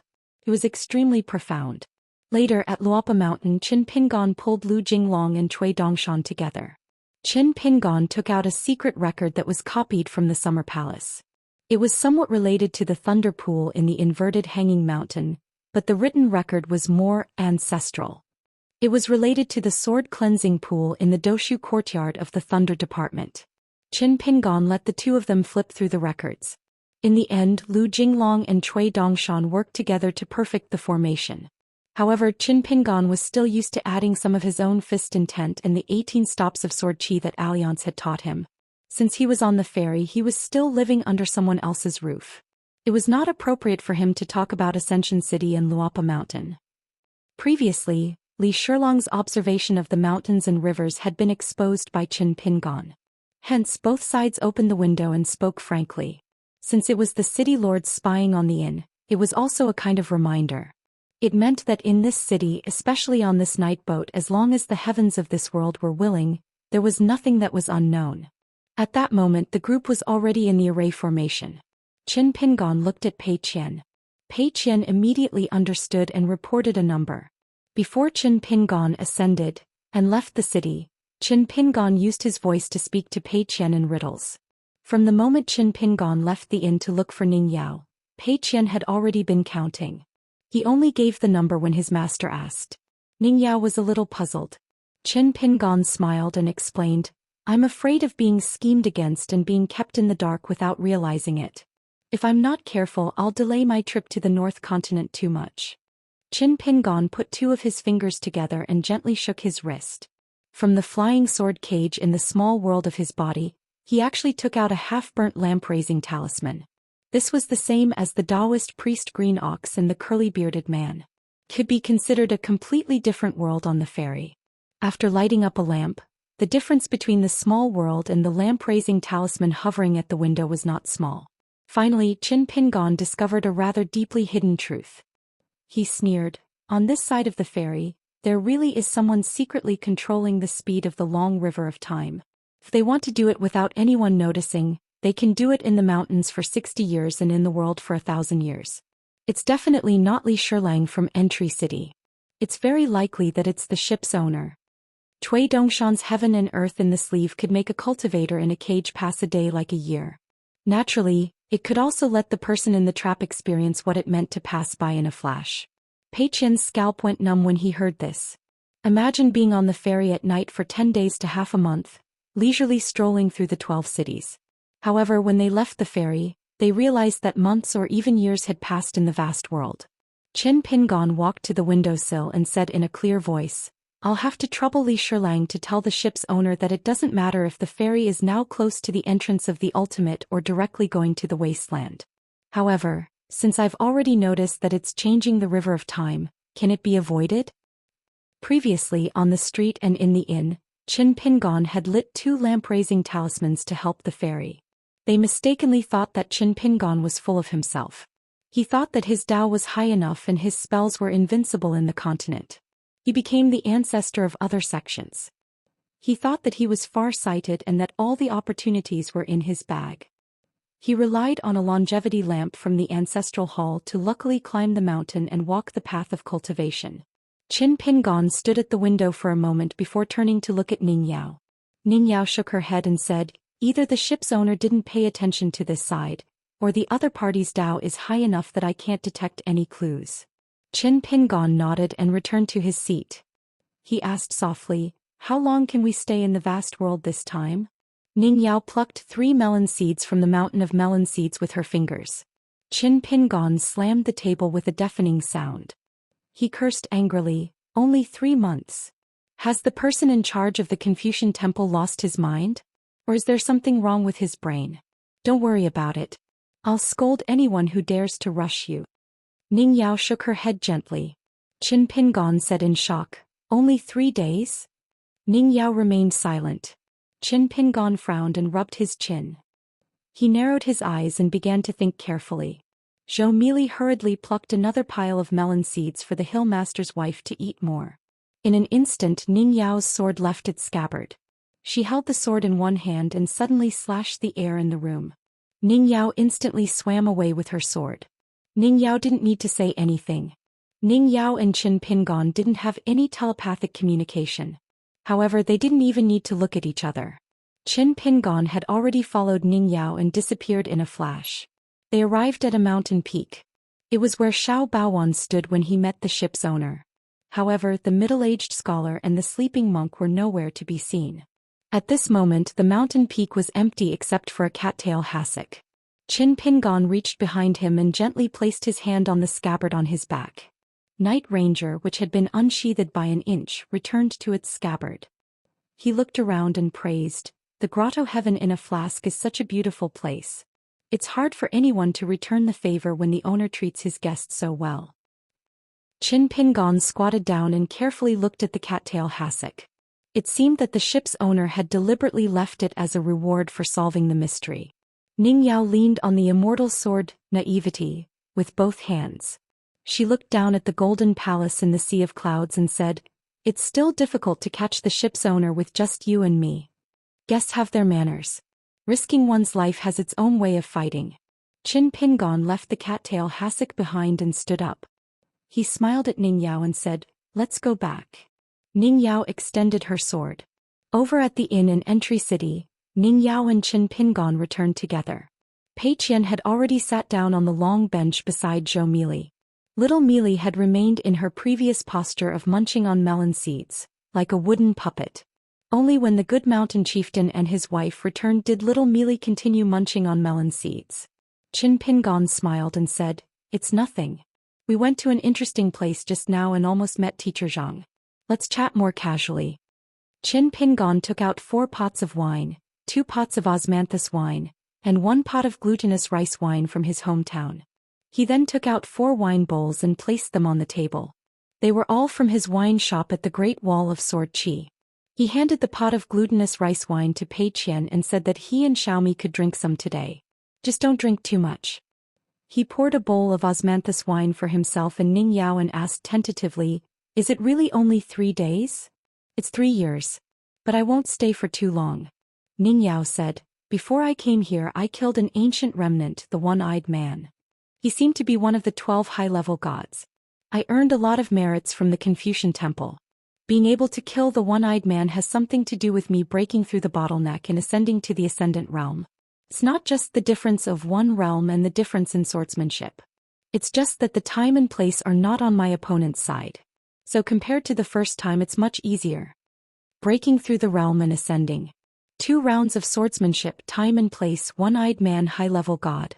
When she said this, Ning Yao's tone was calm and her expression was normal.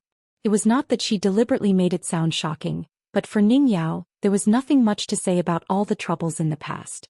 But today Ning Yao added, "If you were here it would be easier." It was just that Ning Yao didn't say whether Ascension City would be more relaxed with the hidden official of the Great Wall of Sword Qi or if she would be more relaxed with Qin Pingon by her side. Maybe it was both. Maybe it was the same. Ning Yao had nothing to be embarrassed about because what she said was the truth. Even the entire Ascension City would not deny this fact, especially the swordsman of the hidden official's lineage, the martial arts lineage of the criminal official, and the young swordsman of the lineage of the Quan Mansion. They especially missed the young hidden official who had left behind too many interesting deeds and countless stories. Even if it was for various reasons, those swordsmen who did not have a good impression of the wine shop's second shopkeeper and half a foreigner, when they were drinking together, they would often talk about this person, whether it was from afar he's Alliance, from close up he's the hidden official, or he knocked down the second shopkeeper with 1 punch, or he went to the battlefield in a fancy way. They were all topics of conversation and excellent side dishes. For example, even among the 9 sword fairy embryos that Qin Pingon brought back to the vast world, there would be children who did not like the young hidden official, and there was more than one of them. However, no one could deny that when facing the enemy on their side, there was always a hidden official by their side. When sheathing his sword, he would help to give advice and suggestions, find loopholes and fill in the gaps. When he attacked with his sword, he would also be in danger and risk his life. The difference between the two was indeed not small. Hearing this, Qin Pingon felt a little guilty. He raised his wine bowl, took a sip of wine, and picked up a dried fish from the creek of his family's Luapa Mountain as a side dish. Ning Yao said, "In that new world where opportunities are everywhere, if anyone can kill an ancient god, even if it's not one of the 12 high positions, as long as they are lucky, they can obtain a supernatural power." Daoist Shan Qing, Lady Guan Huang Ting of Tongye Continent, and Heatstroke of Liuxia Continent. According to the intelligence of the Ascension City, they all have their own opportunities. What Ning Yao meant was, of course, that if Qin Pingon was also in the fifth world, even if it was the Ascension City or the hidden official's lineage, he would definitely be very busy every day. He would be a heaven-grade burden house. Qin Pingon told her about the ruins of Taiping Mountain. He hoped that Huang Ting would not be too worried. As long as she returned to the vast world, she could immediately rebuild her sect. Ning Yao nodded and said, "When I return, I will go and tell the Lady Guan." Seeing that Qin Pingon was staring at her, Ning Yao asked, "Do you need me to pass on a message? Are you not in a hurry?" Qin Pingon said firmly, "No." Ning Yao took a sip of wine. Xiaomi felt that she could finally speak. Turning her head, she asked softly, Pei Qian, is she the female Daoist elder sister who taught you the sword-carrying technique and the knife-dragging technique? You even said that she's very pretty, but she has a bad eye for people." The master and disciple at the table had a headache. Pei Qian said awkwardly, "Did I say that?" Zhou Mili looked at Pei Qian, then looked at the good mountain master and his wife. She hesitated and said, "You didn't, right?" She felt that she probably said something wrong. She quickly drank a big mouthful of glutinous rice wine and said with a laugh, "My alcohol tolerance is not good. I was drunk." Ning Yao smiled. It seemed that she needed to talk more with Xiaomi. When it came to the affinity of the elders on Luopa Mountain, other than Sister Nuanshu, no one dared to say that they were second. Qin Pingon's two senior brothers, Zui Yu and Zhou Xian, although they did not stay on Luopa Mountain for long, without exception they chatted with Xiaomi the most. They really liked to chat with Zhou Mili because this little water monster of the Mute Lake was the most innocent. Head butler Zhu Lian was too watertight, Mountain Master Wei Pai was too reserved, Nuanshu was too busy every day, and Qin Lingjun would avoid them. Only Xiaomi, who liked to patrol the mountain, liked to ask all kinds of questions and would answer all of them. Qin Pingon immediately changed the topic. After chatting for a while, Pei Qian learned that his master had long admired Li Shilang of Luopa City. Pei Qian felt a little strange. It was hard to imagine that his master would admire someone so much. Zhou Mili scratched her face. It was quite awkward. It was not worse than being chased out of the poetry competition back then. Qin Pingon did not think that Li Shilang would disappoint people when he saw a real, living immortal outside of the books. He smiled at Pei Qian and said, "Do you still remember when you were young, when you were rushing at night in Tongya Continent? I taught you those jingles to boost your courage?" Qin Pingon took a sip of wine and tapped the table with 2 fingers. He smiled and said, "Door to door, street to street. Day to day, home to a foreign land. Qingxiao Palace on the ground, Guanghan Palace in the sky. Master the talisman of the 5 mountains, hanging the sword of the 7 stars." Pei Qian grinned. "Cook early garlic, cut spring celery, locust tree to willow, cypress to regular. Yellow dog to Qinghuan lake to cliff. 2 white jade chopsticks at the foot of the mountain, Immortal 9-turn purple gold pill." Qin Pingon nodded. "Actually, these are the rhymes that I compiled according to Li Shilang. I chose and cut them out before teaching you. When Master first went out to travel, he often carried this. These beautiful words had once accompanied the straw sandals youth through thousands of mountains and rivers. Whenever he was homesick, the youth would think of the streets of his hometown, the locust tree in the small town, and the regular tree in the mountains. Whenever his stomach was rumbling, he would think of the fragrance of scrambled eggs with leeks and dried celery. It would make an ignorant youth unable to help but think about the cloud guard envoy, the snow-clothed lady, the white jade chopsticks, and the purple gold pill. He said in the book that there is no secret to the poor's pleasure. There is only the method of taking a step back. When I read this, I felt that this senior was right. Seem to be like this. There are a lot of things that cannot be avoided. It is impossible to avoid. What else can be done? Really can't be done." Qin Pingon smiled and said, "But I didn't expect that Li Shilang gave another example at the end of the book. It was about the summer season. There were a lot of mosquitoes in the tent. The traveler was staying at the post house and couldn't bear the disturbance. Then the village head said something. The reason that Li Shilang wanted to use was that there is no need to lead others to take a step back. Because the reason is very simple. In this life, who hasn't faced adversity? Therefore, comparing the past to the present, I don't know the pain, but I feel happy. Therefore, every time after I practice my boxing or when I come across something, I feel more and more that Li Shilang's words seem to have made a certain reason clear, leaving no room for discussion. But he himself said that his intention was to advise and punish, but he won't say it clearly. Isn't that strange? Pei Qian opened his eyes wide. Shifu said that when you are your enemy, you don't need to be anxious to compare yourself with others. If you want me today to be better than me yesterday, tomorrow I will be better than me today. Is this the reason? Qin Pingon smiled and nodded. That's right. Otherwise, do you think that Shifu's reason is to catch me when I fall from the sky? Qin Pingon raised his wine bowl and turned his head to look out the window. Then he suddenly drained it in one gulp. It could be considered a distant toast to Li Shilang to express his heartfelt gratitude. In a garden in Lishong City, the white-haired old scholar stood shoulder to shoulder with Li Shilang. Looking at the ripples in the pond, he smiled and said, "This flattery, this kind of intention, do you accept it or not?" Li Shilang snorted coldly and said, "So what if this kid admires me? There are more than millions of people in the world who admire my talent and knowledge. This kid is incomparably slippery. Could it be that he thinks I am that stupid person who uses a stick in a date? I dare say that kid is very clear that you and I are listening at the side right now. Because he already knows that if he calls Li Shilang by name I will be able to sense it." The old scholar clicked his tongue. Li Shilang's expression immediately relaxed. He stroked his beard and smiled. It's just that these heartfelt words can't be grasped at the last moment. Sincerity can be seen at a glance. The old scholar nodded in agreement. He is indeed the hidden official of the Great Wall of Sorchi. He even dared to scheme against the ship owner. To be able to be schemed against by him, to be able to make such a shrewd junior admire him, Li Shilang can be considered to have gained a lot of face this time.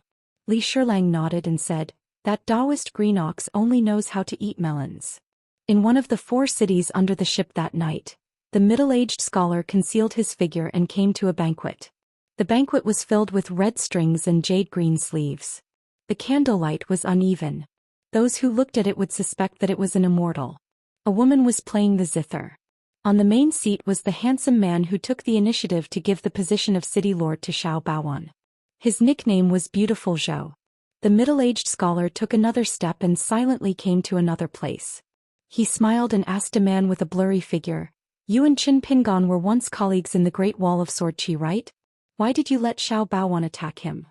Was it because you had some agreement with the previous criminal official, Wen Haizhou, that you had no choice but to do so?" The man whose face even the ship owner could not see clearly was the criminal official in the prison of the Great Wall of Sorchi. There he took in a young sword cultivator as his direct disciple. His name was Zhou Xian. And this strange sword celestial who was unknown in the records of the Summer Palace was the only one who attacked in the small world of the prison. It was the sword that killed the Ascendant Realm external demon Wu Shuangjiang. After this person left the Great Wall of Sorchi, he had been a guest on the night ship. At this moment the man said to the ship owner, Mr. Zhang, indifferently, "It's just a business deal. There's a woman who wants to escape from the Aquarius continent." The middle-aged scholar smiled and said, "That's strange. Qin Pingon is already on this ferry. Isn't it the best time for her to escape?" Taking a step back, Qin Pingon went to the North Continent. Can he directly decide the changes in the situation at Jinyang Mountain? The man said, Tianwan only did a divination. Seems like it has to be so to survive. The middle-aged scholar was puzzled and asked, "Is it that external demon hiding in the wick of the lamp?" He shook his head and said, "Even if there's that external demon, it's still not enough. In this place, even if the external demon is in the Ascendant Realm, it's still not useful." The man waved his hand and ordered him to leave. The middle-aged scholar just stood there and fell into deep thought. In the entry city, Ning Yao took out an oil lamp and gently twisted the wick to open a mountain restriction. Before the Great Wall of Sword Qi ascended and left, Qin Pingon handed this oil lamp to the tailor and brought it with him to the 5th world. Now that Ning Yao was already an Ascendant Realm sword cultivator, then its existence was dispensable. A white-haired boy jumped out of the house and sat cross-legged in the air. He had a big forehead, a green snake and 2 swords. He was wearing a Daoist robe and his eyes were sparkling. He was probably bored in the small world. Now that he was forced to appear, he was still chewing on his fingers. An Ascendant Realm external demon, alias Wu Shuangjiang. In the prison of the Great Wall of Sorchi, he asked Old Deaf to call him Grandpa. Old Deaf never hesitated and called him Grandpa. However, his green snake, 2 swords and Daoist robe had long been traded with Qin Pingon. Now they were just some pitiful and nostalgic camouflage. Now he was a pauper.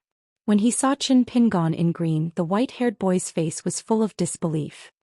He was struck by lightning and his eyes were dull as if a lifetime had passed. He was about to cry.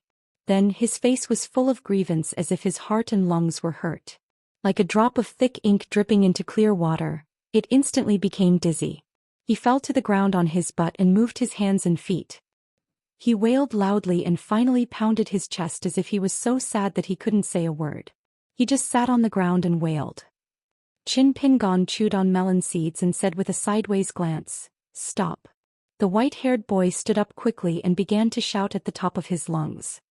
His face was flushed red and he began to walk around a table. He raised his arms and shouted, "Hidden Officer Laozu, handsome returning home in glory. His martial arts are unparalleled and he is invincible in the world. His fist is at the 11th realm and his swordsmanship is at the 15th realm." Pei Qian chewed on melon seeds and looked at this strange existence.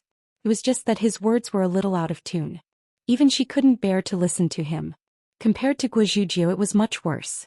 Zhou Mili mistakenly thought that this short winter melon was possessed by Jing Qing. Qin Pingon said, "That's enough." The white-haired boy first flattered Ning Yao. "Sister Ning really keeps her promise. You are indeed the most powerful person in the world for thousands of years." Ning Yao ignored him. Then the white-haired boy ran to Qin Pingon and asked carefully, "Hidden Officer Laozu? How about that deal?" Qin Pingon said, "You are already free."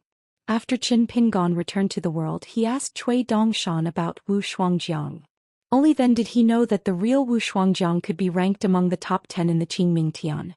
And the white-haired boy, as he expected, was the demon in Wu Shuangjiang's heart. He was even his Daoist companion on the mountain. Her real name was Tian Tian. That was the name on the registry of mountains and rivers. It seemed that there was no surname. However, Qin Pingon felt that it was quite good to think that this otherworldly demon was Wu Shuangjiang. Back then, he had a good relationship with the young shopkeeper of the Stork and because of the ownership of this otherworldly demon. But in the end, there was some unhappiness between them. The white-haired boy sighed and was speechless. After so many hardships, he got what he wanted. Instead, he felt a little lost. He suddenly put his hands on his waist and said, "Who are those two? That bun and that short winter melon, what are they doing? How dare they sit at the same table with my hidden officer Laozu? Did I borrow your guts? Don't you understand human language? Hurry up and sit on the ground." Pei Qian chuckled. Zhou Mili scratched her head. He was not afraid at all. The next moment, this otherworldly demon of the Ascendant Realms suddenly showed an illusory Dharma form. It instantly propped up the heaven and earth of the city. After slightly bending its knees and bowing its head, it took in the mountains and rivers on the ground. Then it rotated its sleeves and the starlight scattered between heaven and earth. It instantly put away its Dharma form and starlight, and its body shrank back to its original form. Except for Qin Pingon, Ning Yao and Pei Qian, who had a pair of shining eyes, even the patrolling cavalry did not notice this ripple of qi activity. Even the towering Dharma form could not be seen at all. Only Li Shilang and the old scholar raised their heads and found something unusual. It could be seen that Wu Shuangjiang's magical power was very high. No wonder Cui Dongshan said that this palace master was about to become the latest 14th realm great cultivator in the Qingming world. The white-haired boy swaggered and sat on the empty bench opposite Qin Pingon. He put his hands on the table and was about to stand up. Suddenly, he lowered his head and saw that the little girl in black could not step on the ground, so it did not matter. He continued to sit, picked some melon seeds for himself and began to eat them. Then he lowered his voice and said, "Old ancestor Ingguan, what is this place? It's quite strange. If you look outside, it's dark. The host here is at least at the Ascendant Realm. Don't tell me this is our own mountain? Oh my god, it's really a big family. Then we're really rich." Qin Pingon said, "We're on a ferry." The white-haired boy was stunned. He leaned forward and did not care about eating melon seeds. He reached out to cover his mouth and urged, "Old ancestor Ingguan, when shall we do it? If we don't do it, we'll lose our elegance and face. It's dark now, so it's the best time to do it. With you, Sister Ning, and me on the side, we'll be in charge of holding the line." "What ferry?" "It'll be our property from tomorrow onwards." Qin Pingon smiled and said, "Then you'll go and explore the way first?" He sighed and continued to eat melon seeds, pretending that he did not say anything. It found that there were some junk on the table. Eating sunflower seeds was boring, so it stood on the bench and began to fiddle with the virtual objects. There was a small bundle of dried plum branches, a small porcelain pot with a simple shape of daffodil, an iron cast flower artifact, and an ebony paperweight with the name Shu Yi. He suddenly felt a little sad. He slowly raised his head and looked at the guy who was drinking opposite him. He rubbed the corner of his eyes and said with a bitter face, "Old ancestor Ingguan, you've returned to your hometown, but why are you getting worse and worse?" Qin Pin gone. He suddenly asked carefully, "Did anyone look for you at the inverted hanging mountain?" Qin Pingon did not hide anything. He nodded and said, "They did, but I rejected them." He stood on the bench and asked with a smile, "That was then. What about now?" Qin Pingon could not even protect himself at the Great Wall of Sword Qi. It was uncertain whether he could return to his hometown, so he rejected them. Now that he had returned to the vast world, what would happen? Qin Pingon smiled and said, "I promised you. So for the next 80 years, even if Wu Shuang comes, as long as I'm here, you'll be free." A young worker who was napping at the counter suddenly raised his head and yawned. He rested his chin on one hand and said with a smile, "Young man, you talk so big. Won't you stuff yourself to death?" The white-haired boy's face instantly turned pale. Qin Pingon said, "I've made Court Chief Wu wait." The young worker smiled and asked, "What do you say now? Are you going to take back your arrogant words and earn a small favor from me? Or are you going to stop me?" Qin Pingon took out a talisman and said with a smile, "Since Court Chief Wu is proficient in divination and predicted that I would come to this night sailing ship, you've been waiting for me. To be safe, why don't I make an exception and temporarily restore my cultivation to its peak and perform a divination as a 14th level great cultivator? Otherwise I might fail miserably. It's easy to come to the vast world but difficult to return to the green netherworld. As for Court Chief Wu's exception, it'll definitely break the rule we made with the Confucian Temple. However, I can use my merits to smooth things over with the Confucian Temple." The middle-aged scholar had a helpless expression. He did not even notice Wu Shuang's arrival at the night sailing ship. The officer said, "That's a good thing. Other than Ning Yao, who is a surprise to everyone, if Qin Pingon really did have a trump card prepared beforehand, as long as he goes up against Wu Shuangjiang, the truth will come to light." The middle-aged scholar clicked his tongue in wonder and said, "Regardless of whether he has a trump card or not, he's indeed worthy of his title as a secluded official since he dares to challenge a 14th level great cultivator." He then sighed and said, "I want to witness the prowess of a 14th level cultivator, but I don't want to attract the attention of the Confucian Temple. It's really difficult." He turned to look at the man and said jokingly, "With Xiao Baozhuan's luck, he should have a place there like you and Tianwan." Qin Pingon had lost a portion of Taoism's fate regarding the bramble bough with the bearded guest. The man nodded and said, "I can consider it." The young waiter of the inn stood up. It was obvious that this court chief of the Sui Chu Palace who had ascended to the 14th level would not perform a divination. With a slight movement of his sleeve, Qin Pingon took out a talisman. There was nothing profound about it. He had merely used the talisman technique to move a mountain onto a piece of paper and draw an ordinary mountain top. Qin Pingon smiled and said, "Court Chief Wu, do you really want to give it a try?" The Sui Chu Palace chief Wu Shuangjiang, who had quietly rushed to the righteous world and boarded the ship, sneered. Qin Pingon instantly took out his natal flying sword and let Pei Qian and the white-haired boy protect Xiaomi. A sparrow in a cage. Qin Pingon and Ning Yao stood side by side. Apart from the absence of Pei Qian and the other two, the small world seemed to be normal. The next moment, there were no living immortals in the entire city. There were only Qin Pingon and Ning Yao who were carrying swords on their backs. A sparrow in a cage. Within the small world, all the streets and buildings turned into flying swords. Wu Shuangjiang put his hands behind his back and took the lead to walk out of the street. He leisurely looked at the flying sword's natal Abijna and took the lead to walk to the empty and quiet street. The talisman in Qin Pingon's sleeve flashed with spiritual light and disappeared instantly. Wu Shuangjiang frowned slightly. Qin Pingon extended his hand and unsheathed Night Ranger. He squinted his eyes and said, "Then shall we try the 14th level?" Ning Yao smiled. A white-robed youth suddenly appeared and struck a palm with his fist. "All right, mister." A slender man in a long green robe and cloth shoes raised his hand. A willow leaf spun between his fingers as he laughed at Wu Shuangjiang, the 14th level. You scared me to death. 776. A bunch of caged sparrows seemed to be independent in the city of night sailing ships. Other than the two opposing sides with a great disparity in numbers, there were no other outsiders in the world. Under the green underworld, Xianxia Palace Master Wu Shuangjiang was the newest 14th realm Qi cultivator in several realms. Qin Pingon, Jade Unpolished Realm Sword Cultivator 10th Realm Martial Artist. Ning Yao the First Ascendant Realm Sword Cultivator in the 5th Realm. Tui Dongshan Immortal Realm Qi Cultivator. Gushu Dragon Body. Jiang Shangzhen Immortal Realm Sword Cultivator. Falling from Ascendant Realm. Wu Shuangjiang stood on the street with one hand behind his back and the other hand twirling the hair on his temples.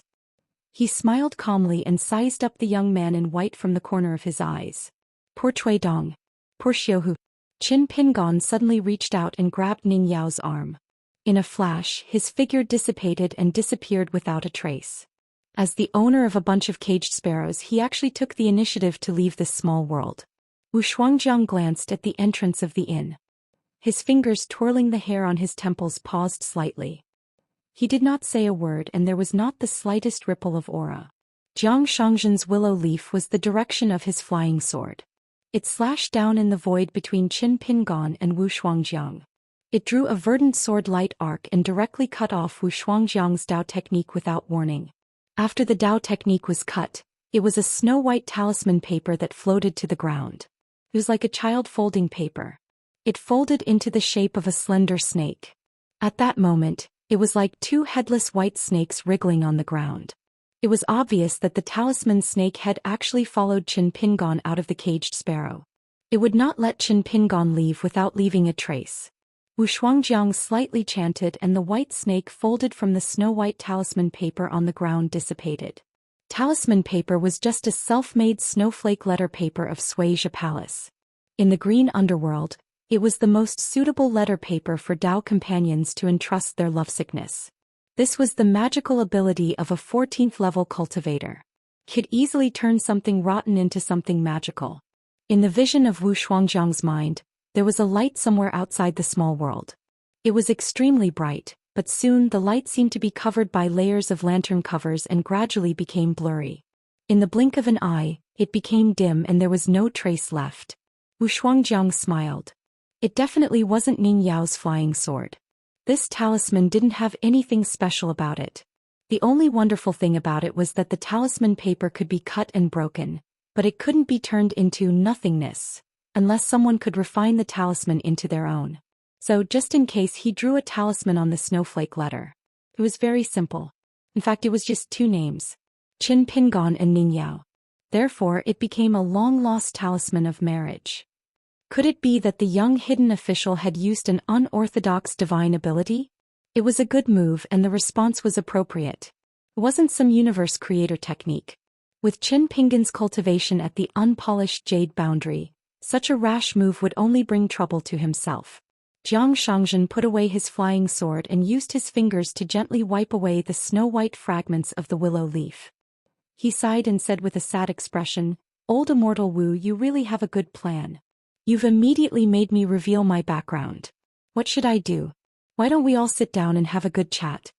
After his cultivation fell, Jiang Shangzhen's life-flying sword had been broken from a complete willow leaf to a broken willow leaf. According to common sense, the world believed that old sect Master Zhang's combat strength had fallen. That snow-white talisman paper was like a whetstone used to sharpen the sword. Although it was cut in half like tofu, Wu Shuangjiang was still able to rely on this to instantly determine the fierceness of the flying sword. As expected of Jiang Shangzhen. Not only is he gifted, but the key is that he's ruthless enough. He's a natural Dao-fusing embryo. It's not without reason that he's able to cause trouble everywhere and live until today. Wu Shuangjiang smiled and was very understanding. He said slowly, "Actually, there's no need to deliberately delay.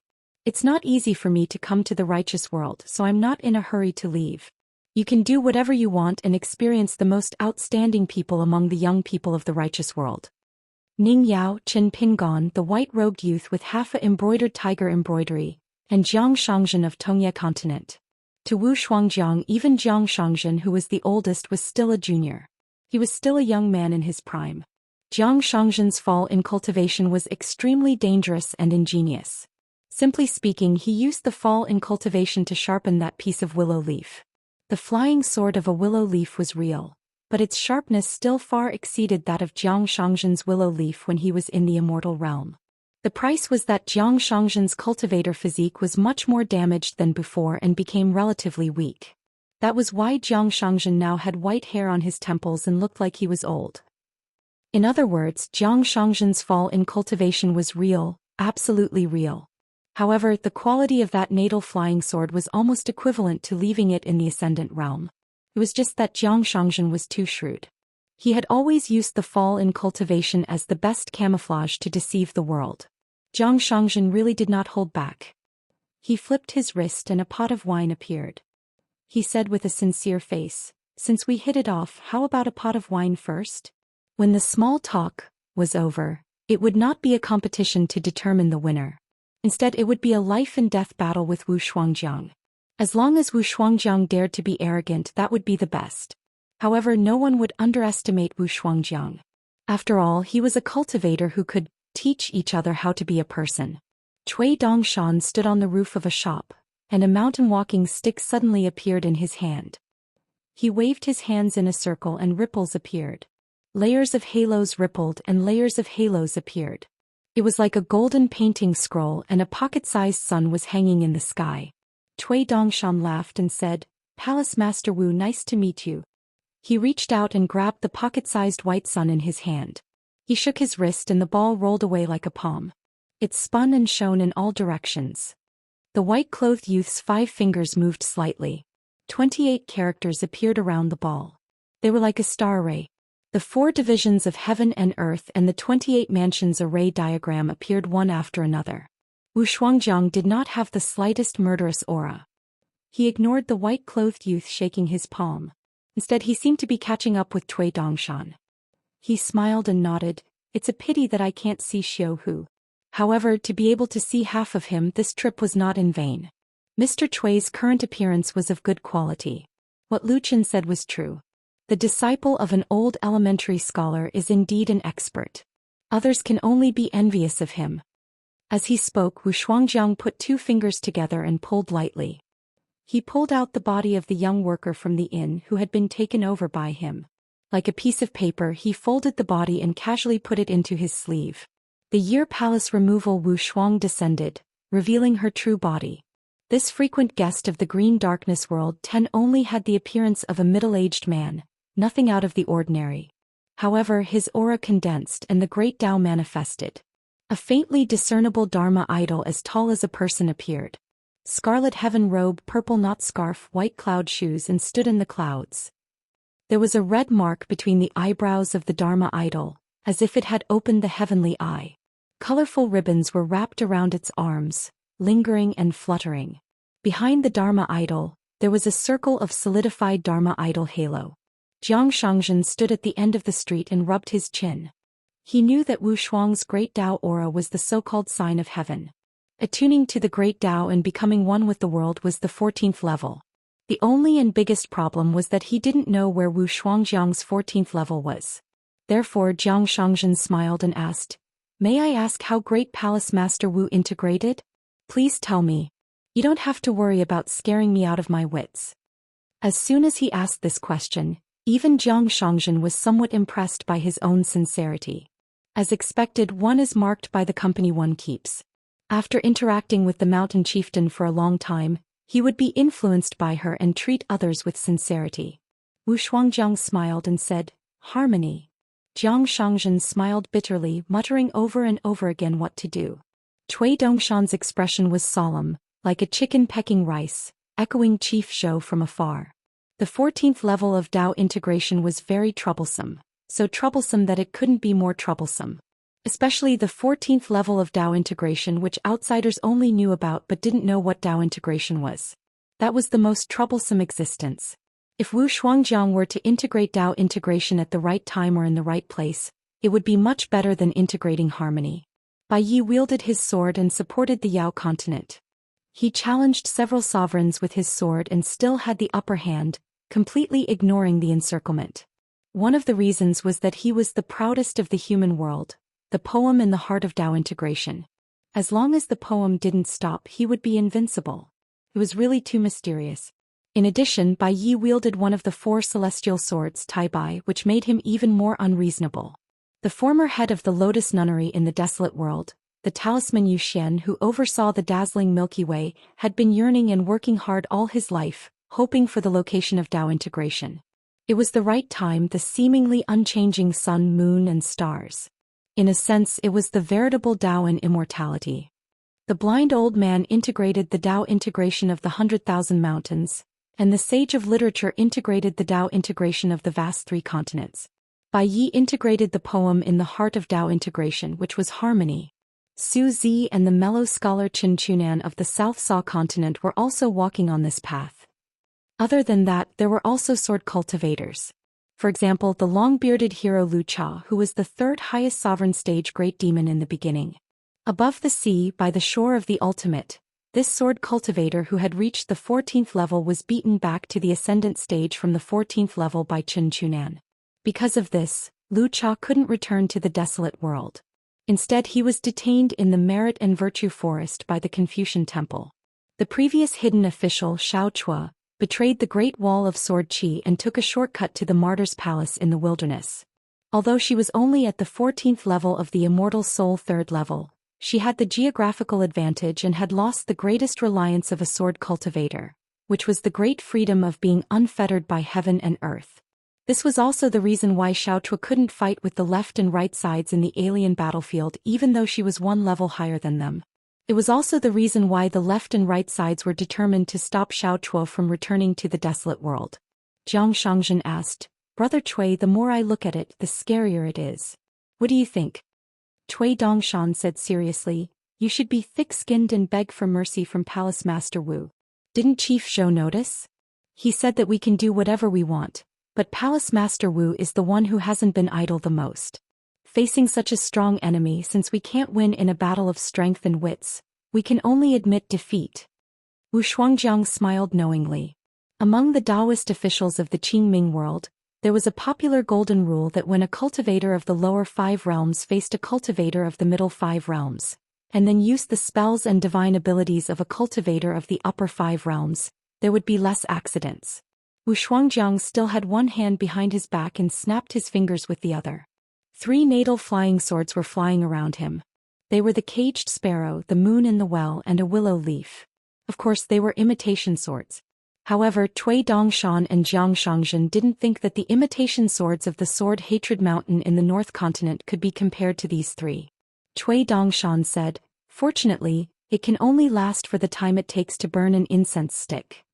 Jiang Shangzhen said with a sad look, "Mountain Master's hands-off boss is very unpredictable."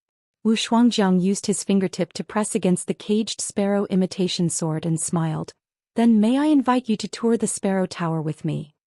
In an instant, the scenery of the world changed completely. There was a tall building standing on the bank of the river. It was none other than the Stork Tower of the Qingming Heavenly Palace. Wu Shuangjiang waved his sleeves and the moon in the well flashed past. The water of the river rose, like rain clouds hanging upside down on the earth. Finally, rain fell from the sky. Countless raindrops shot up, and every raindrop was a flying sword. There were millions of flying swords. Cui Dongshan, who was floating in the air, knocked the green bamboo cane in his hand heavily and smiled. "Since ancient times, let's go to the past and catch a big fish upstream. Go back." The words of the Confucian sage were like the heavenly law, and the river of time flowed in reverse. The 3 of them returned to the real world of the caged sparrow. In fact, the 2 times the flowing water of time passed by Wu Shuangjiang, it took a detour. Cui Dongshan stood on one leg like a golden rooster. With one hand raised high, he held the white sun in his palm while the other pointed at Wu Shuangjiang with the mountain-treading staff. The 4 directions are called the universe. Let this junior teach court chief Wu what a small world is. In fact, before Cui Dongshan made that comical pose, the world had already been formed. Wu Shuangjiang kept the 3 imitation swords in his sleeves. Looking at his posture, he was going to use them to refine the void into reality. Wu Shuangjiang took a step forward for the first time. The moment he took a step, the celestial form behind him overlapped with his true body, and a majestic Dharma form appeared on the spot. It was millions of feet tall, and compared to the indomitable scene of the otherworldly demon in Lishong City, it was even more exaggerated. It was as if it was about to open up a canopy of Cui Dongshan's world. When it took its second step, the Dharma form held up the sky with one hand and swept its other arm. The originally stable world instantly became chaotic and countless torrents of Dao techniques appeared. Each and every strand was as large as a raging river that broke through a dam. They surged through the world and a slight sound of silk tearing could be heard. Cui Dongshan sneered. He twirled the green bamboo cane with 2 fingers and drew a circle. He pinched his fingers and silently recited the teachings of the sage. The world that included Wu Shuangjiang and the Dharma form was cut apart and condensed into a mustard seed. Jiang Shangzhen no longer hesitated.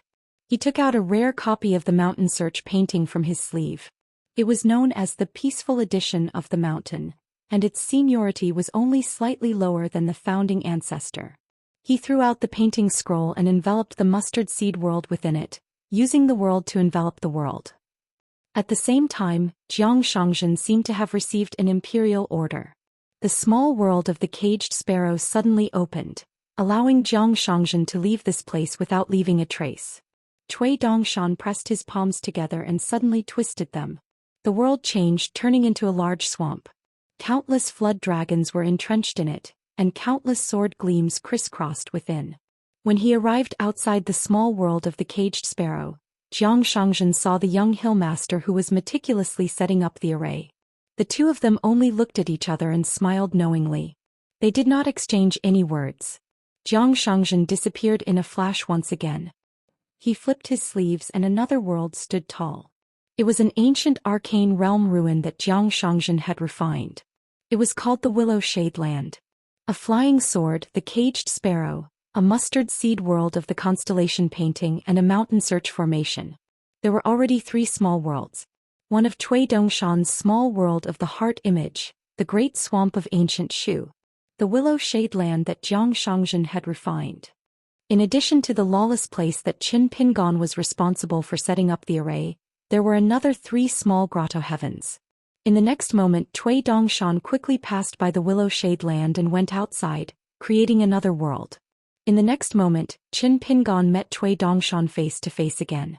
He spread out a sword immortal painting scroll that he had brought back from the Great Wall of Sword Qi to the peak of Luopa Mountain. Ning Yao, who had nothing to do, was only responsible for overseeing it. It was not that the small worlds of cultivators were worthless, but that Qin Pingon and the other 2, especially Jiang Shangzhen and Cui Dongshan, who had many magic treasures, could not be judged by common sense. Previously, outside the Mirage City of the Great Quan Empire, Qin Pingon was alone. When Jian Pei Min, Cui Dongshan, and Jiang Shangzhen did not have a chance to make a move. After that, the 3 of them stayed at Luopa Mountain and chatted for a night. In the end, they even invited Shan Jun Wei Pai and Lu Jinglong to come up with a plan. The 3 mountains talisman that Qin Pingon had taken out earlier was one of his earliest ideas on the mountain. It was the most crucial move on the chessboard. It was worthy of being called the unreasonable move. Cui Dongshan and Jiang Shangzhen both had identical mountain talismans in their hands. This meant that no matter who encountered a difficult opponent who was bound to lose in a one-on-one fight, they could take out this talisman and summon the other 2 to instantly enter the battlefield. In the beginning, they used the swordsman Pei Min as an imaginary opponent. Later, the 3 of them did not even let go of the talisman Zhou Xian and the great celestial master of Longhu Mountain. They were all invited to the chessboard one by one. Of course, they could also use it to deal with a protector who might be behind Tianwan. In short, they were all aiming for ascendant realm sword cultivators like Pei Min. Even if they were to use it to deal with Wu Shuangjiang, who was a 14th level great cultivator, it was still the same sentence. If the 3 of them worked together, they could risk their lives. After all, Wu Shuangjiang came from the Green Netherworld. He was in a similar situation as Lu Qin when he traveled to Lizhu Grotto Heaven. There were many rules and restrictions. Even if he was driven to desperation, Wu Shuangjiang had no choice but to restore his 14th level cultivation base. That would violate the rules of the Sage of Rites. Naturally, he would be suppressed by the Great Way. Moreover, the situation had changed now. There was an Ascendant Realm Sword cultivator, Ning Yao. Not only was she an Ascendant Realm cultivator, she was also proficient in fighting. Therefore, whether it was Ning Yao guarding the formation from the side or making the final decision, there was no doubt that she was the best candidate. However, according to the three of them, they did not expect Ning Yao to be involved in the battlefield. Even if she was an Ascendant Realm Sword cultivator, she could only take charge of one of them. This was because the superposition of the small worlds were interconnected. Every step was taken carefully. The slightest difference was the difference between heaven and earth. The order of the formation of each small world was very particular, not to mention the mystery within. Ning Yao had no qualms about this. She quietly waited for Wu Shuangjiang. Earlier she had heard Qin Pingon say that these small worlds were used to entertain the guests. They were just the first moves. Cui Dongshan and Jiang Shangzhen shook their sleeves in the various worlds. Magic weapons fell like rain. This was Luopa Mountain's way of entertaining guests. The higher the realm, the more money they spent and the more attention they paid. 777. Wu Shuangjiang was trapped in the overlapping mini-worlds. He could no longer see the figures of the four people. Instead, he retracted the Dharma form that could hold up the heavens and earth. He started to admire the first layer of the mustard world that was the foundation of the constellation map. Outside, there was the aura of the mountain-searching map, but Wu Shuangjiang was not in a hurry. He soared through the void, and with a casual step he could cross a constellation in the small world. Around him, because he was the only one who was suppressed, a breath or a step would collide with the small world. Especially when Wu Shuangjiang walked, it was like a surging river crashing into a pillar in the water, stirring up waves of dazzling seven-colored glaze. The flowing light overflowed and was incomparably bright. Behind him, there seemed to be an extremely thin but condensed long line that did not disperse, making Wu Shuangjiang look like a god crossing the river of stars. He strolled leisurely like a qi cultivator who had just entered the secular world of Qintianjian. He had to do the 4 introductory courses of fainting vision, fainting meditation, morning meditation and morning meditation. Then Wu Shuangjiang took a step and hovered in the void between the 2 constellations. He looked back and saw long lines that seemed to be the trajectory of life. They did not dissipate for a long time. Was this the manifestation of a karmic line? Wu Shuangjiang felt that it was a little novel. He let it go and waited for the other party to pull the thread. He only hoped that it was not a trick that was all talk and no action. Wu Shuangjiang put his hands behind his back and lowered his head with a smile. Mr. Cui, they all say that the qi is like a bull. Where is the sword light? There were only 2 people that Wu Shuangjiang was interested in. They were Su Zi and Xiao Hu. Wu Shuangjiang admired the former's poems from the bottom of his heart. That was why when he and Lu Chen stood outside the Deshiendu temple, Wu Shuangjiang said that he admired Su Zi even in front of the child in the tiger hat. As for the latter, he did not admire the deceit of his master or the 3 noble things. Instead, he admired Cui Dong's choice and the 100 years of preparation that led to that choice. Wu Shuangjiang felt that it was very interesting. If it were him, he would definitely not be able to do it. Since that was the case, he deserved his respect. Wu Shuangjiang rarely felt that he couldn't accomplish anything. He couldn't write as heroic a poem as Su Zi. He could scheme against 2 worlds in just 100 years and play them in the palm of his hand. He couldn't compare to Cui Shi. Therefore, Wu Shuangjiang was really not being polite when he addressed him as Mr. Cui. In fact, Wu Shuangjiang no longer needed to be courteous to anyone, not to Sun Huizhong of the Xuandu Monastery or Lu Chen of the Beko Keikyang building. A white-robed young man who had returned to this place appeared extremely far below. Even with Wu Shuangjiang's level of cultivation, he could only see the silhouette of a mustard seed no matter how hard he tried. However, the young man's voice was loud. "Beg me or you won't be able to see me." Wu Shuangjiang smiled. When Xiao Hu was young, he shouldn't be like this, right? He remembered that there was a time when he hid his identity and watched the debate between the 3 factions from afar. The young scholar standing behind the old Xiuzai had a scholarly air about him. He had a steady temperament and even had a natural elegance about him. At that time, Wu Shuangjiang felt that this person was not ordinary. Sure enough, after that, White Emperor City's Rosy Clouds Bureau was formed. Wu Shuangjiang said to himself, "That's right. I'm a guest and the person I'm meeting is half Xiao Hu. I should give him a greeting gift." This person raised his palm casually and said the 2 words, "Raise the sword," with a smile. First, a snow-white light appeared beside him. Then it stretched into a long line of sword light. Finally, it turned into a slightly chipped long sword. The style of the long sword, except for more than 200 extremely fine chipped edges, was exactly the same as the sword of Yudo of the Beko Keikyung building, the Daoist scripture of the four immortal swords. Wu Shuangjiang said again, "Drop the sword." A line fell straight down. The magnificent sword light fell straight from the constellation of the bullfighting constellation to the mortal world from the heavens.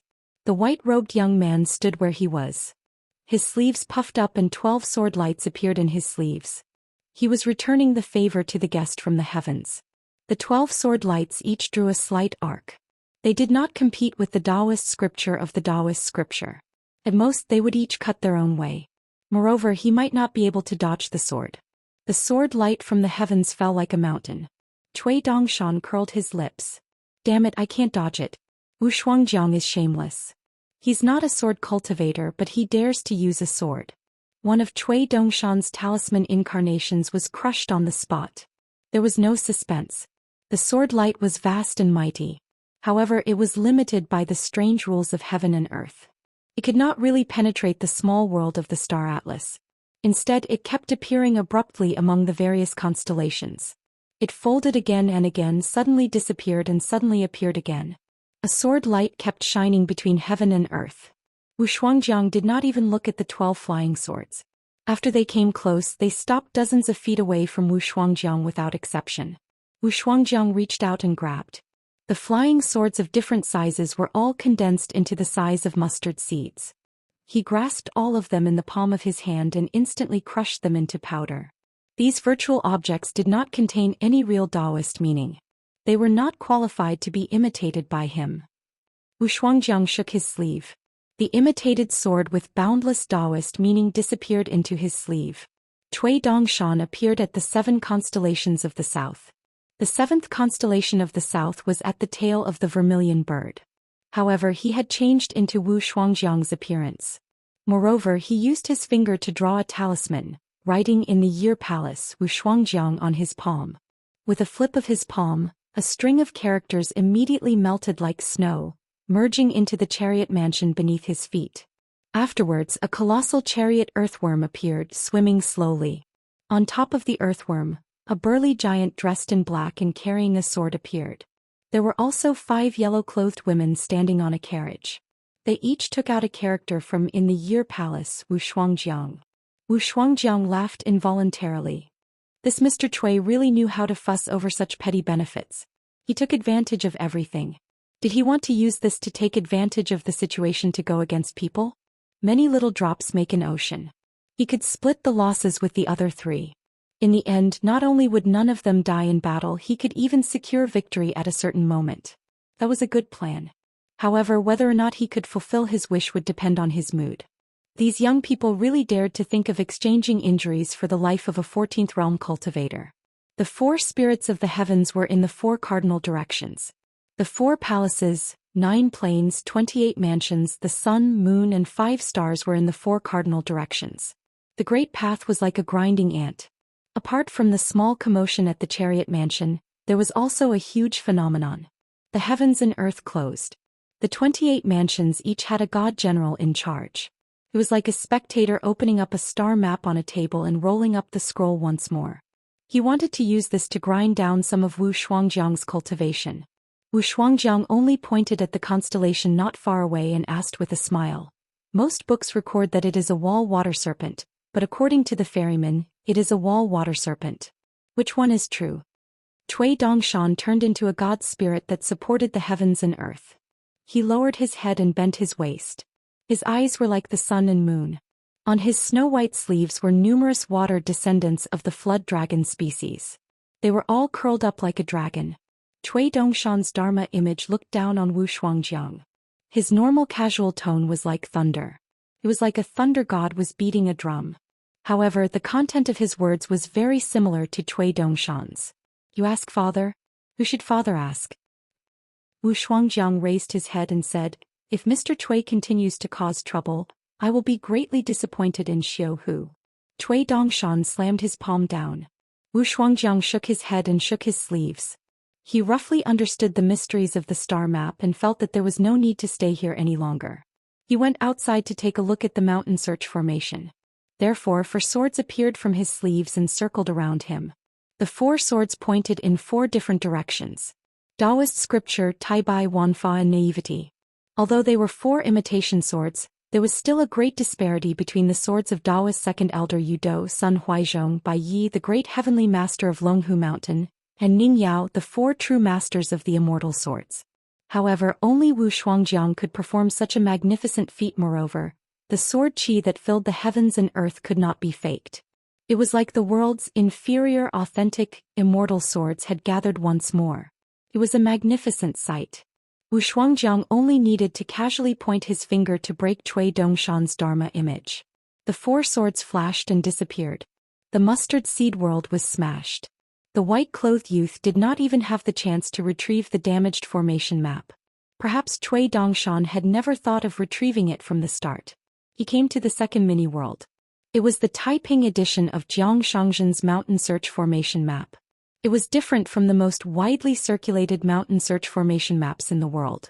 In this Taiping edition, the targets of the immortal generals searching the mountains were mostly human. Among them, there were many graceful women whose faces had turned pale. On the other hand, the immortal generals with golden rings on their hands looked very fierce and did not look human. When Wu Shuangjiang came to the mountain search formation, there were no more disputes or killing in the mini-world of the mountain search formation map.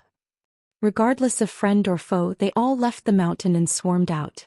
They all used their mystiques and tens of thousands of spells crazily attacked Wu Shuangjiang. Wu Shuangjiang's mind moved slightly, and the 4 imitation swords instantly went far away. They hovered in the 4 corners of the world. Wherever the 4 swords pointed, sword light bloomed. It was as if 4 pillars were erected in the 4 corners of the world. Then he took out 2 talisman and threw it lightly. A woman with a fox-white fur coat appeared beside him. She was full of heroic spirit. She was wearing a pair of flying cloud shoes. They were made of black silk and embroidered with clouds. They were dyed with perfume. Fragrant mist lingered around her feet. She walked leisurely like a fairy who had ascended to heaven with white clouds under her feet. As she walked, white clouds rolled and the world was filled with a strange fragrance. There was also a handsome young man with a yellow belt around his waist. A jade pouch hung from his waist. The young man only needed to reach out and press on his belt. Countless mountain spirits and monsters who were being searched retreated into the mountains. When the young man took out a jade pouch from his pouch and casually threw it into the air, all the immortal generals with golden rings on their wrists began to stop moving forward. In the end they slowly retreated. Wu Shuangjiang looked left and right. Looking at the immortal couple beside him, he smiled faintly. On the other side of the talisman imitation sword, a white-clothed young man stood over 10 li away. He nodded and let out a sigh of relief.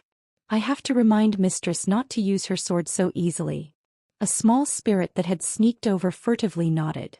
How troublesome. Compared to fighting with Pei Min and Court Chief Wu, it's much more worrisome. The talisman imitation sword flashed and the white-clothed young man was cut in half at the waist. The small spirit was beheaded. In the end, the white-clothed young man's legs bounced and his body was severed. The small spirit waved his hand and placed the head back on his shoulder. Wu Shuangjiang was slightly surprised. It was not Cui Dongshan's method. The talisman was just to refresh the mind. It was a simple and insignificant trick. However, Jiang Shangzhen's Yin spirit had truly left his body. How could he be unharmed? Wu Shuangjiang thought for a while and smiled. Stop hiding. Don't be idle. After he finished speaking. In the 3 small worlds. In the small world in the cage, Ning Yao saw Chen Pingon, who was wearing a green robe and carrying a sword on his back. In a secluded place, Chen Pingon, who was holding his breath and holding his sword on his knees, opened his eyes and saw Ning Yao. In front of Jiang Shangzhen there was a weak girl who looked like Heng Wu. However, there was no one beside Cui Dongshan's real body. Wu Shuangjiang laughed and said, Good Xiu Hu. You really don't disappoint. In the inn. The white-haired boy's face was pale as he stood on the bench in a daze. He thought that after Ning Yao reached the Ascendant Realm he would hide in the 5th world with Ning Yao for at least 70 to 80 years. Even if the next time the door opened he could go to several worlds. Even if the traveling cultivators were no longer restricted by the realm, he could ask Ning Yao or Qin Pingon to hide in the Confucian Temple in the Middle Earth for a few years. He could avoid Wu Shuangjiang no matter what. Firstly, he didn't expect Ning Yao to bring him to the vast world. Secondly, he didn't expect Wu Shuangjiang to have reached the 14th realm. Thirdly, he didn't expect that he would really cross a world. He had been waiting for him on this ferry for a long time. It was ridiculous. In the world, there were only cultivators who were afraid of inner demons. How could inner demons be afraid of qi cultivators? The only exception was Wu Shuangjiang, who was an exception. First, he deliberately created an inner demon for her at the bottleneck of the nascent soul realm. After Wu Shuangjiang smoothly reached the pure jade realm, he refined the inner demon that he imprisoned in his heart bit by bit with secret techniques for 1,000 years. Finally, Wu Shuangjiang used it as an opportunity to reach the 14th realm. Wu Shuangjiang was infatuated, but he was even more ruthless. Under the Qingming heaven, Wu Shuangjiang's stubbornness was almost as famous as his Dao techniques. That was why it tried so hard to find an opportunity to leave the prison of its heart. In the end, it followed the Daoist from the Daoist Du temple and traveled to the vast world's north continent. After that, it obtained its freedom according to a certain agreement. It wandered around and finally found a place to stay, which was the prison that Old Def was in charge of at the Great Wall of Sword Qi. It looked like a prison, but to it was an extremely precious place of freedom. At least it didn't have to worry about its life. Moreover, compared to the life that was worse than death in Wu Shuangjiang's hands, it could scold Old Def in the prison. When it was bored, it could take the initiative to take a few swords from the torture officers. Could chat with the little girl and occasionally have some fun with Xiaochua. When it teased the demon cultivators who were in a more miserable situation than it didn't feel that it was so miserable. This was especially so when they could follow the gaps in the demon's state of mind, as if they were traveling and enjoying the scenery. With their vision, they could see the great rivers and mountains of the desolate wasteland, and casually read through countless interesting stories. It was even more of a joy. Don't be afraid. Pei Qian took a sip of the glutinous rice wine and touched Xiaomi's head. He said softly, "It's okay if you're really afraid. Drink until you're drunk and fall asleep. When you wake up, you can see master and mistress." Xiaomili raised her hands and wiped her face. She nodded vigorously and held the white bowl with both hands. It was a pity that the bowl was too small. A pot of wine seemed to be too much. It took a lot of effort to finish the entire pot of glutinous rice wine.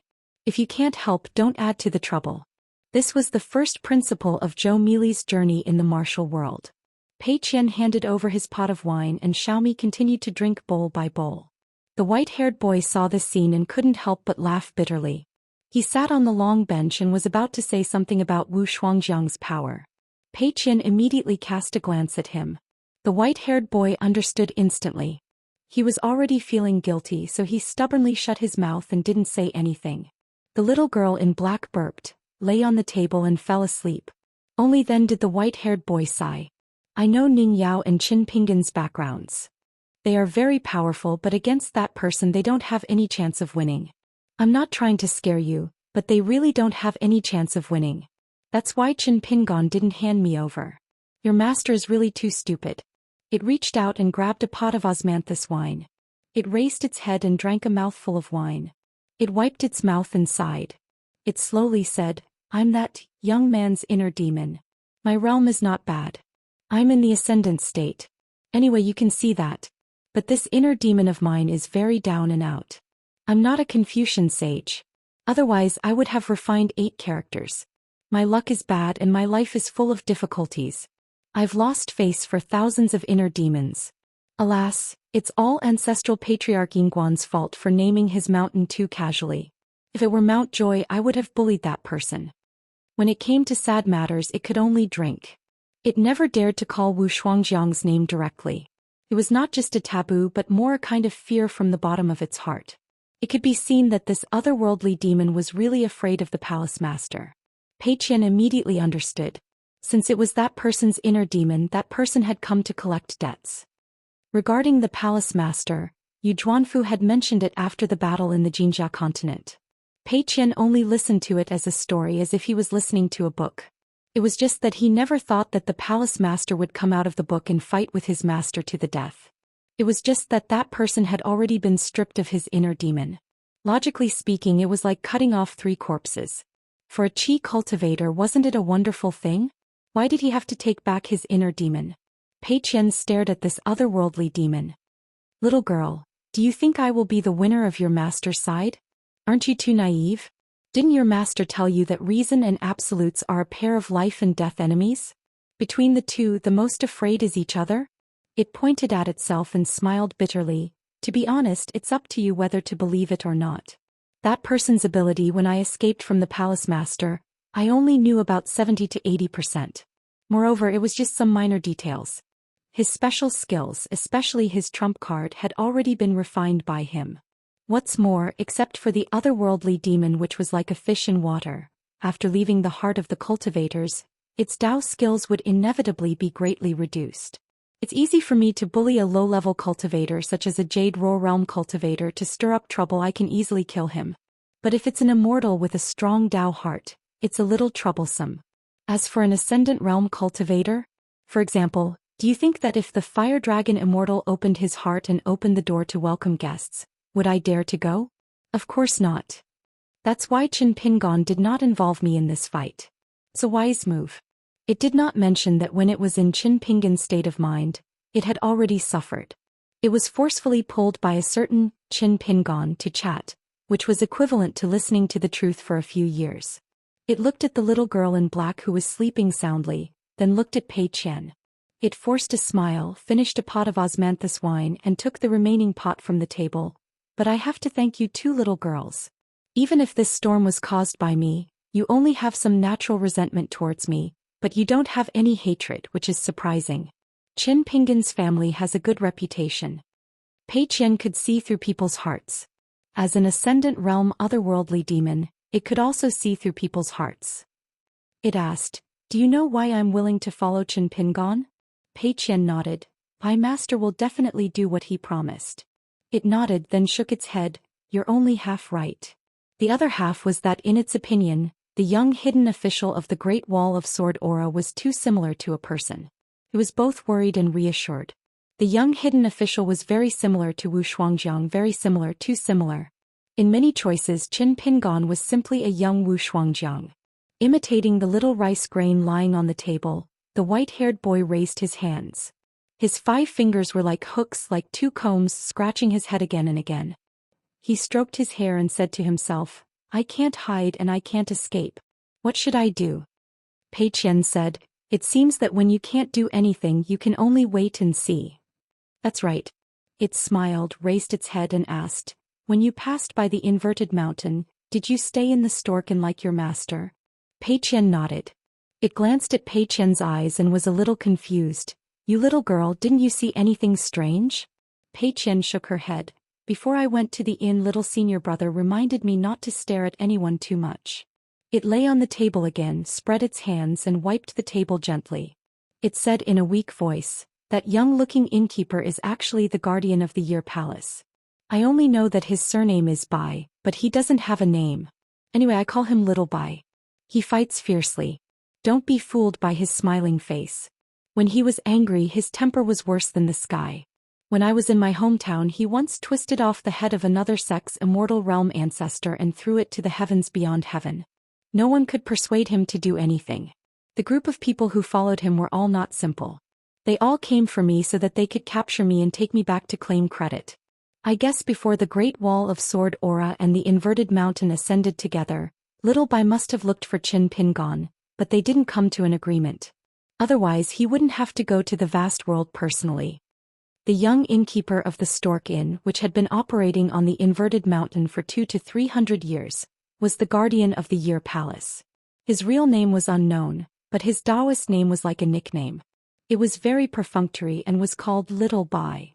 The other 4 people were all out of Yin spirit and had traveled far away. However, they followed the inverted mountain and returned to their hometown sections. Dragon Zhang Yuanbua in the cave and Jun Yuqiu on the mountain were all immortals.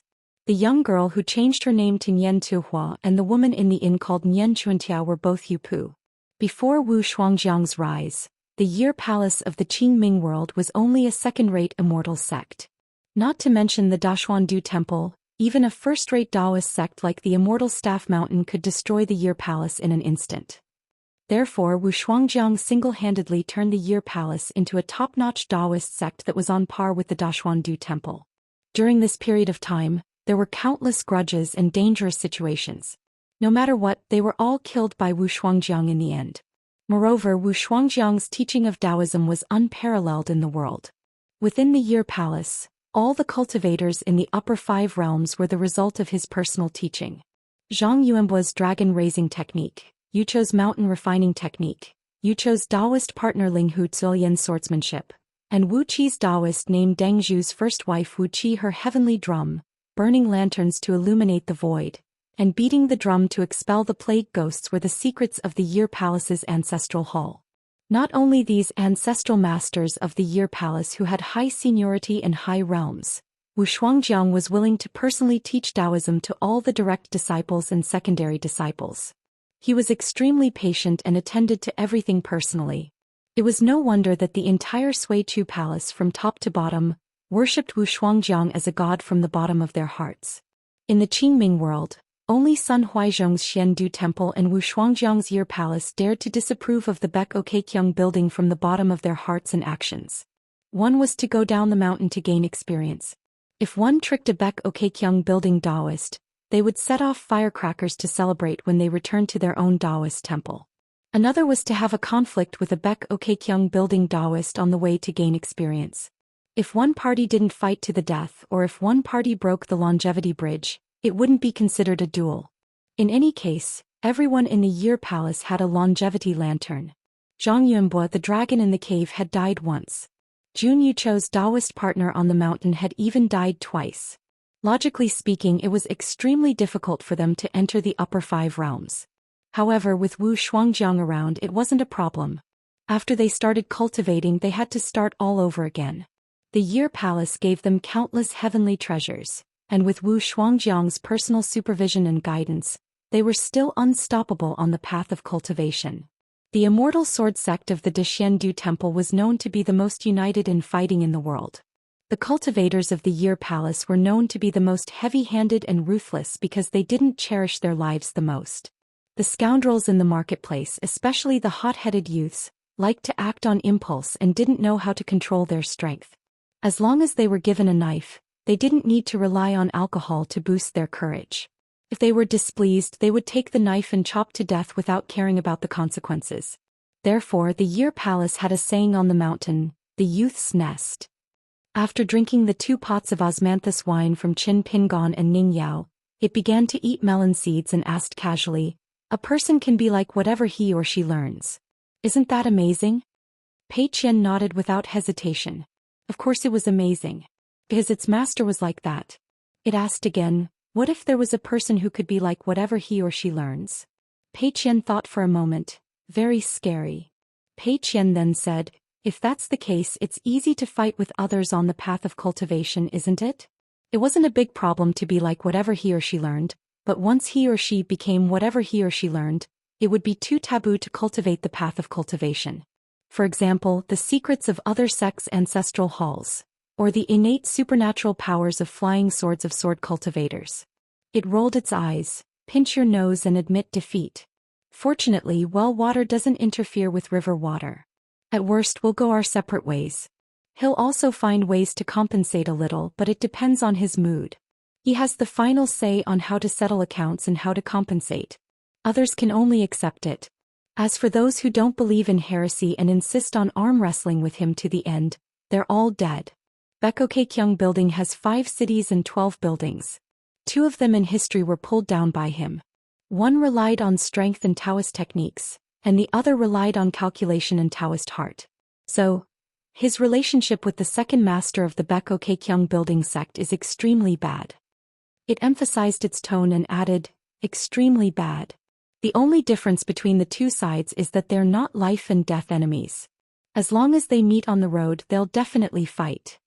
Pei Qian asked curiously, why are you so afraid of him? It stretched out its hand, let me rinse my mouth again. Pei Qian took out a pot of wine from the nearby objects, put it on the table and pushed it over. It drank it in one gulp and sighed, I'm still not brave enough to say it. Pei Qian said, forget it if you don't want to say it. It sighed with emotion, Qin Pingon taught you very well. A person's qi was clear and foul, in fact, it depended on whether he had a forgiving heart. Pei Qian smiled and said, it's passable. Master taught me 100% and I only learned 20 to 30%. It suddenly slammed the table and said angrily, "Little girl, why are you imitating me?" Pei Qian immediately reached out and pressed the table so as not to wake up Xiaomi. It angrily apologized to Pei Qian. I'm sorry. I can't help but reveal my true feelings." Pei Qian said without any reason, "When you go to Luopa Mountain in the future, you can go to the straw shop in Riding Dragon Alley first. There's an old senior there who should be able to chat with you." The white-haired boy looked doubtful. Which old senior? Ascendant Realm? And a sword cultivator? Luopa Mountain was very good, including Ning Yao himself and this old senior 3 ascendants. In the future, wouldn't he be able to walk like a crab every day in the vast world? Pei Qian shook his head and said, "Dragon Gate Realm." The white-haired boy spat. "What the hell, Dragon Gate Realm? I can't afford to lose face." Pei Qian stopped talking. The white-haired boy suddenly put his palms together with a serious face and said to himself, "Children's words carry no harm, children's words carry no harm. Thank you for your auspicious words, thank you for your auspicious words. I must go to Luopa Mountain and pay a visit to the Dragon Gate Realm Old Immortal in Riding Dragon Alley." Pei Qian suddenly looked at the otherworldly demon described by the white-haired boy and said softly, "You can only live in the hearts of others and become another yourself. It must be very hard." The white-haired boy was stunned. He sat cross-legged and ate melon seeds while smiling cheekily. "Little girl, you're so old that you don't know anything. When you talk about this, it's easy to say, but it can't comfort people." Pei Qian hummed and did not refute. She lay on the table, crossed her hands and rested her pointed chin on her arm. The white-haired boy glanced at the young woman's hair bun. "You have to empathize with everything. Every time you experience sorrow and joy, it's not easy. So don't learn from your master and everything. Qin Pingon doesn't want that either. Otherwise, just wait and see. If you practice the sword and cultivate, one day the inner demon will appear in your heart. It will be as big as Mount Meru, blocking your path and making you suffer. At that time you will know what hard work is." Back then in the prison there was a young man named Yu. Fortune favors fools. He wanted to think too much, but he didn't know what to think. There was also a boy named Du Shanin who lived a very self-centered life. He didn't care about good or bad things. As long as he could see, the good things were his. Everything was his. As long as it was worthless, he would rather break it than give it to others. He didn't have any rules in his heart. On the path of cultivation, these two kinds of people walked a little easier. After that, the two of them were silent. Xiaomi slept soundly, Pei Qian lay on the table in a daze, and the white-haired boy sat there in boredom. From time to time he would put his hands together and raise them high above his head, muttering. He probably prayed to all the gods he could. In the end it sighed and glanced at the night outside the window. It was gray as if there was no end. That Wu Shuangjiang to it and the former her, was a hurdle that was destined to be uncrossable. Back then Wu Shuangjiang accomplished something first. The inner demon was her and she was the inner demon. It was as if Wu Shuangjiang had set the whole framework and all the rules long ago. For this, Wu Shuangjiang carefully prepared for more than 100 years. How did Wu Shuangjiang break the inner demon? It was to become her inner demon. At that time, in the eyes of the old ancestors of the Year's Palace, Wu Shuangjiang had wasted 100 years at the bottleneck of the nascent soul realm. Everyone was more confused than the other. Why did Wu Shuangjiang, with such outstanding cultivation talent, stagnate in the nascent soul realm for so long? No one could imagine that Wu Shuangjiang had actually arranged a path for herself to ascend to the ascendant realm a long time ago. She even seemed to have prepared for how to reach the 14th realm. Just like a person, she was born with knowledge. However, whether it was her or the extraterrestrial demon, they knew one thing better than anyone else. Wu Shuangjiang was not born with knowledge. This man, who was usually silent, always gave people the impression of being dull, and at most calm, just liked to think too much. The white-haired boy had a headache. Just thinking about Wu Shuangjiang gave him a splitting headache. He held his head with both hands. Pei Qian came back to reality and handed over a pot of wine. It drank half the pot of wine in one breath. Out of the corner of its eye it saw a small bag. It jumped up and bent over to take it. Unexpectedly, Pei Qian also stood up and gently held down the bag of dried fish. On this trip, Xiaomi had a lot of melon seeds but not many dried fish. It could only grab a few dried fish from the stream and sat back to its original position. It threw them into its mouth and crunched. After a mouthful of dried fish and a sip of wine, it muttered, When I was young, every time I lost a key, broke a bowl, or got scolded, I thought it was a big deal. Pei Qian did not understand why it said these things. Unexpectedly, the white-haired boy rubbed the corner of his eyes hard and tears of bitterness instantly filled his face. He cried and complained, "I'm still a child, still a child. Why should I be bullied by a great cultivator of the 14th realm? There's no such thing in the world. The elder of the hidden official has unparalleled martial arts and is invincible in the world. Beat him to death, beat that crazy bastard to death." Pei Qian rubbed the space between his eyebrows. Since his master was not around, he took a pot of wine for himself and poured it into a bowl. He took a sip of the wine. After the white-haired boy wiped his tears, he was still sobbing. When a child is in pain, he cries loudly. As for an adult, speaking of this, he restrained his expression and muttered, "Living his life is like drinking alone." Pei Qian asked, "Pardon me for asking, but if Court Chief Wu dies and his Dao disappears, will you?" He hesitated for a moment but still nodded. There was some brilliance in his eyes as he said something that others would not be able to empathize with. "I'll also be reluctant." Before meeting Wu Shuangjiang, she hoped to regain her freedom and not have to worry about life and death. After meeting Wu Shuangjiang, she only hoped that she could be free and not be imprisoned in his heart. However, she also did not wish for Wu Shuangjiang to die and his Dao to disappear because she had always hoped that he would still exist in this world and live well. Pei Qian raised his wine bowl and handed it over to him. The white-haired boy raised his wine pot and clinked it lightly. Then they both drank. Life's unhappiness was dispelled with wine and swallowed in one gulp. He asked tentatively, "Since we're best friends, how about 2 more dried fish?" Pei Qian smiled and directly put the bag of dried fish into his sleeve. He gave him a thumbs up and praised loudly, as expected of the elder of the hidden official's first disciple. "You've inherited his magnanimity and spirit." Pei Qian said something fair. "With your flattery skills and loud voice, you won't be able to eat melon seeds in my Luopa mountain." He thought for a moment and began to make a sincere wish. He said resolutely, "As long as I can go to Luopa mountain, I'll go to the shop in Dragon Riding Alley and work for the old Immortal in the Dragon Gate realm."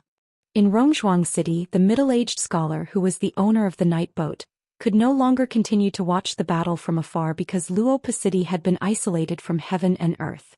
Therefore he took out a booklet. After spreading it out, one page recorded the end of Sun Huizhong of Xuandu Temple, and the next page recorded the beginning of Wu Shuangjiang's removal of the palace. On the night boat, today's battle was enough to leave a mark in history.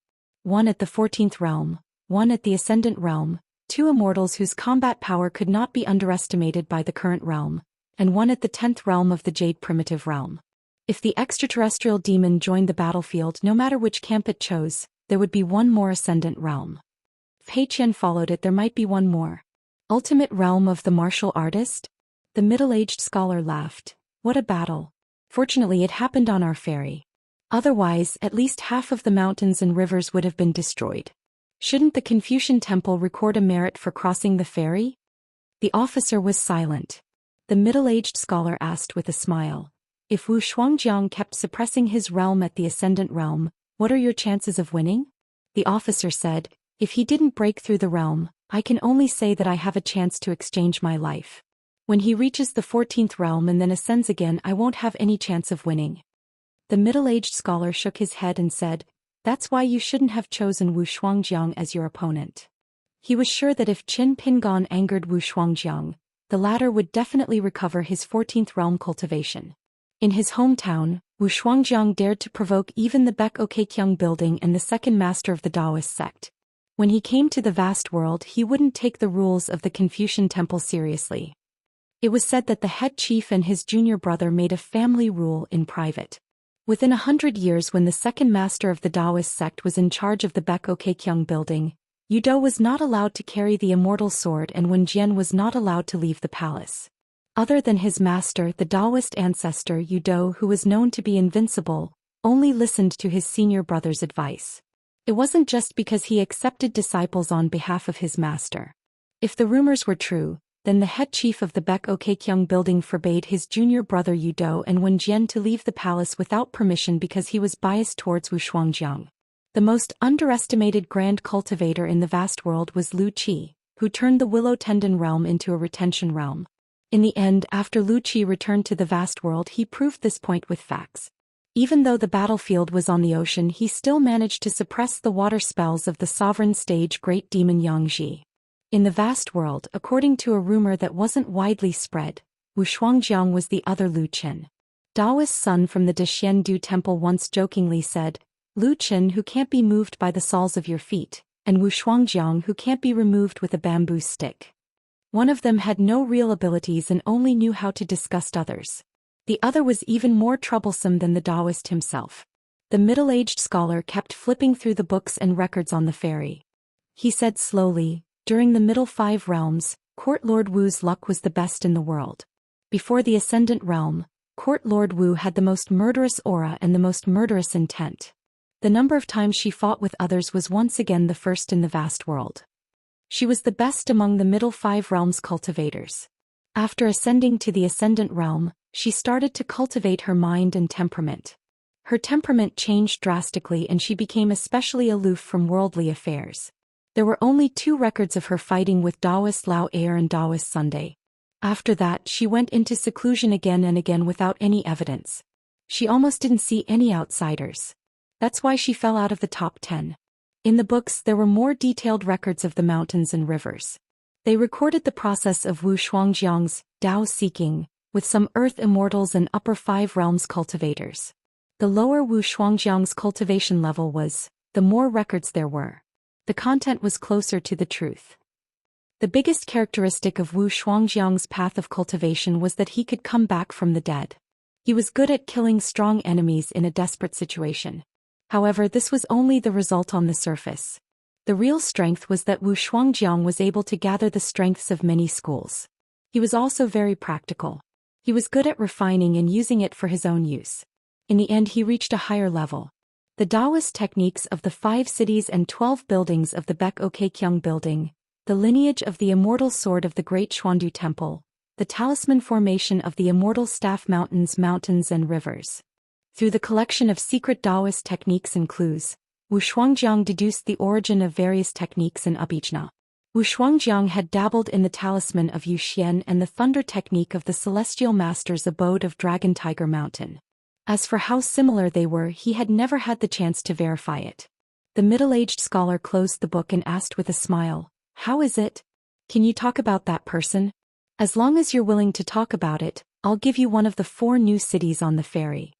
The officer shook his head and said, "Mr. Zhang, you shouldn't ask about this matter anymore." The middle-aged scholar was a little regretful. "Then it will forever be a no result in Goose Feather City." The officer said, "This one won't make a difference."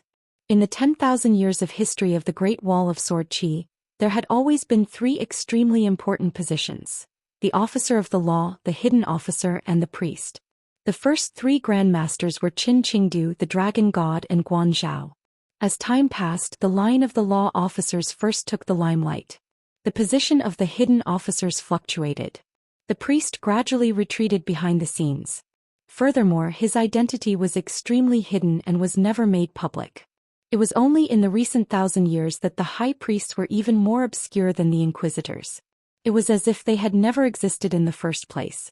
Not to mention young sword cultivators, even many sword immortals almost never thought about this insignificant matter. It could not be eaten as food, drunk as wine, or used as a flying sword to go out of the city to kill demons. What was the point of thinking about it? On the other hand, the hidden officer line had Xiao Chua and Qin Pingon. In the Great Wall of Sword Qi in the wilderness, they were extremely eye-catching. In the future, ordinary mountain cultivators would probably mistake the position of the Great Wall of Sword Qi for the position of the hidden officer. There were many books and secret files in the summer and winter residences of the hidden officials. However, there was no record of this matter at all. It was as if a few pages of an old calendar had been torn out. It could not even be considered a taboo. There was a small lake covered with lotus leaves. There was a small path that led to a pavilion in the middle of the lake. On the path, a man and woman stood there admiring the scenery. They didn't go to the pavilion where the middle-aged scholar and the officer were. A young man stood beside a young girl holding a bamboo basket. She was dressed simply and elegantly and had an extremely beautiful appearance.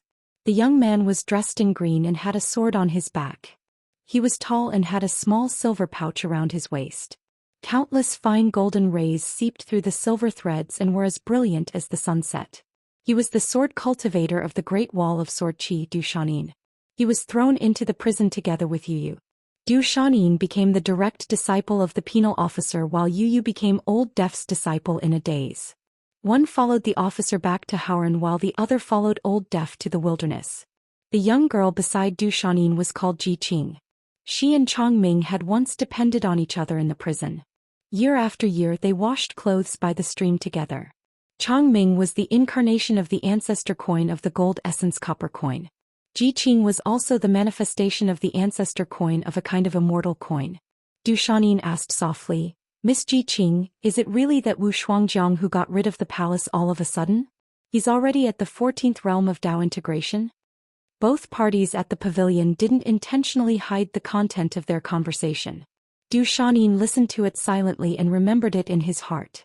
Ji Qing smiled sweetly and nodded, it's most likely him. Zhou Xian rubbed his chin. Since that boy is Wu Shuangjiang's heart devil, it's like he ran away from home? In that case, whether it's for public or private reasons, shouldn't the hidden officer be handed over? What's the point of fighting? It doesn't make sense. Ji Qing smiled and didn't say a word. Zhou Xian continued, what's more, the hidden officer is famous for being good at doing business. Over at the inn, why didn't he come to an agreement? In the end, he shed all pretense of cordiality. Both parties said ruthless words and started fighting? It doesn't seem like our hidden officer's style of doing things. Could it be that after returning to his hometown, the hidden officer has already established a connection with Middle-earth's Confucian temple with his Wen lineage identity and doesn't have to worry about a 14th realm cultivator from outside his hometown? Ji Qing shook her head and said softly, I don't know either. Zhou Xian smiled sinisterly, if it was in our Great Wall of Sword Qi, Wu Shuangjiang definitely wouldn't dare to make such a move. After all, Ning Yao isn't boss's sword immortal. Ji Qing had already turned her head to look at the lake. She was like a person standing in the clear water and holding up a lotus umbrella. The ripples were rippling and lotus leaves were everywhere.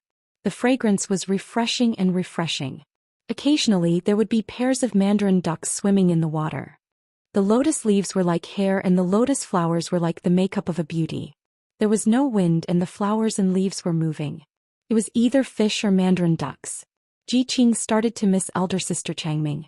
If there was a chance to meet this time, she would ask the hidden officer who was greedy for money. She remembered that when they first met, the young hidden officer was very well behaved when he first saw them. Later on, when he found out about her and elder sister Changming's Daoist roots, he smiled affectionately. The intimacy in his eyes could not be hidden. It seemed like there was no beauty in a man's eyes, only money. The young girl was in a good mood when she thought of this. She squatted down and smiled as she plucked the green lotus leaves.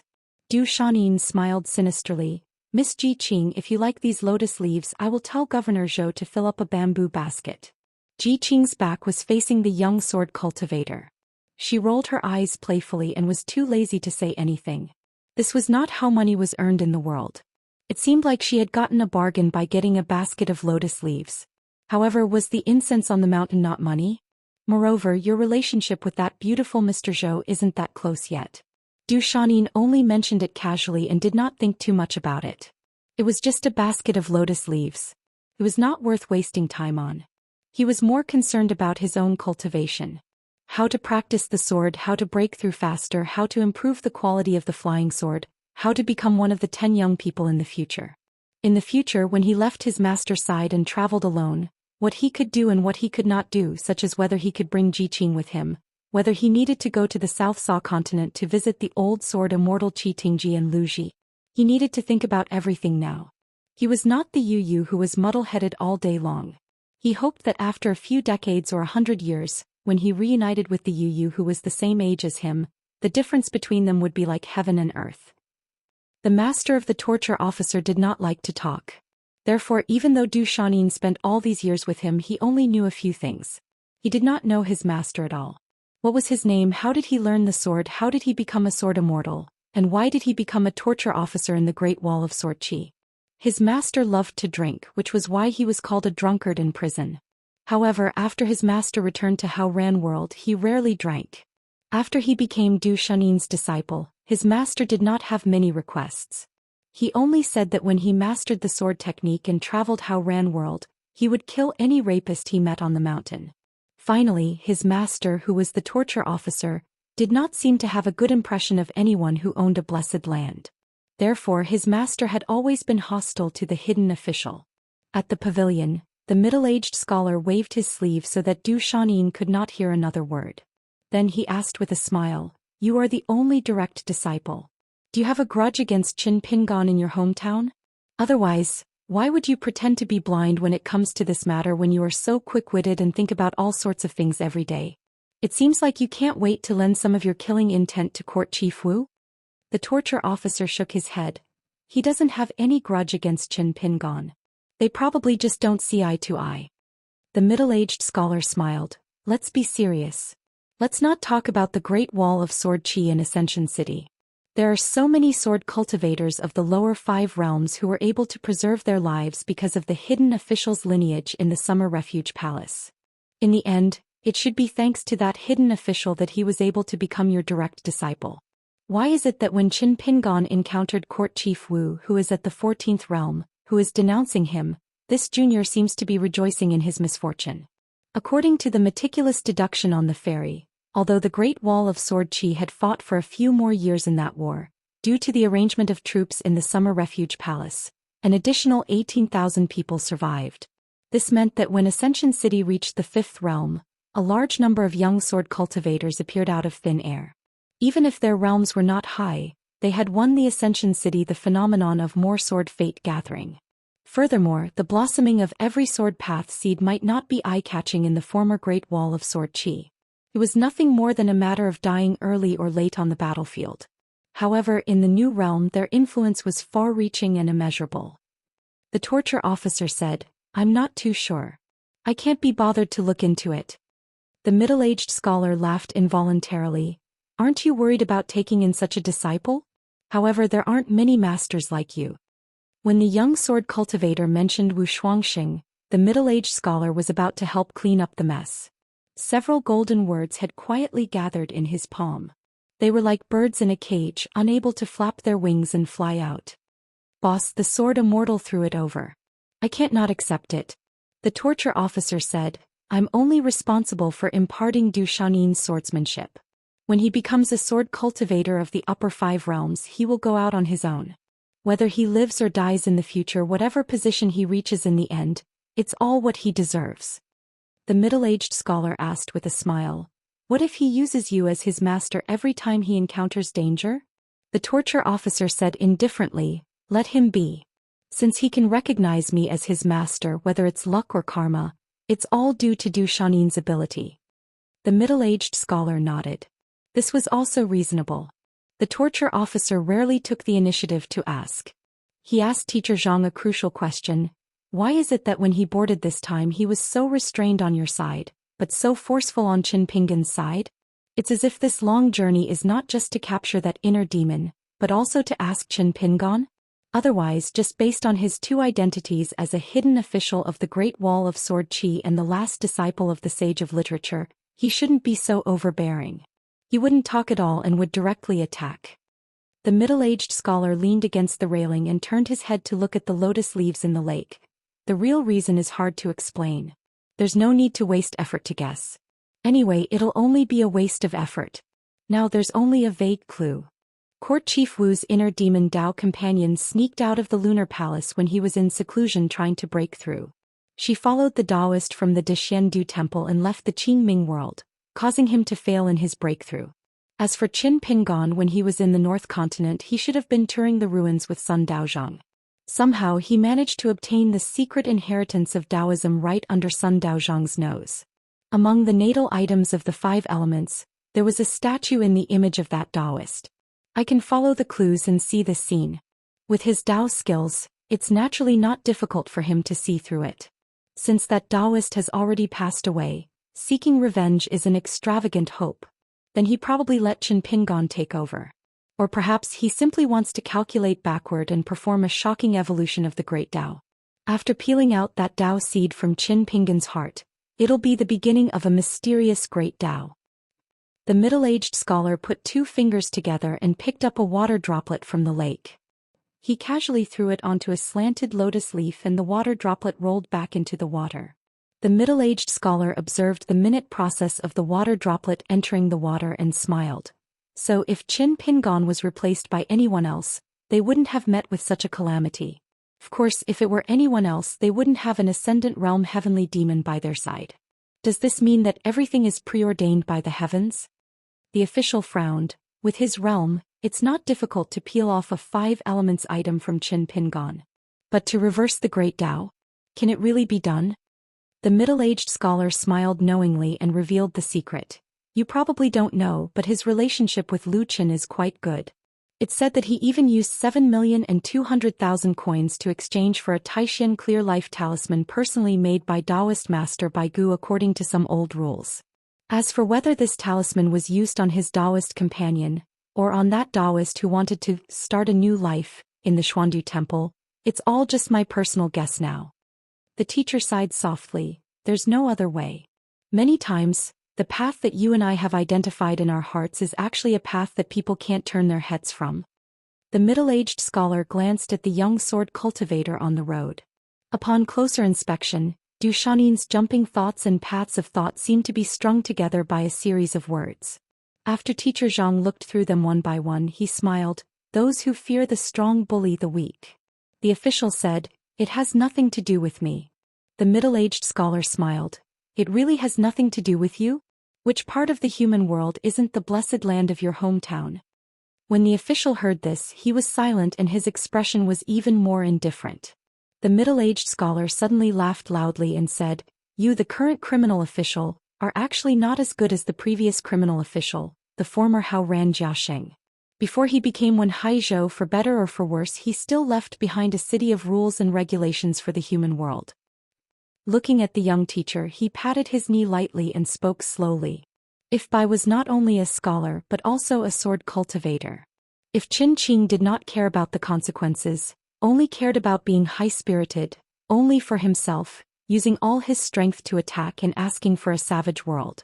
If the blind old man in the 100,000 mountains and the old head of the East Sea Temple, the 2 most experienced cultivators of the 14th realm, were willing to come out for the vast world. If Yudou did not use his sword to travel the great Xuandu temple and did not kill that Daoist. If Bai did not use his sword to support the Yao continent, and did not destroy the celestial sword Tai Bai, but instead returned it to its original owner.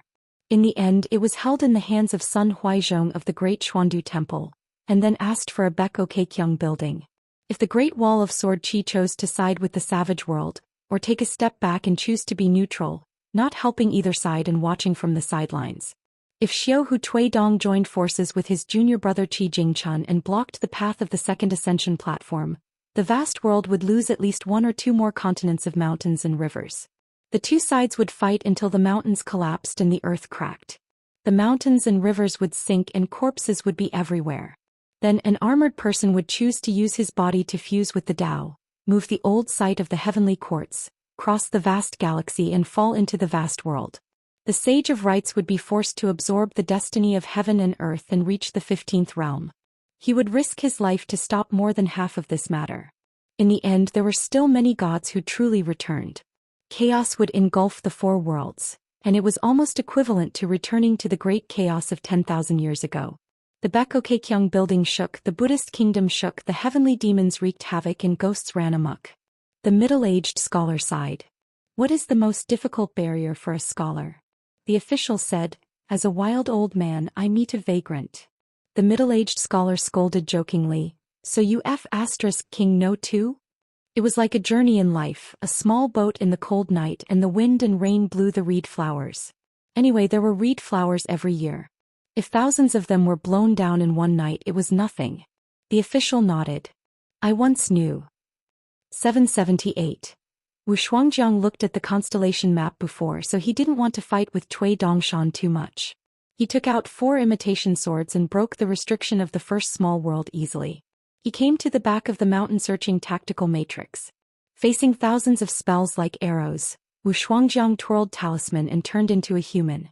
The woman in the fox coat turned into a cloud sea with a pair of flying shoes made of white clouds under her feet, suppressing the monsters in the mountain.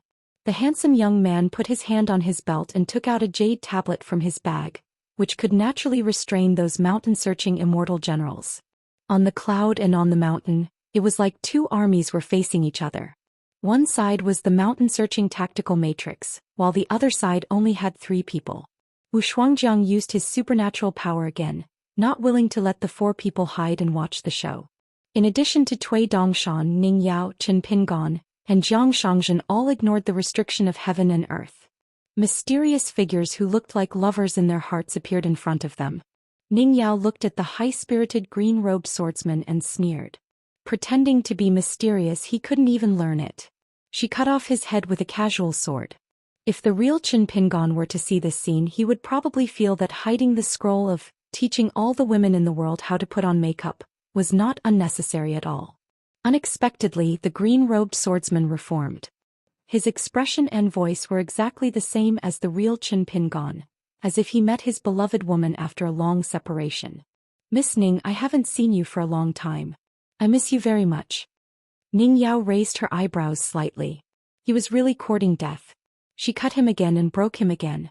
After that, as long as the green-robed swordsman reformed his body, Ning Yao would cut him with her sword. Many times she even waited for him for a while, intentionally or unintentionally. In short, she was willing to give him a chance to show up, but never gave him a chance to speak. Every time Ning Yao attacked with her sword, although it was just a line of sword light, each seemingly thin and dazzling sword light had a kind of sword style that could break the rules of heaven and earth. However, she controlled her sword very well. She didn't destroy the caged bird, but she could make the green-robed swordsman absorbed by the sword light. It was like a sword cutting out ultimate ruins, which could forcibly pull the surrounding seawater and even the water of the Milky Way into it and finally turn it into endless nothingness. To put it simply, this green-clothed swordsman before him, Chen Pingon, was completely unable to fight against Ning Yao, who was at the Ascendant Realm. The swordsman seemed to be ruthless in his heart. Suddenly, another replica of the caged bird appeared. Ning Yao's face was expressionless. She didn't restrain her sword aura. The replica of heaven and earth that had just appeared, together with the majestic sword rain of the moon in the well, suddenly shattered into thousands of pieces like colored glass. The brilliance of heaven and earth was blurred and the scene was magnificent. An Ascendant Realm female cultivator walked slowly with a sword in her hand. The hair on her temples fluttered slightly, which set off her extremely beautiful appearance. There was no other color in the world. In the lawless place where the formation was set up, Chen Pingon, who had been quietly waiting for Wu Shuang to come as a guest, stood up. He put his Night Ranger sword back into its scabbard. A pair of daggers slid out from his sleeves. He took a step to the side and held his sword, Ning Yao. A sword light fell straight on the spot. Chen Pingon stomped on the ground and instantly appeared behind the illusion of Ning Yao. He pressed his palm against the back of her head and crushed it on the spot. He then swept his sword behind him. Chen Pingon floated and landed dozens of feet away. He frowned slightly and immediately restrained his thoughts. The illusion of the woman's body didn't move at all. Only her head turned back and looked at Chen Pingon with a smile full of sarcasm. This was because the sword deity, in her hand that flowed with golden light, was only in a strange state between reality and illusion. However, when Chen Pingon slightly thought about it, the long sword in the woman's hand and the robe on her body instantly became incomparably close to the truth in Chen Pingon's heart. This meant that this woman, who had manifested out of nowhere, had her battle prowess skyrocketed. However, another thought accidentally flashed through Chen Pingon's mind. The woman's lips moved slightly as if she said the 2 words, "Come here." In the lawless small world, wisps of ancient essence sword intent were born out of thin air. They were like 4 long swords that had condensed into substance. The sword intent then separated into tiny sword chi that crisscrossed and protected the woman's world together. She nodded slightly and smiled with her eyes squinted. The number 1 person in the world is indeed worthy of the title. Chen Pingon felt a headache and understood. This Wu Shuangjiang's divine ability was really played sinisterly to the extreme. Chen Pingon hurriedly restrained all the complicated thoughts about Ning Yao in his mind. The woman smiled and said, "Is this enough?" The sword that broke the enchantment of the night boat earlier was the real cultivation of the Ascendant Realm. With this sword and the robe, there are 2 immortal weapons. I have to thank you. It's becoming more and more real. Oh, I forgot, you and I don't need to thank each other. It's too distant. Qin Pingon didn't feel that he couldn't fight, but it was a little tricky. No matter how powerful Wu Shuang was, the woman in front of him who looked like a painting copy was not the real Ning Yao after all. She was not a real Ascendant Realm sword cultivator. Whether it was the support of Wu Shuang's mind, her spiritual aura foundation, the long sword deity, and the robe golden wine, as long as Qin Pingon could restrain his mind, her body and all external objects would continue to be worn down and eventually dissipate. A lawless place was the best battlefield. Moreover, it was not all bad that Qin Pingon was trapped in this realm. It was just right to train the physique of a martial artist of the 10 realms. However, it was really difficult to deal with. Qin Pingon took a deep breath, and his figure was slightly bent, as if a heavy burden of thousands of kilograms had been removed from his shoulders all of a sudden. Previously, when he boarded the ship, he had been walking in Entry City as a martial artist of the 8 realms. Even when he went to find Ning Yao, he was at the peak of the peak realm. Now he was really at the peak of the peak realm. Unexpectedly, there was a Ning Yao behind the woman. She was like a piece of paper that was split by a sword. It was Ning Yao who came here with a sword. The real Ning Yao and the fake Ning Yao were immediately determined. Ning Yao took a step forward and came to Qin Pingon's side. She frowned slightly. What did you talk to her about? In the next moment, a scholarwood sword appeared out of thin air from the sword box behind Ning Yao. Qin Pingon swept out his arm, smashing it into Ning Yao's face. She was sent flying hundreds of feet away. Qin Pingon formed a sword seal with one hand, using his finger sword technique as a flying sword that pierced through her head. His left hand shot out a seal and 5 bolts of thunder gathered together.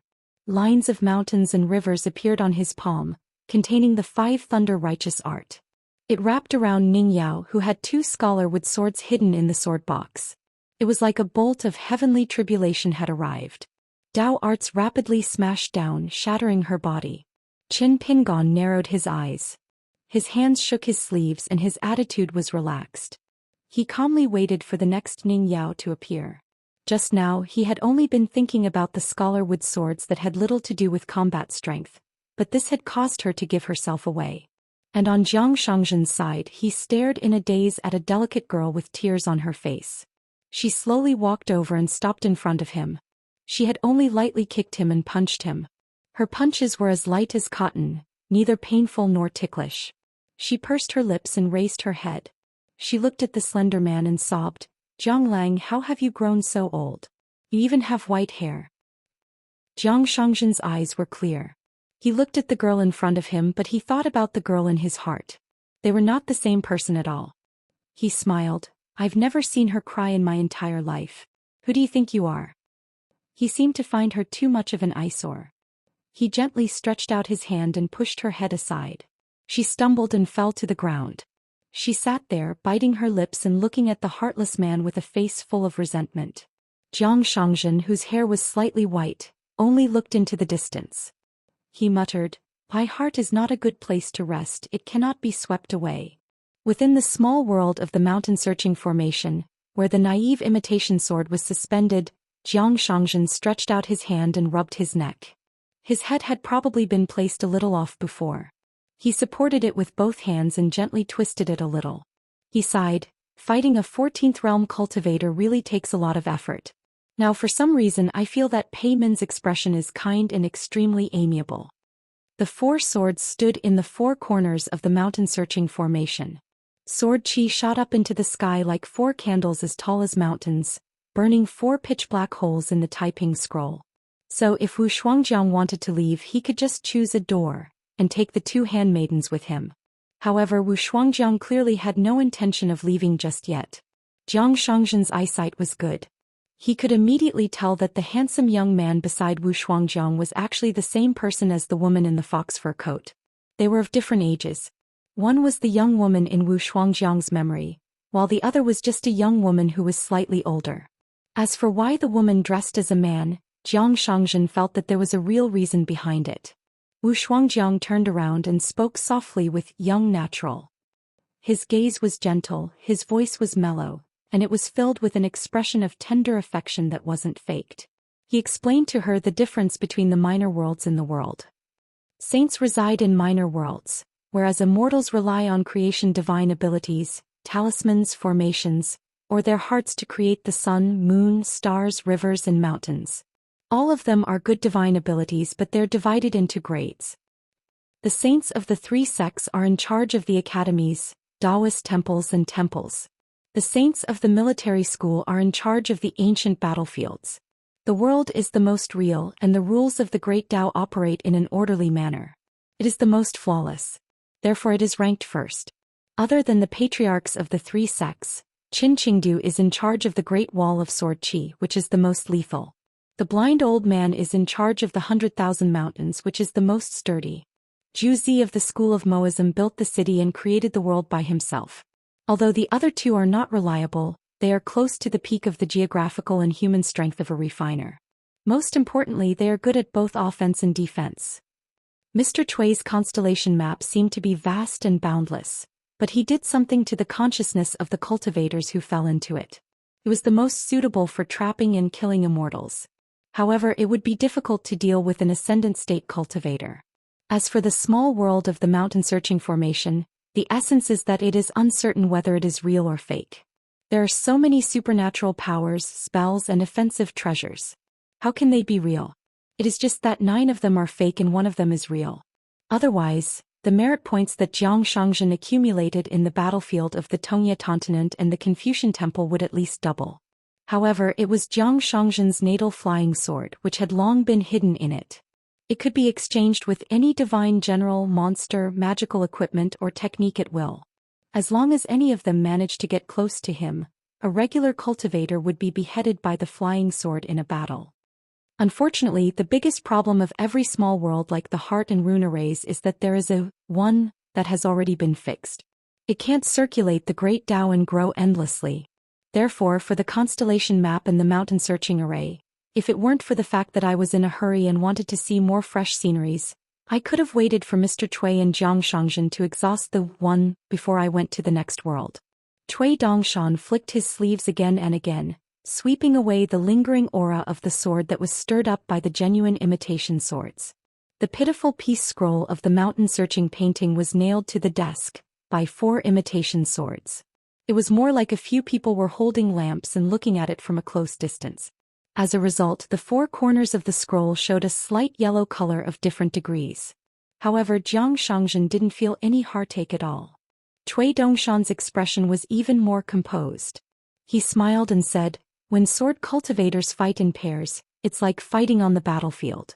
Old Wei is right. It's nothing more than a fixed formation. When Qi cultivators exchange pointers in Dao, it is like a temple of 2 kingdoms. It depends on who has more tricks up their sleeves. Different styles, different taste. Let's not be scared out of our wits by Court Chief Wu.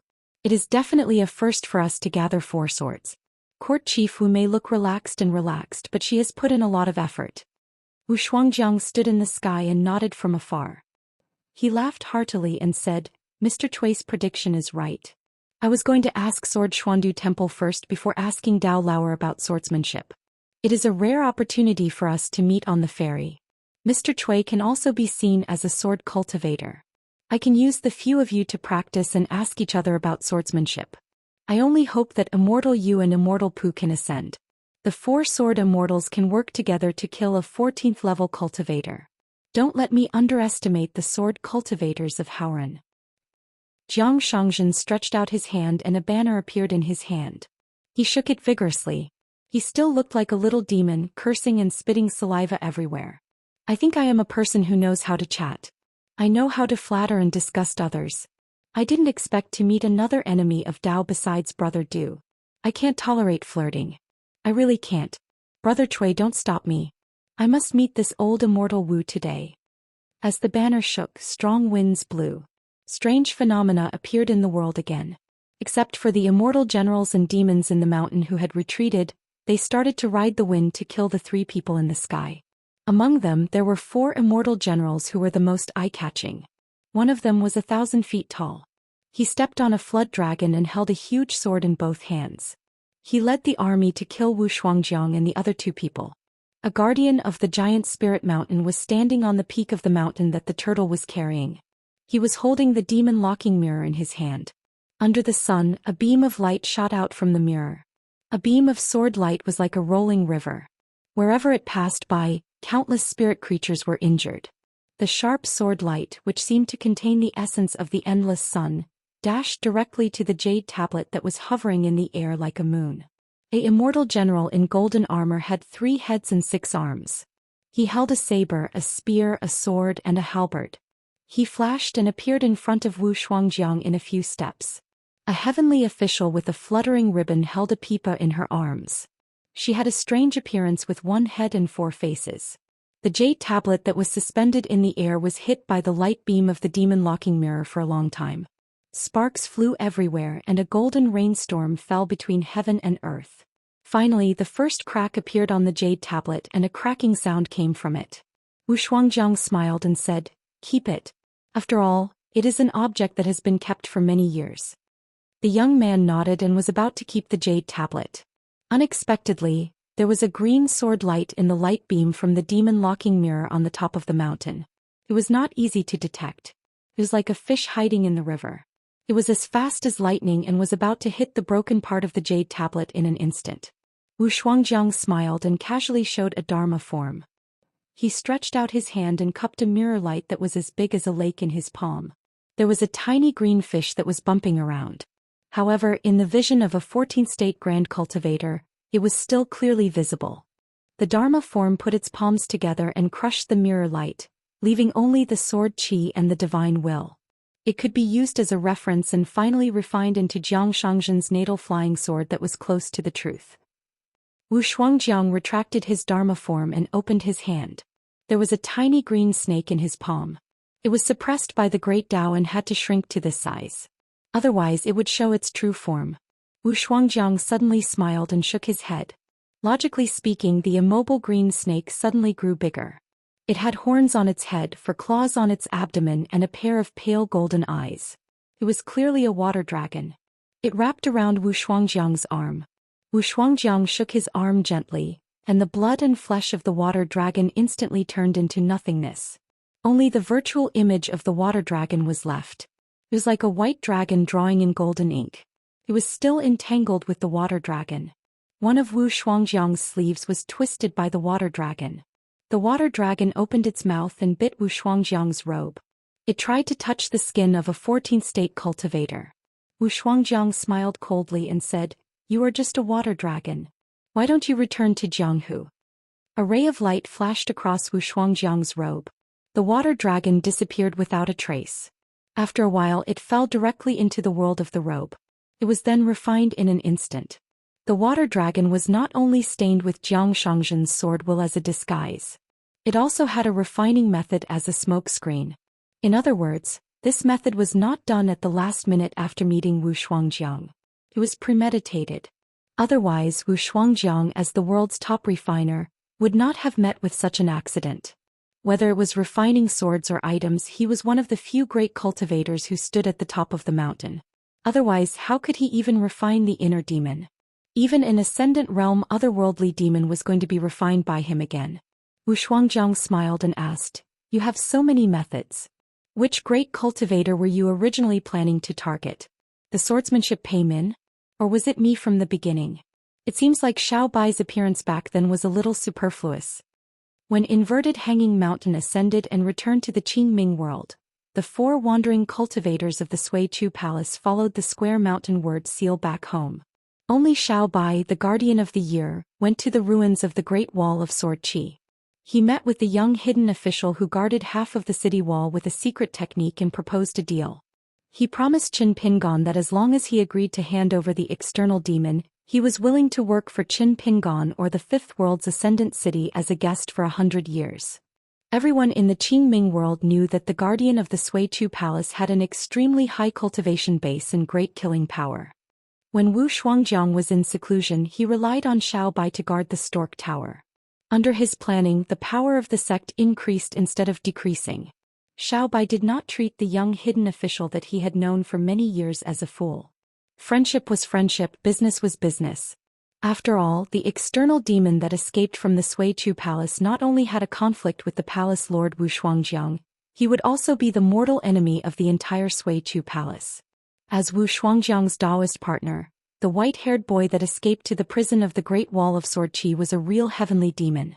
According to the rules of the mountain, he was not a naughty little girl that ran away from home. It seemed that as long as the elders of the family found him, he could be casually brought home. This was just like the first disciple of the Wen sage Xiaohu who betrayed his master. Qi Jingchun built the Cliff Academy in Dali. Naturally, he would not talk about friendship with Cui Dong. Whether it was facing Cui Dongshan at the Great Wall of Sword Qi Alliance, or even reuniting with the imperial tutor Cui Dong in the capital of Dali, at least on the surface, they could not be said to be happy. However, unexpectedly, the young hidden official rejected the suggestion of being the guardian of the Great Wall of Sword Qi. Business was business and schemes were schemes. Originally, as long as Qin Pingon agreed to this matter in the Ascension City and the Fifth World, with Little White's cultivation and identity, as well as her alliance with the sword cultivators, the entire world would gradually become a bloody battlefield within 100 years. Every battlefield ruins would be Little White's training ground. The Great Wall of Sword Qi seemed to have gained the upper hand and was unparalleled within 100 years. It was like a hot knife through butter, and it had the geographical advantage. However, in exchange for the loss of time and people, as an invisible price, the Great Wall of Sword Qi even had a chance to replace the position of the Ascension City. The sword cultivators in the world loved to kill. Little White actually did not like to kill people, but she was very good at it. However, since Little White and Qin Pingon did not come to an agreement and were unable to help the Great Wall of Sword Qi gain the upper hand, Wu Shuangjiang did not mind. He did not feel that it was a pity. Wu Shuangjiang was not very interested in the so-called power of the world, the expansion of sects, and whether or not they could surpass Sun Huaizhong's Deshiendu Temple. Perhaps because they did not want the Peace Scrolls mountain search map to be destroyed too early, the two imitation swords, Tai Bai and Naive, suddenly disappeared. Following the clues, they headed towards the world where Ning Yao and Qin Pingon were. The four immortal swords were all things that Wu Shuangjiang had refined. They were not natal items of great refinement. Moreover, they could not achieve great refinement. Not only Wu Shuangjiang could not do it, even the owners of the four real immortal swords were powerless. In order to forge the embryos of the four immortal swords, Wu Shuangjiang had spent countless heavenly materials and earthly treasures. On his path of cultivation, Wu Shuangjiang had long since collected and purchased dozens of flying swords left behind by sword immortals before finally smelting and refining them. In fact, when Wu Shuangjiang was an earth immortal of the Golden Core stage, he had already had this whimsical idea. Furthermore, he had begun to plan step by step, accumulating his foundation bit by bit. The Daoist scripture, Tai Bai, and the three swords of the 10,000 arts were still fine. After all, they had been in the world for a long time. Only Ning Yao's Naive had Wu Shuangjiang waiting for many years. Therefore, on this night boat journey, Ning Yao ascended to the vast world with her sword in hand, and finally came here to meet up with Qin Pingon, who had a section of Tai Bai's sword tip. To Wu Shuangjiang, this was quite a pleasant surprise. The two swords went far away in search of Ning Yao and Qin Pingon. Of course, it was to steal more of Naive and Tai Bai's sword intent. However, Ning Yao's sword was too fast, and the key was that her sword intent was too pure. It was extremely difficult to capture even a strand of it. The young hidden official was too cautious, and he simply kept the sword. The harvest was less than Wu Shuangjiang expected. The young man in white smiled but didn't say anything. His figure dissipated and he went to the next heart image small world, the great swamp of Gushu. However, before he left, a snow-white sleeve flipped, and the four words, drawing legs on a snake, that Wu Shuangjiang spoke of were condensed into golden words. He kept them in his sleeve and brought them to the heart image small world. In the great swamp of Gushu, Cui Dong shone throughout the four golden words. Thousands of flood dragons felt as if they had received a heavenly decree from a sage. They didn't need to transform into flood dragons. Wu Shuangjiang recalled the young man in white's green bamboo cane from before. As he pondered, an object materialized in his hand. It was an ancient green bamboo cane, decorated with a green jade head. The color of the jade was verdant and did not lose out to the willow leaf. The 12 faces of the green jade resembled a full moon seal. There were a total of 36 words inscribed on it, starting with the word, channeling qi. There were only 36 ancient characters, but it was an ancient Tao formula with an extremely high seniority. Among them there was a sentence, the heavens above, the earth below. Until now there were differing opinions. Because of this sentence, many side branches of the Great Tao had evolved. According to Lu Chen's explanation, there were still many interpretations. Wu Shuangjiang threw away the green bamboo cane in his hand and followed the young man in white to the great swamp of Gushu. The transformation of the green bamboo into a dragon was the secret technique of the Celestial Staff Mountain's founder. It was as if a real dragon had appeared. It pressed its claw on the ground and crushed the mountain beside the great swamp of Gushu. With a sweep of its tail, it split the water of a huge lake into two, tearing a ravine 10,000 feet long. The lake water seeped into the ravine, revealing the ancient dragon palace at the bottom of the lake. The sword gleam in the heart image small world arrived one after another. A dragon formed from a green bamboo cane with shiny dragon scales, exchanged one scale for one sword with the sword gleam of the sword Immortal. Wu Shuangjiang put two fingers together and pinched a hairpin in the style of a green bamboo. His movements were gentle as he pinned it in the bun of the woman in the fox fur coat. Then a small and exquisite rattledrum appeared in his hand. He smiled and handed it to the handsome young man. The small drum's peach wood handle was refined from a section of the ancestral peach tree of the great Xiandu temple. The painted drum's surface was sewn with dragon skin. At the end of the drum there was a glass bead hanging with a red string. Regardless of whether it was the red string or the precious bead, they both had their origins. The red string came from Lu Qi's blessed land, while the precious bead came from a secret realm of the deep-sea dragon palace. They were both personally obtained by Wu Shuangjiang and personally refined. However, these two items that Wu Shuangjiang possessed were not real objects. They could be seen as real treasures on the mountain. Ordinary sects could even use them as treasures to guard the mountain. However, for Wu Shuangjiang they were just like a lover's token. Wu Shuangjiang was a person. His thoughts were whimsical. His spells were good at adding flowers to brocade. For the common folk at the foot of the mountain, it was never a burden to have more skills. The more skills one had, the better. However, for the cultivators at the peak of the mountain, there was ultimately a bottleneck in the size of the small world of the human body. There was also a fixed amount of spiritual energy. The closer one was to the 14th level, the more they had to make choices. For example, Venerable Fiery Dragon was proficient in the three techniques of fire, thunder, and water. It was already an exaggerated realm that was shocking enough. As for why he did not continue to cultivate the three techniques of metal, wood, and earth, even Venerable Fiery Dragon had to admit that as long as he was still at the 13th level, he could not cultivate them. He could only learn a little and it would be difficult for him to improve further. In fact, when one reached the Ascendant realm, even if one was in the Immortal realm, as long as one was not a sword cultivator, they would not be lacking in heavenly treasures. However, there would be a bottleneck in the number of natal items. Therefore, the three ways of Tao unification at the 14th level was a great alternative. As for Wu Shuangjiang, before he reached the 14th level, he had already reached the extreme of having more skills is not a burden. He could forge a furnace and it was unpredictable. It could be said that he had reached the acme of perfection. The graceful lady in the snow-white fox fur took out the hairpin flying sword. After the flying sword flew more than 10,000 feet away, it turned into a green river. The long river drew a circle in the air and turned into a green jade ring. The green river spread out and finally turned into a thin letter. In the letter there were densely packed words. In each of the words, a lady in green floated down. There were thousands of faces. They had the same appearance and the same clothes. However, each lady's expression was slightly different. It was like a painting master who was holding a brush and painting. He had been staring at his beloved for a long time. He had drawn thousands of scrolls with his brush. Although the scrolls were detailed, it was only a painting of her happiness, anger, sorrow, and joy in a day. As for the young lady who was as handsome as a noble young master, Tunran, she only needed to gently shake the rattle drum. Just one hit of the glass bead on the Dragon Gate drum could make thousands of divine generals, strong soldiers, demons and ghosts fall down. Wu Shuangjiang smiled and said, "Don't be fooled by Mr. Cui and Jiang Shangzhen's words today. They are both scheming and scheming."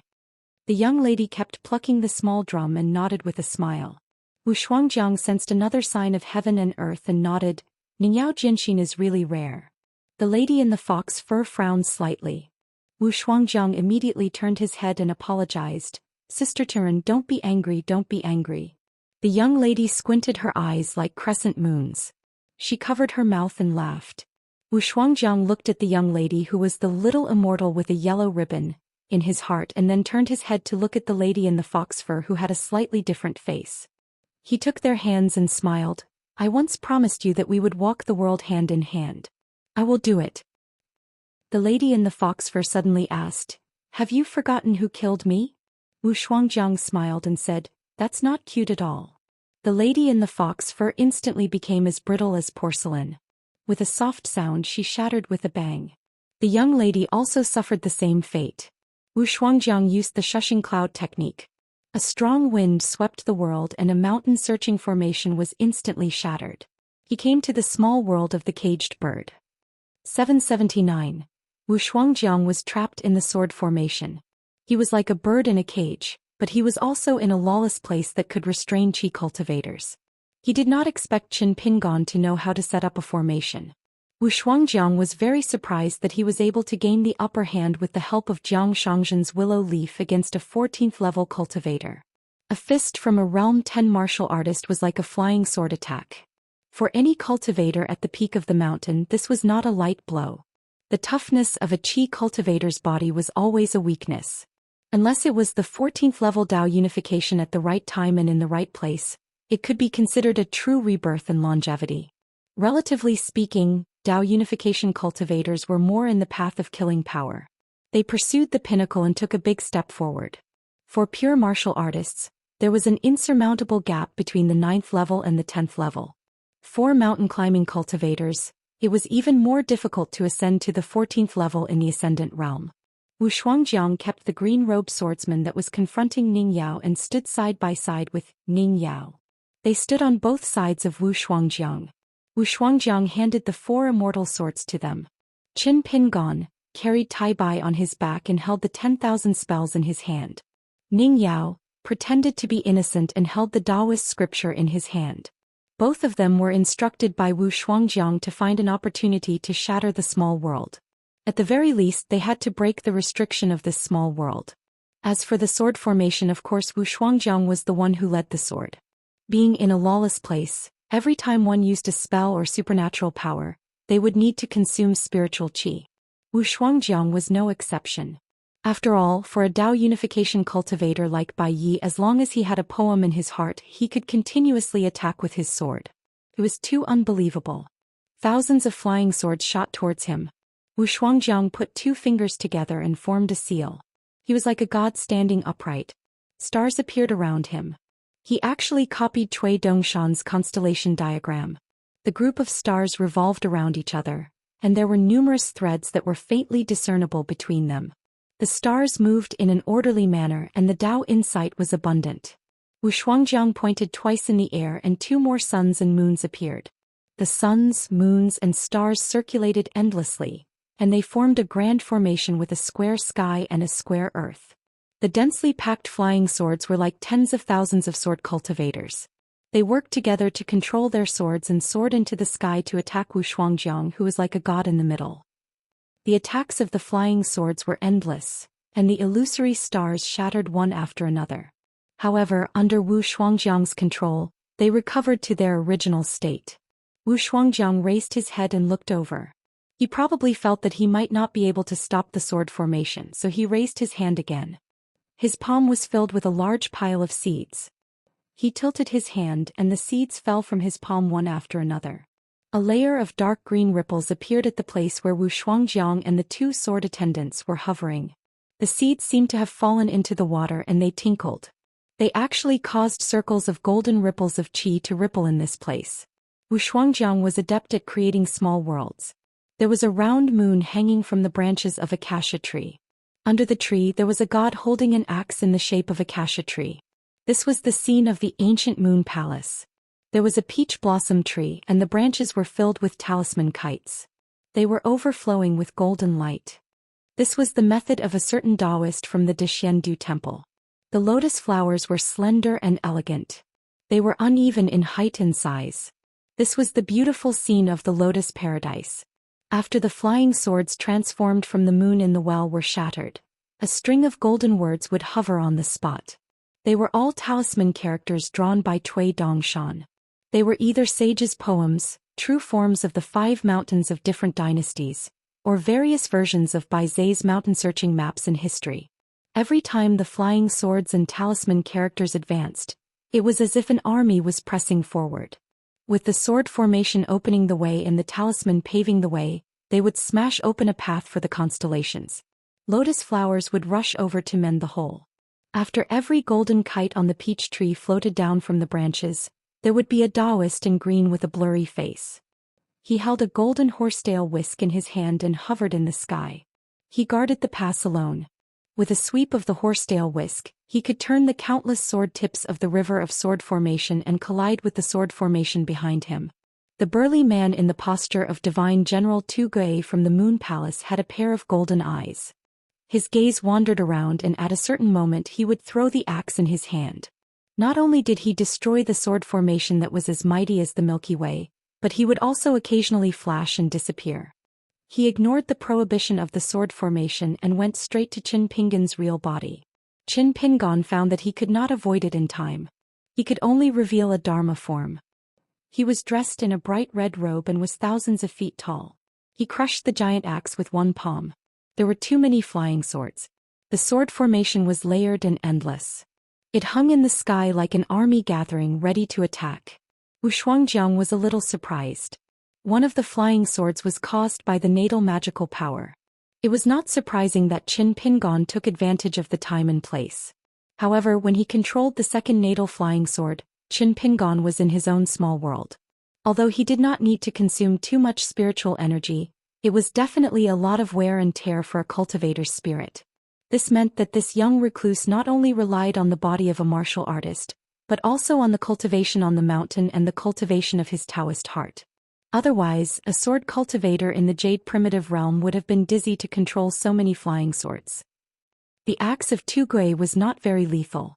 The only good thing about it was that it did not focus on the killing power. It was specially used to find people. In fact, it was a jade axe talisman made by Wu Shuangjiang.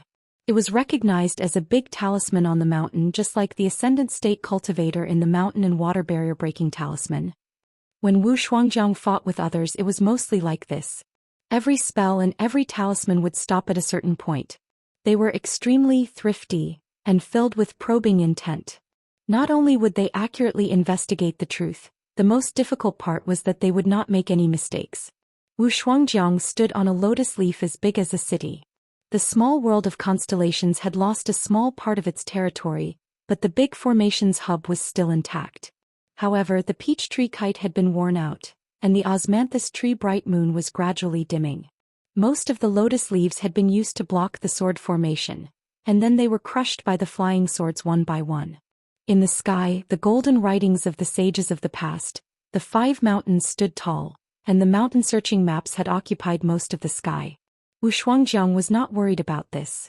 The other party was still too wishful thinking to want to exhaust his spiritual energy or use all his magic weapons with just a sword formation and a lawless place. Wu Shuangjiang stretched out his hand and took back the tie by imitation sword from the back of the green-robed swordsman. He weighed it, the sword's will was still too light. This time when he sparred with those people, each took what they needed and gave them something unexpected. Cui Dongshan and the others accumulated the small world. Wu Shuangjiang took this opportunity to perfect the sword's will of the 2 imitation swords, Naive and Tai Bai. As long as he could gain a little bit of benefit, it would be an immeasurable huge benefit. Bai was also not a sword cultivator. How was Bai's swordsmanship?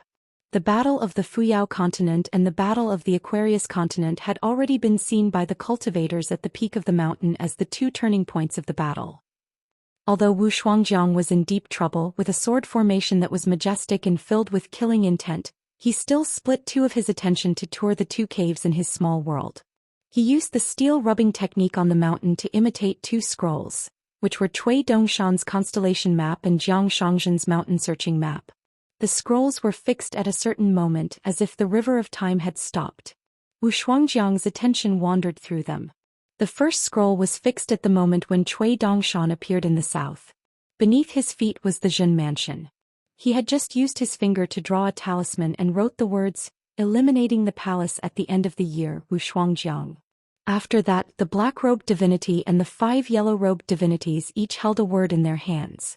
Wu Shuangjiang came to the heavenly patrol carriage and stood beside a yellow-robed heavenly official. Looking at the ancient Shuang word in her hand, Wu Shuangjiang fell into deep thought. His mind turned quickly. Was the white-robed young man trying to do something to his fate? Since Zhen was the name of the constellation, the word Shuo Wenjia also contained the meaning of grief. In the chapter of Xianku, there was also the saying repeat the order, Zhen the way.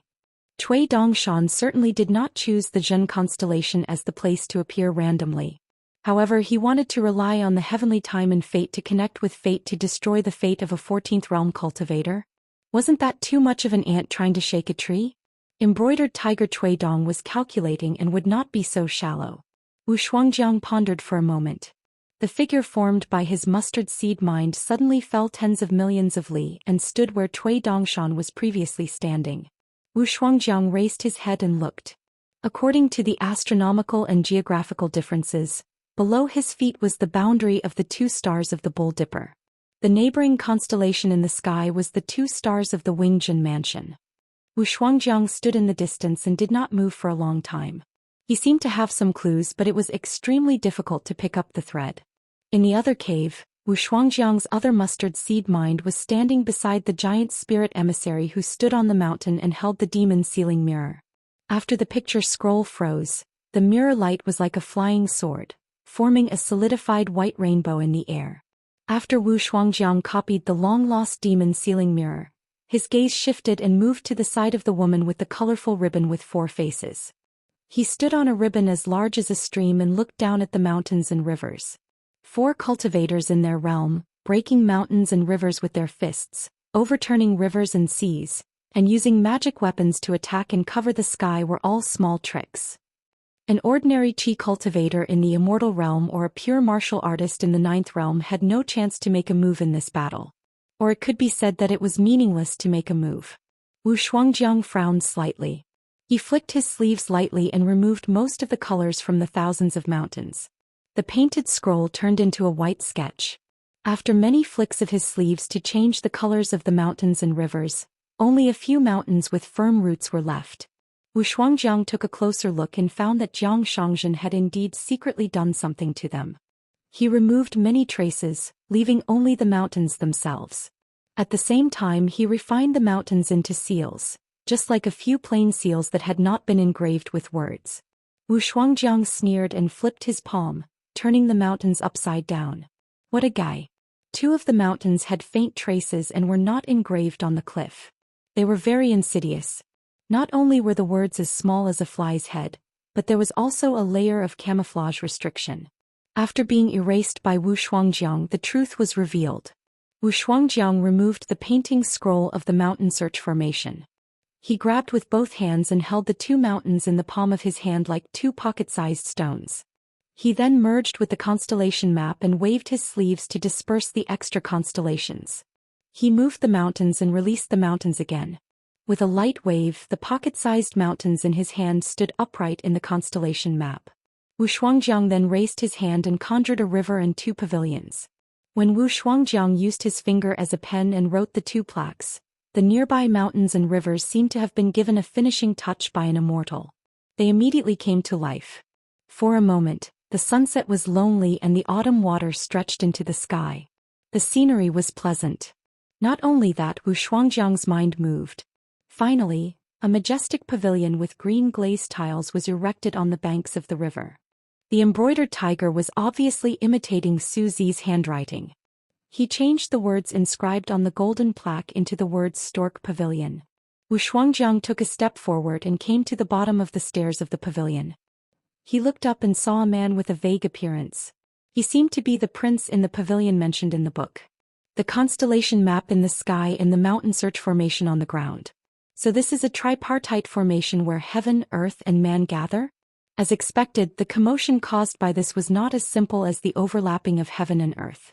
Instead, it was because the 3 small heaven and earth had hidden the formation eyes embedded in each other at certain key positions.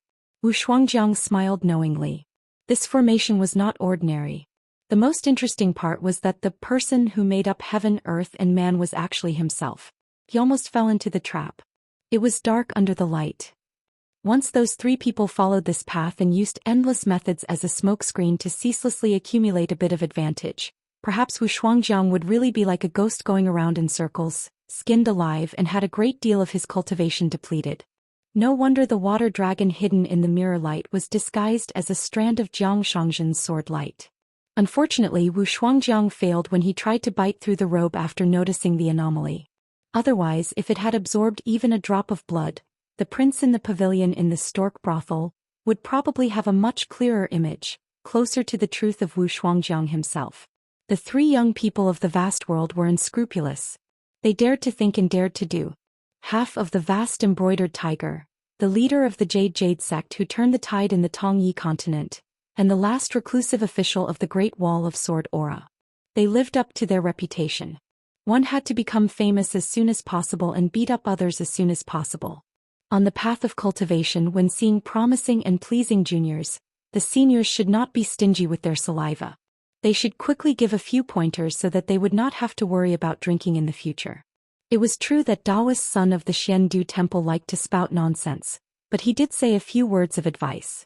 Wu Shuangjiang did not even walk into the pavilion without permission.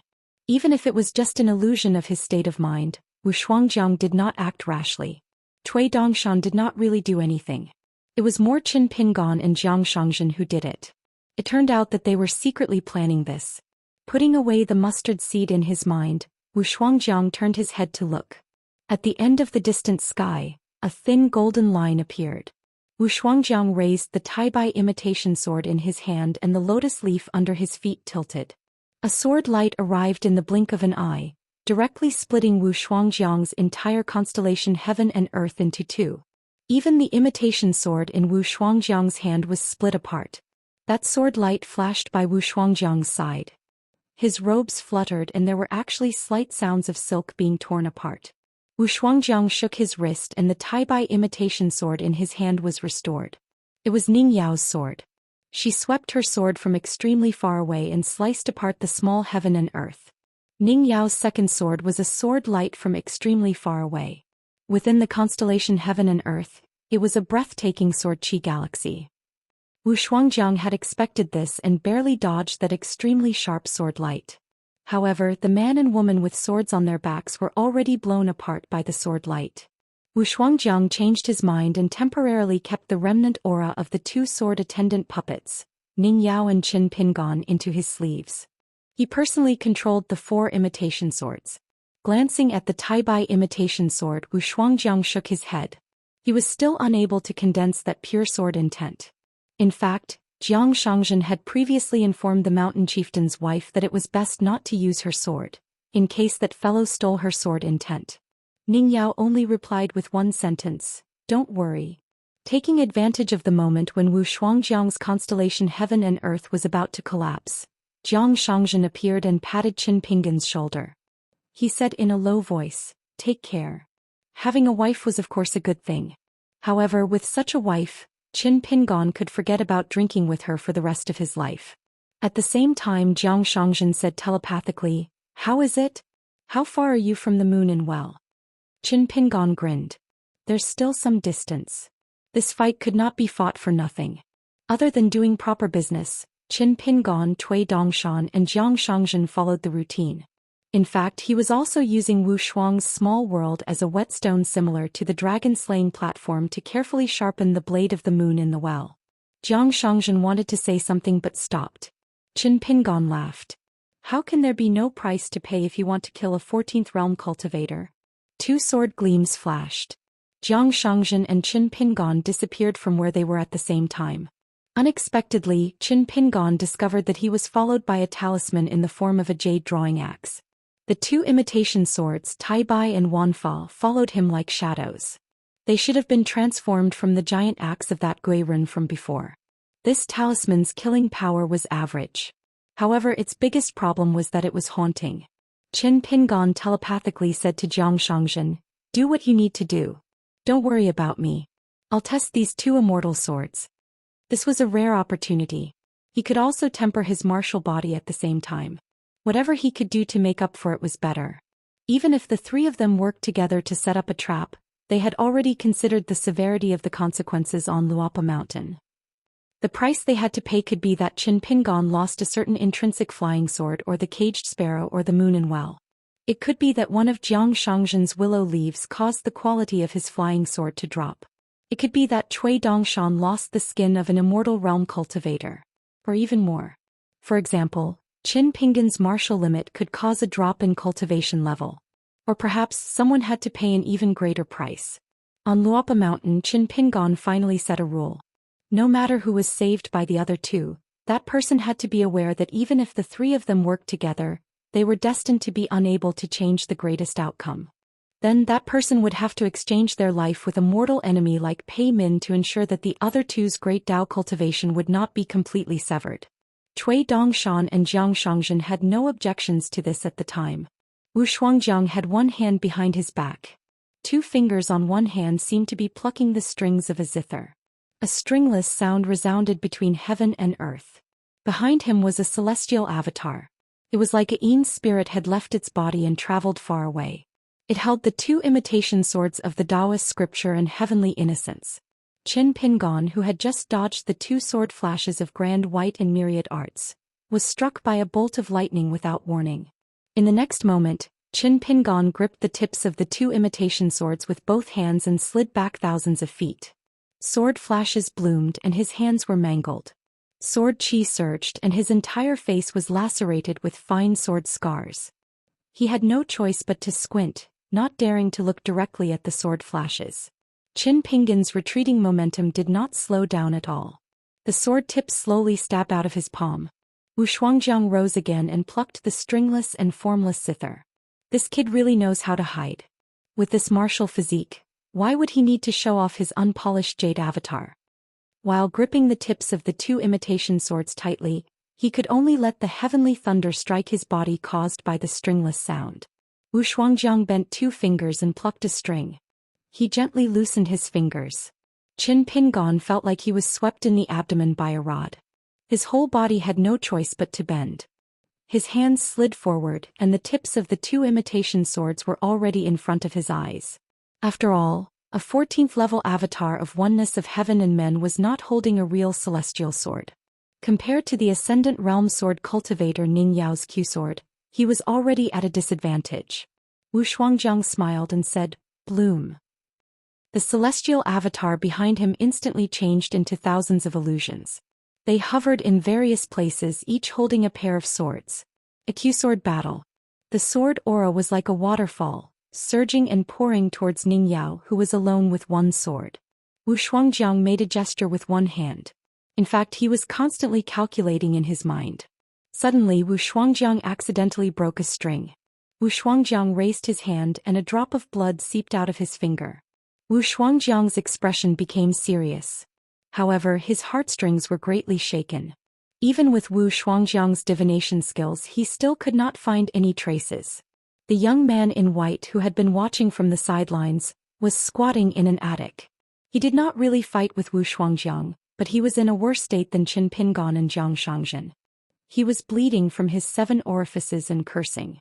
In front of him stood a porcelain figure named Wu Shuangjiang. Cui Dongshan had carefully set up a formation around the figure, creating a formation with excellent feng shui that could not be better. Cui Dongshan had created a formation with excellent feng shui which could not be better. The art of the dragon, the orientation of the 3 mountains, the water of the coming and going back to the hall, the heavenly stars and earthly trigram, the 48 divisions of Shun and Aishan, the Buddhism's 6 realms, the Taoist's grand ritual of the universe, and the 244 divisions of the 5 elements, just a constellation map, mountain searching formation, and Wu Shuangjiang's heaven, earth, and man triad formation?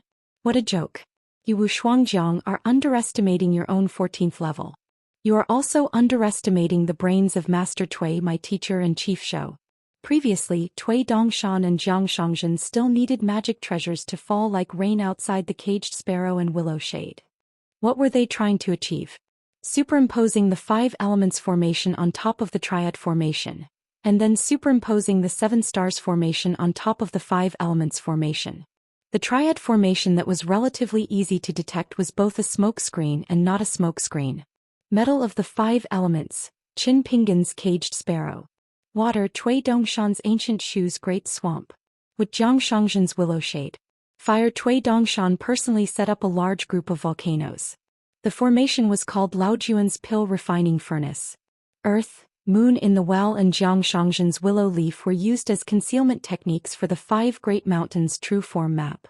The triad formation, 5 elements and 7 stars overlapped. In addition to the 2 concealment formations that assisted Bai's double concealment, it was a complete 7 appearances double concealment outside of the 7 stars. Death of the Big Dipper. The crux of this was the porcelain figure that Cui Dongshan had risked his life to create, Wu Shuangjiang. Cui Dongshan did not care about the bloodstains on his face. His 5 fingers were like hooks as he pressed down on the head of the porcelain figure, Wu Shuangjiang. Break it to pieces. Cui Dongshan pressed down on the head tightly. Bit by bit, signs of the great Tao collapsing appeared. Cui Dongshan's ancient Shu Flood Dragon Immortal shed skin actually started to crack. When the porcelain figure suddenly broke apart, Cui Dongshan flew out and fell to the ground in a pool of blood. At the same time, the many small worlds overlapped and merged into one. The 4 immortal swords and the celestial figure were all forced to return to Wu Shuangjiang's side. This was the true grinding ant of the great Tao, crushing a realm 14.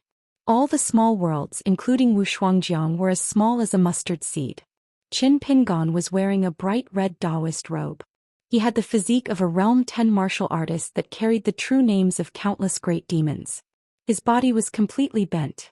When he no longer intentionally straightened his spine, he finally fully revealed his realm 10 Qi flourishing realm for the first time after returning home from the Great Wall of Sword Qi. He extended his hand to hold his sword and roamed the night. Let me go first. He used the sword that split open the Sui Mountain when he was young and added the god's drumming stance. He would deliver as many swords as he could. He turned into a rainbow and left. The elegance of a sword immortal. Jiang Shangzhen and Ning Yao stood on opposite sides. An immortal realm sword cultivator in a long green robe and cloth shoes had a complete willow leaf hovering in front of him. Like a whale swallowing, he completely absorbed Jiang Shangzhen's spiritual qi. He did not hesitate to drain the pond to catch fish.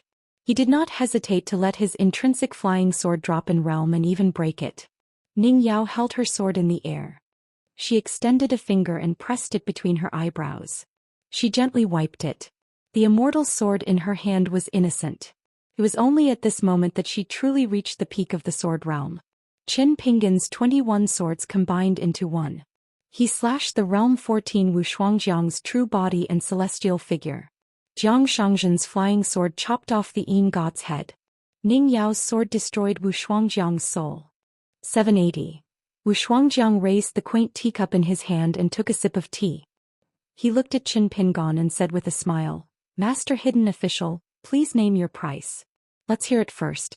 Don't worry that I'll think that you're asking for too much. My Tao partner and I are like 2 lives. No matter how high the price, it won't be excessive." Cui Dongshan sneered. "Buying and selling by force is not the style of an expert, is it?" Wu Shuangjiang nodded. "There is such a suspicion. But it involves my life, so I cannot be particular about the bearing of an immortal." Jiang Shangzhen sighed. "How frank. Old Immortal Wu is a 14th level great cultivator after all. His words are consistent with his actions." Wu Shuangjiang smiled. "I have already been killed by you guys once. It is not a big problem to take a few more strange words." Jiang Shangzhen was so angry that he wanted to stand up and reason with Cui Dongshan, but Cui Dongshan pressed down on his shoulders and pushed him back. He complained, well, we can't beat him. Save your strife. If we can't reach an agreement later, the important task of kowtowing to old Immortal Wu and begging for mercy will be handed over to you, the chief consecrator." After Qin Pingan sat down, he took out a porcelain bottle and applied the secret ointment of the Yang medicine shop to his hands. He wrapped them skillfully and took out a few talismans. Finally, he covered his sleeves with his hands and said, "Senior, please look through the ancient records. After listening, I will make a decision." Wu Shuangjiang looked at the calm young man and asked with a smile, "How did you make that last move?" If it had been Ning Yao who had struck out with that sword, Wu Shuangjiang wouldn't have found it strange. But a sword cultivator at the unpolished Jade Realm, holding a sword that was only half an immortal sword, was actually able to directly cut apart his true body and celestial avatar? Qin Pingan said, "It is not a superior sword move. I just jumped forward and slashed with my sword. But the method of operation is from the Great Wall of Sword Chi's 18 stops sword chi. I also added some fist techniques to it. It is called the deity drum beating style. In front of Wu Shuangjiang, who would learn whatever he wanted, there was no point in deliberately hiding anything. Since that was the case, he might as well be frank. Wu Shuangjiang nodded with a smile. He raised his hand and put 2 fingers together. With a gentle swipe, 18 mustard seed sword chi appeared on the table. They were not straight lines but hovered in the air, perfectly fitting the 18 chi residences of the small worlds of the human body. They connected with each other and formed a line. The sword light bloomed slightly. The table was like the earth and the sword chi was like the stars. It was as if Wu Shuangjiang had created a pocket-sized galaxy out of thin air. Wu Shuangjiang suddenly clenched his other hand into a fist and slowly pushed it out. He shook his head as if he was not satisfied. He changed the trajectory of his fist several times and finally threw out a punch. Wu Shuangjiang twisted his wrist and put the picture scroll, that was both a sword and fist technique, into his sleeve. He did not hide his admiration at all and nodded with a smile. It is a good punch. Unfortunately, I am not a pure martial artist. I cannot learn it completely. I am missing a fundamental divine decree. Wu Shuangjiang thought for a moment and pulled out a green talisman from his sleeve. He pushed it lightly and it floated toward Qin Pingan. Take it as a small compensation for your removal. Qin Pingan shook his head and said, I do not deserve it. Senior, you have stolen the sword and fist techniques with your own ability. I will accept it. Wu Shuangjiang smiled. This is a Taiching light body talisman, also known as the lifting sun talisman. It is also called the corpse dissolving talisman by Daoist Qing Ming. It is my proudest work, born from the Taishan clear life talisman personally made by the Daoist ancestor. Compared to the Moon Palace Jade Axe talisman, it is worthy of being called a great talisman. Qin Pingan was indifferent when he heard this and he still declined. If this lifting body talisman was the final deal today, Qin Pingan would accept it without hesitation even if Wu Shuangjiang gave him a whole stack of talismans, let alone one. However, Wu Shuangjiang's temperament was hard to fathom. Tian Shao wouldn't fall out with him on a whim. If Wu Shuangjiang tampered with a talisman and then generously accepted it, what else could it be but courting death? Seeing that the young hidden official didn't know how to appreciate his kindness, Wu Shuangjiang wasn't angry, but he also didn't take back the green seal root material talisman. It gently floated down on the table in front of Qin Pingan. Cui Dongshan stood behind Jiang Shangzhen and stood on tiptoe. He stared hard at the precious talisman on the table. The art of talisman drawing could be stolen, but talisman paper could not be replaced. This was because the material of the talisman paper was extremely good and expensive. Not only was it priceless, it was mainly because there was no market for it. In the green underworld, it was used by the immortals of the 5 cities and 12 floors of the Baek-o Kaikyung building to invite the gods to descend. Wu Shuangjiang turned his head to look at the Jade Gui sect's old sect leader with snow-white hair. He laughed heartily and said, You and I can be considered kindred spirits. The woman that both sides admired was not some exceptional beauty among the women on the mountain. For cultivators like them, what kind of beauty could they not have? Jiang Shangzhen raised his hand and cupped his fist. He shook it lightly and said with a mischievous smile, You flatter me. The seating arrangement of the 5 people in the room was also very interesting. Wu Shuangjiang's back was facing the door. The wine table was facing the door. Among Qin Pingan's group, after Wu Shuangjiang entered the room and took a seat first, Qin Pingan sat on the bench to Wu Shuangjiang's left. Although his realm was the lowest and he was also heavily injured, second only to Cui Dongshan whose body had collapsed, he still sat on the bench to Wu Shuangjiang's left. Therefore his position was closest to Wu Shuangjiang. Ning Yao, like a protector, chose to sit beside Qin Pingan. Jiang Shangzhen rushed to sit on Wu Shuangjiang's right. In this way, the seat opposite Wu Shuangjiang was given to the most heavily injured white-clothed youth, who was the furthest away from Wu Shuangjiang. However, Cui Dongshan did not sit. Instead, he stood behind Jiang Shangzhen. Except for Wu Shuangjiang, this outsider. The 4 people at the table in the room were actually all thinking for the others. The atmosphere in Luopa Mountain was good. Between a pair of young immortal Daoist companions, between a teacher and a student, between a sect leader and a consecrator, without exception, life and death could be entrusted to them. It was only natural for them to be by the side of these people. This was also why when Wu Shuangjiang appeared he did not hide his killing intent at all. He did not have the slightest intention to sit down and discuss. It was to verify one thing. How much importance did Qin Pingon place on a business deal and a promise? How much was Qin Pingon willing to pay to fulfill the promise? What is the rarest thing on a wine table? Wu Shuangjiang asked and answered his own question. A table of wine guests, nothing is an eyesore. Qin Pingon was just about to speak when Wu Shuangjiang raised his chin towards the door. You can leave first. Let your disciple and that little water monster feel at ease. Then we can talk about business. Otherwise it will be difficult for you to truly feel at ease. Qin Pingon nodded. He went to Ning Yao's room and told Pei Qian that everything was fine. However, he did not want Pei Qian to be in a hurry to wake up little Millet who was sleeping soundly. Realizing that Pei Qian was still worried, Qin Pingon bent his fingers and tapped them on the chestnut. Pei Qian smiled and sat back down. He rubbed little Millet's head. Qin Pingon's footsteps were slow. He walked in the corridor. The white-haired boy with the real name Tianran was nowhere to be found. He must have been hidden by Wu Shuangjiang. Wu Shuangjiang smiled. He was very clear about this. He turned to Jiang Shangzhen and said, "No wonder you were willing to spend so much. Your gambling skills and luck are so good that there is no end to them." Jiang Shangzhen was holding a bottle of moonlight wine brewed in his family's cloud cave-blessed land. He raised his head and drank.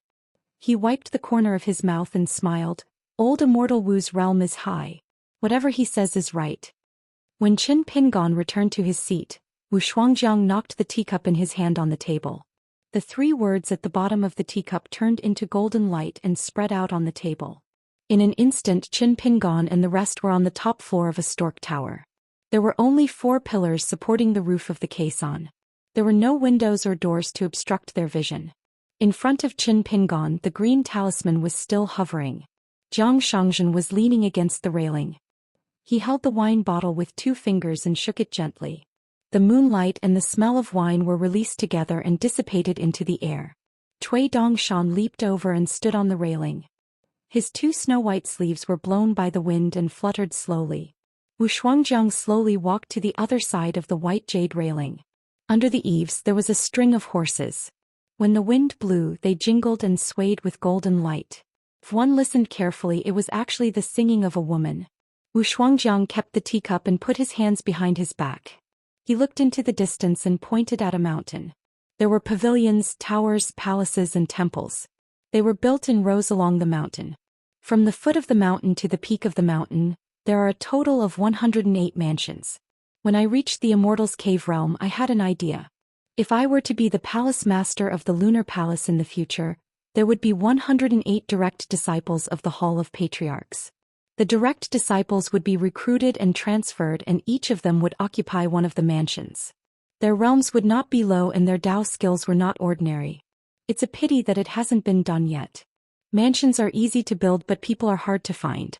Money is easy to earn but people's hearts are like flowing water.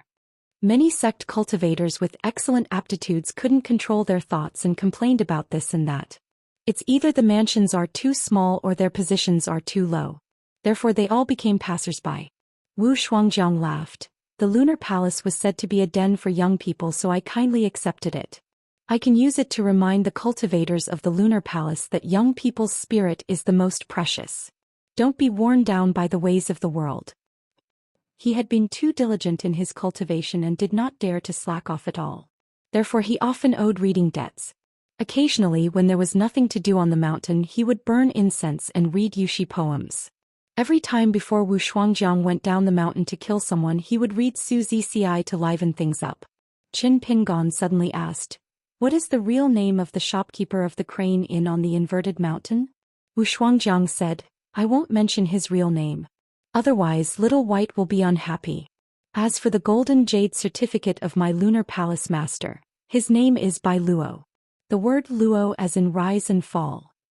Qin Pingon's heart was shaken. He lowered his voice and asked a seemingly redundant question, "The word rise and fall as in rise and fall?" Wu Shuangjiang smiled and nodded. Little White is actually also on the night boat. However, he is not in the city. He has been wandering around the Arch City. He is most likely looking for trouble with the long-faced man. Therefore it was a very wise choice for you to reject Little White's suggestion. Otherwise, the Ascension City and the Fifth World would have gone to war. For the sword cultivators of the Ascension City, it might not be a bad thing. They might even be able to fight against the forces of the three sects with the power of a single city within 100 years. It's just that in this way the long-term plans of the Summer Palace that have been steadily, a great undertaking that has helped the Ascension City stand tall, I'm afraid that it will fall short of success. Qin Pingon was speechless. He could not help but take out a pot of wine in front of Ning Yao. He drank a mouthful of wine to calm himself down. At that time when he rejected the innkeeper's business, Qin Pingon did not think too much about it. He simply did not want the Ascension City to cause any trouble. Risks were opportunities and opportunities were also risks. This logic could not be any simpler. Qin Pingon did not trust a young innkeeper who had been hiding in the inverted hanging mountain for hundreds of years. He was also the guardian of the palace. He did not know anything about him. Ning Yao had some guesses but she was not sure. She looked at Qin Pingon and asked. Qin Pingon nodded and said helplessly, "It's that person." He casually flipped through his memory. The past was still vivid in his mind. There was a small inn at the end of a small alley in the inverted hanging mountain. Qin Pingon clearly remembered that every time he went there he saw the young man standing behind the counter. He seemed to be lazy and every time the young innkeeper talked to Qin Pingon he would be full of smiles. He was very amiable. Wu Shuangjiang hit the nail on the head.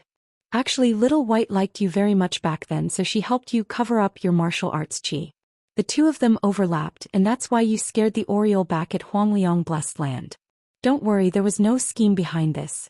It was just that Xiao Bai felt that he could not find the person he was looking for and could not earn much money. His life was too boring. Later on, when you became a hidden official, Xiao Bai was very pleased. He said that he had a good eye for people. Qin Pingon drank another mouthful of wine. Lady Gui let him stay in the Sparrow Stork Inn back then? Did she notice it long ago? In the vast world, there was a martial temple in the ancestral court of the Central Plains Military School, and the 10 philosophers of the martial temple were worshipped. However, even the scholars of the later generations had many criticisms about this. There were objections about the person who was the assistant worshipper, and there were even more objections about at least half of the 10 philosophers of the martial temple. They felt that they should not have been chosen at all. As for the martial temple worshippers who were added later on, there were 72 famous generals. They were divided into 10 people in the main hall and 62 people on the two sides of the veranda to enjoy the incense together. Many people of the later generations did not agree with this and they all had their own opinions. In particular, during this period, there was a case where the Confucian sages in the Confucian temple in the Central Plains kept suggesting that they should select those with flawless achievements. As a result, many famous generals who had many achievements but killed too many people were either demoted or removed from their positions as gods. This caused one of the 10 philosophers of the martial temple to be moved out of the main hall to one of the two veranda. Originally, this person was going to lose the right to be worshipped on the two veranda. In the end, it was rumored that 2 people in the Confucian temple made a scene and rejected this suggestion. They came to a compromise and moved out of the main hall. However, they stayed on the two veranda and were only ranked 4th. This still made the military cultivators of the later generations feel that it was unfair. They said that the so-called famous generals selected by the Confucian temple were too many strategists. They could only be considered as advisors, but they were nothing special. Among the 72 people, at least half of them were not even qualified to carry that person's boots. As for the remaining half were not even qualified to lead that person's horse. The remaining half were too ashamed to be ranked among the 10 philosophers of the martial temple with that person. What shopkeeper of the Sparrow Stork Inn? What guardian of the year? What Xiao Bai of the Qingming world? What Bai Luo? Who is Bai Qi? As for how this person went to the Qingming world and how he became Wu Shuangjiang's right-hand man, only God knew. Qin Pingon did not even want to ask. Wu Shuangjiang said, "Many people are trapped in their own cocoons. They have no choice." This was the conclusion of the previous battle. The mini-worlds stacked on top of each other. It was not only to kill Wu Shuangjiang, but also to allow Wu Shuangjiang to unleash his 14th tier cultivation base. He did not have to worry about his Dao fusing aura being sensed by the Confucian temple. Wu Shuangjiang continued, All of you should be very clear that the reason I didn't choose to take you down with me in the end wasn't because I didn't have the strength to retaliate. Otherwise, apart from Ning Yao, the three of you would have succeeded in killing me, but the damage to your great Dao would have been far greater. Qin Pingon said, far greater than this. Putting aside the fact that the tip of the grand white sword was almost detached from the body of the night swimming sword, it would take a lot of time to reforge it. Qin Pingon might even have to invest a mountain of gold and silver. Putting aside the fact that Qin Pingon was injured, the mountains and rivers in the mini-worlds were shaken. The number of times that Qin Pingon needed to use the ointment from the Yang clan's medicine shop after the battle could be counted with one's fingers. Putting these aside, Jiang Shangzhen's flying sword's rank had dropped. Cui Dongshan did not even have the skin of an immortal's remains. Although he looked calm, he was actually severely injured. If it was not for Cui Dongshan's mystical spells, an ordinary immortal qi cultivator would have been half dead. He might not even be able to maintain the upper 5 states. Wu Shuangjiang smiled and said, don't worry about these. I know what's important. If Cui Dongshan could not get rid of the shackles of this skin, how could he ascend to the ascendant state? Wu Shuangjiang dared to assert that as half a tiger in white, he had been looking for a sword cultivator all these years. The sword cultivator must be at least at the ascendant state and must be trustworthy with excellent swordsmanship. For example, Alliance, who had a close relationship with the sage of literature, the left and right of the same sect? Only then could he rest assured and let the other party break the cage with his sword. As for the flying sword with a section of willow leaf, of course the loss was great. However, as long as Jiang Shangzhen ascended to the ascendant state, the two problems would be solved easily. It was just that these things that he knew were more unpleasant to say out loud. Wu Shuangjiang did not feel that he needed to pay back the money when doing business with these young people. Moreover, the 4 of them worked together. One of them shaped porcelain figurines and shattered porcelain figurines, and the 3 of them worked together to kill 14 states. Such a magnificent feat. Even if Wu Shuangjiang was the one who was killed, he felt that it was very interesting. It would make Wu Shuangjiang look forward to the scene 100 years later. He just did not know that 100 or 1,000 years later, the young people would have ascended to the ascendant state. Then, there would be 4 ascendants and 3 of them would be sword cultivators. Would someone in the future mention this matter and say such a thing? There was once a person named Wu Shuangjiang in the New Year's Palace. He fought against Qin Pingon, Ning Yao, Jiang Shangzhen and Cui Dongshan alone? How strong! Wu Shuangjiang laughed and took out a pot of wine as an exception. He drank a mouthful and began to talk about some old stories. After the New Year's Palace had me, it was very different. In less than 100 years it rose quickly. You should know that when I was in the Jindan realm, I was already a sex accountant and the god of wealth. When I ascended to the nascent soul realm, I also took the position of the head of justice. Of course, this had a lot to do with the fact that the New Year's Palace was only a second-rate mountain at that time. However, you should have flipped through the secret records. A Jindan talisman cultivator killed a nascent soul sword cultivator in the process of catching and killing 2 Jade Realm cultivators when he was in the nascent soul realm. I'm not boasting, but not everyone can do it. I'm cautious by nature. Some accidents on the path of cultivation may seem dangerous, but in fact they are nothing. However, this does not mean that the people around me are the same. So, there was a woman who accidentally killed 2 Qi cultivators when she went down the mountain to gain experience. Both of them were officials of the secular imperial court. In the process of killing, more than 10 innocent mortals were harmed. This debt was counted as her fault. This is actually not too much to ask. So, I had to go down the mountain and help her deal with all kinds of people. Originally, all aspects had been settled by me. I followed the clues and found the person behind the scenes.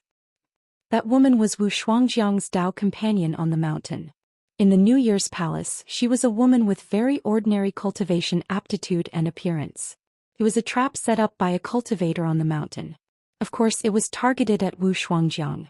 A woman with ordinary appearance and cultivation aptitude was not too good, was not worthy of the person behind the scenes to mobilize so many people.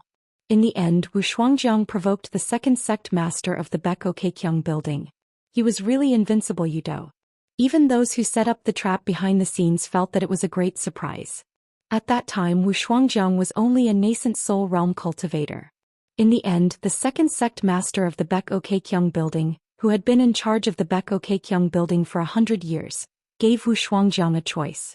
Otherwise, he would hand over that woman.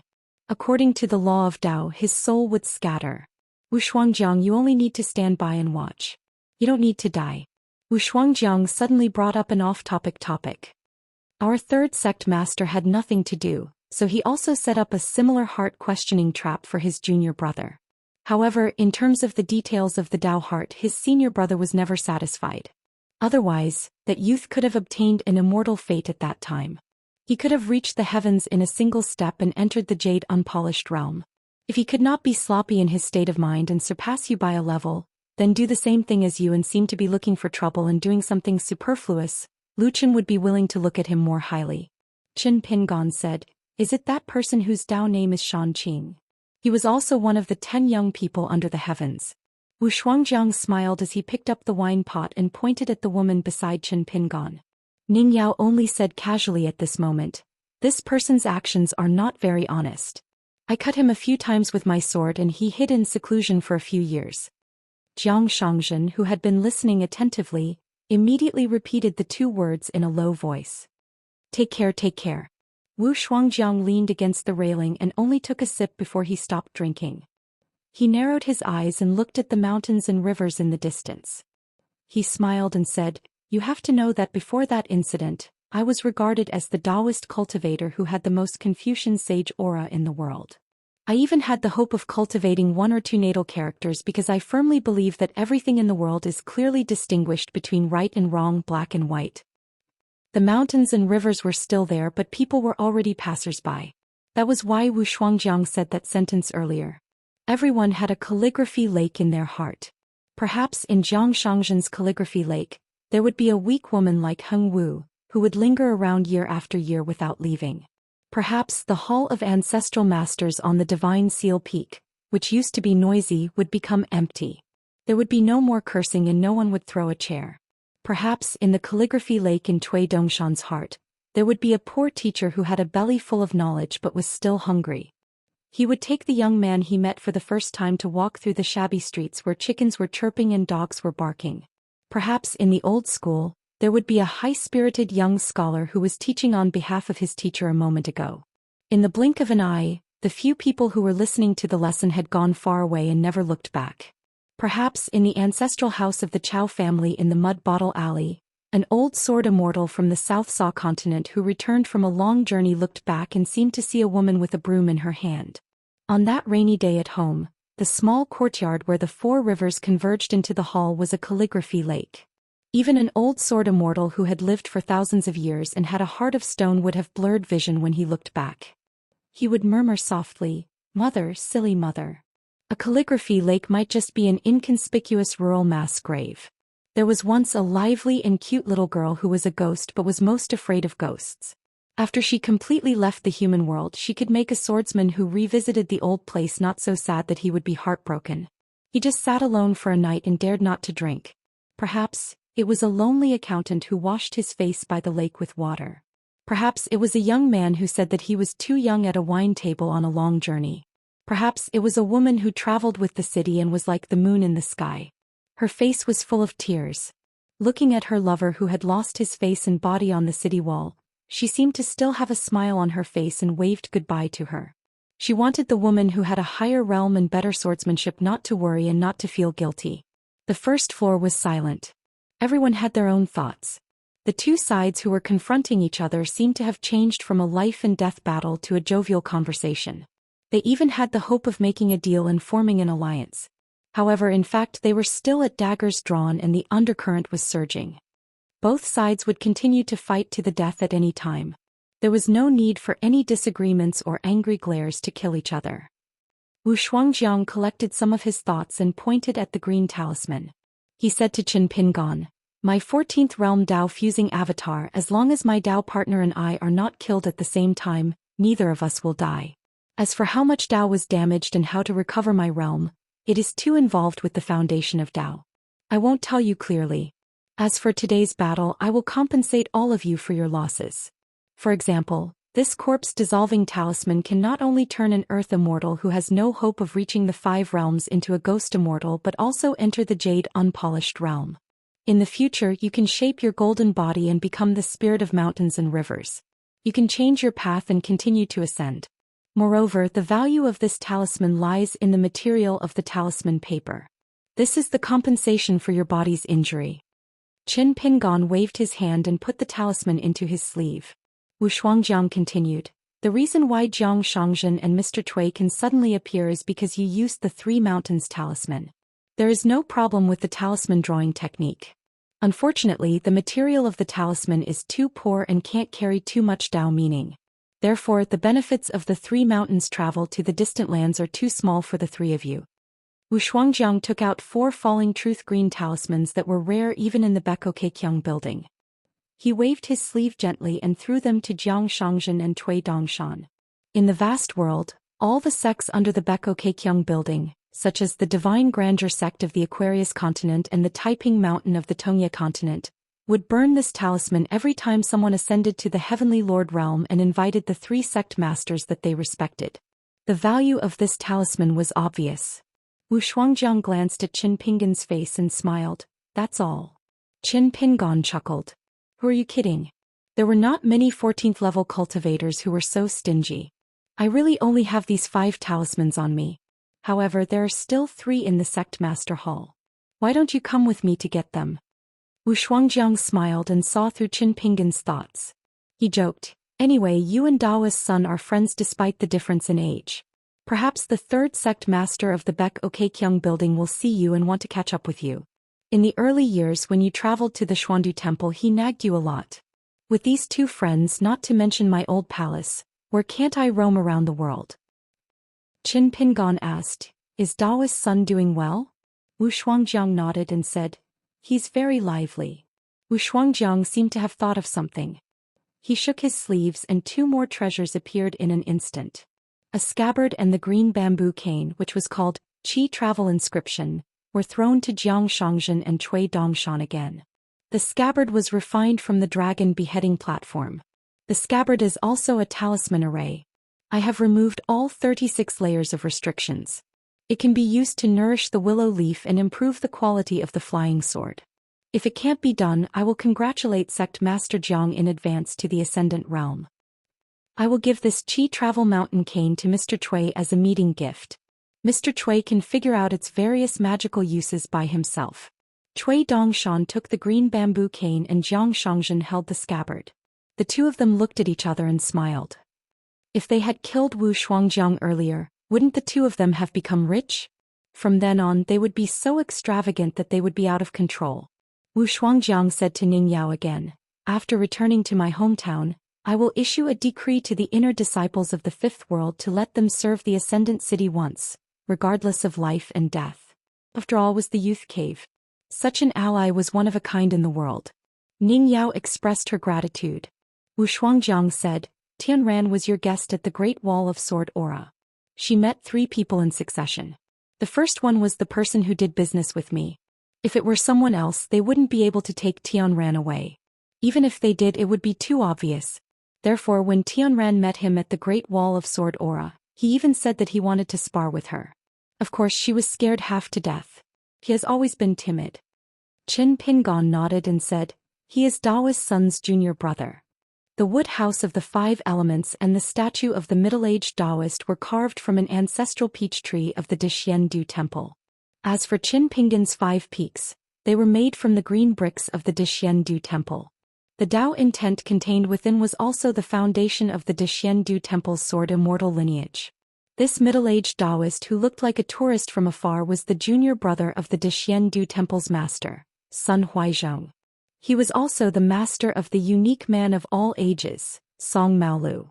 It seems that she also met a lethargic person. He wore straw sandals and carried a firewood knife. He had been walking around. Wu Shuangjiang suddenly conjured a horsetail whisk. The horsetail whisk drew a circle and then made a fist with one hand. He smiled and said, Scripture seeking is just an empty straw sandal. I don't know what you are looking for. Qin Pingon was slightly surprised, but still said straightforwardly, isn't it just looking for a place to settle down? Besides, straw sandals are everywhere. Wu Shuangjiang passed the horsetail whisk to Qin Pingon and smiled. In my hometown, I used to visit the supreme residence with Lu Qin. However, I only know a little about Buddhism. I hope that you will learn Zen wholeheartedly in the future. Don't run away from Zen. After Qin Pingon received the horsetail whisk, his shoulder tilted and he almost couldn't catch the fluttering horsetail whisk in Wu Shuangjiang's hand. Wu Shuangjiang suddenly asked, Buddha's 10 great disciples each have their own number one. May I ask why Venerable Luo Holuo, who is the number one in secret travel, is number one? Qin Pingon didn't deliberately beat around the bush and answered honestly, when I first saw this Buddhist case in the book, I didn't know why. The monk answered, I don't know. After asking a monk on the cliff, I found out the answer. Since it was a secret travel, how could an outsider answer this question? Of course they didn't know. The theory in the book was explained and it seemed very simple. It's a pity that everyone has their own problems and it's too difficult to know one that you don't know. Wu Shuangjiang continued to ask, how is the seamless pagoda? How is the person in the pagoda? How is it beating the vines to go? How is it only going to the west? How is it seizing the realm? How is it seizing the person? Why is it that when the old monk roars, only the monks are shocked and they are the so-called handsome sons? Why are they singing horses? Why do they have to speak in a low voice? Why do they have to cover their mouths? Why do they have to clench their fists and raise their fingers? How is it different at the same time? How is it their original appearance? Why is there a chaos stabilizing sword when the staff is raised but no white swamp diagram when the staff is lowered? Moreover, how is it possible for a living person to use a sword and a living person's knife?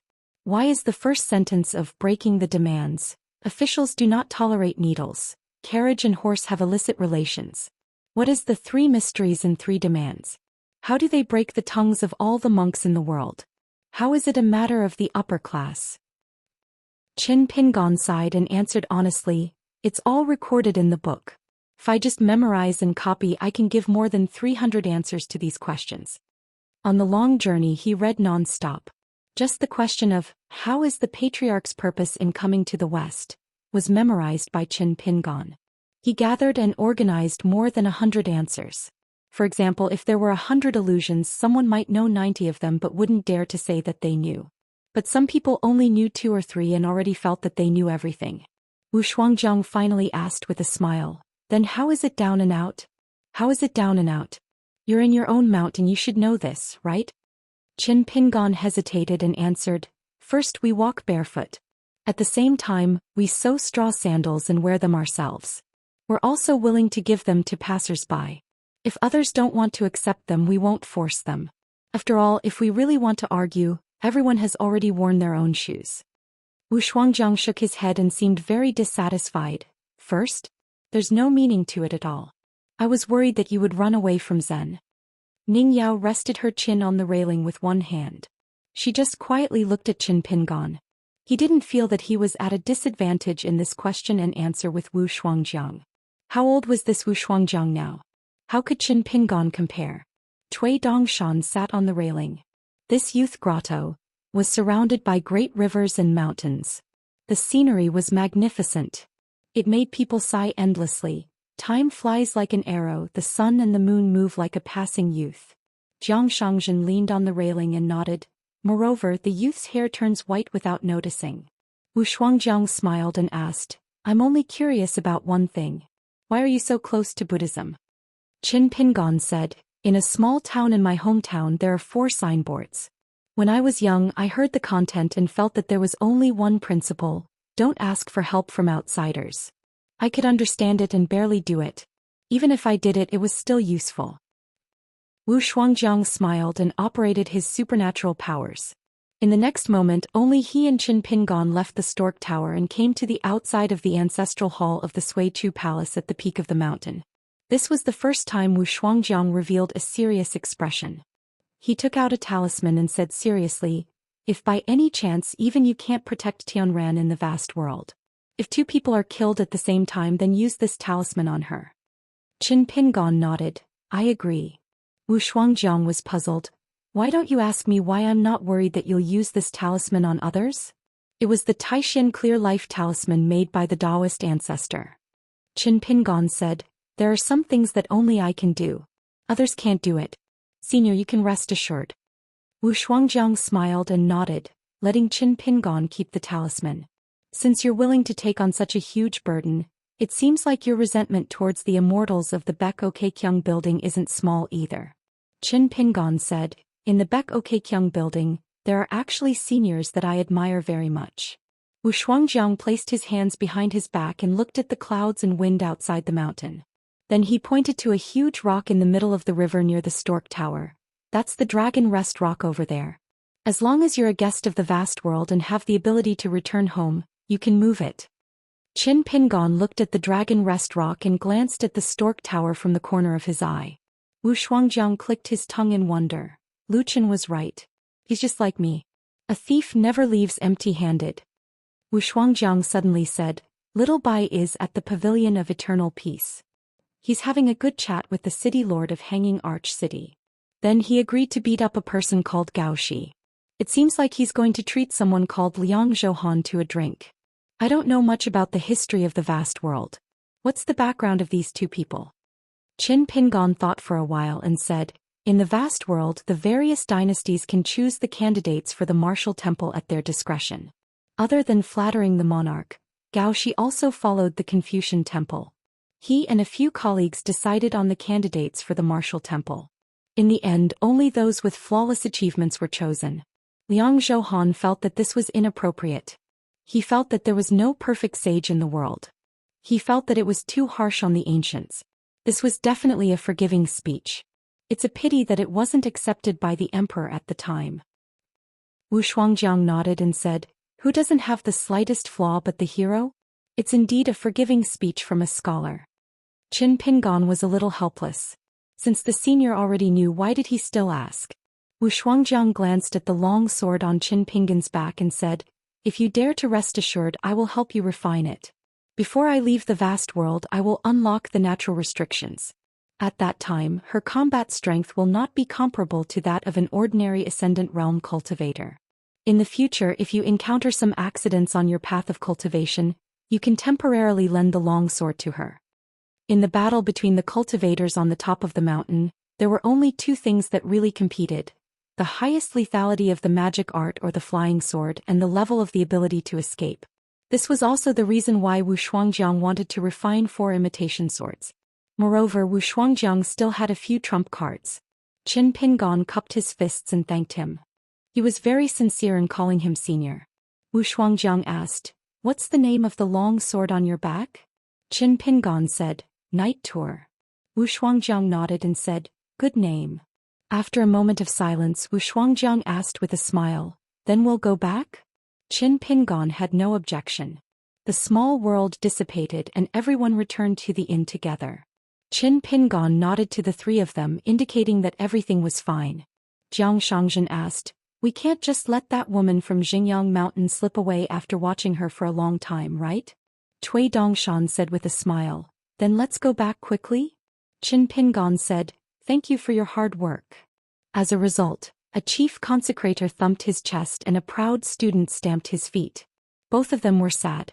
Then the 2 of them laughed and clapped their hands, cheering for the tacit understanding between them.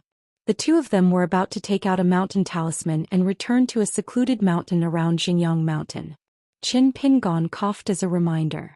Cui Dongshan immediately understood and looked at old Immortal Wu pitifully. Jiang Shangzhen's talisman drawing technique was very bad, even worse than the mountain master. As for Cui Dongshan and Qin Pingon, they did not have much energy to draw the 3 mountains talisman.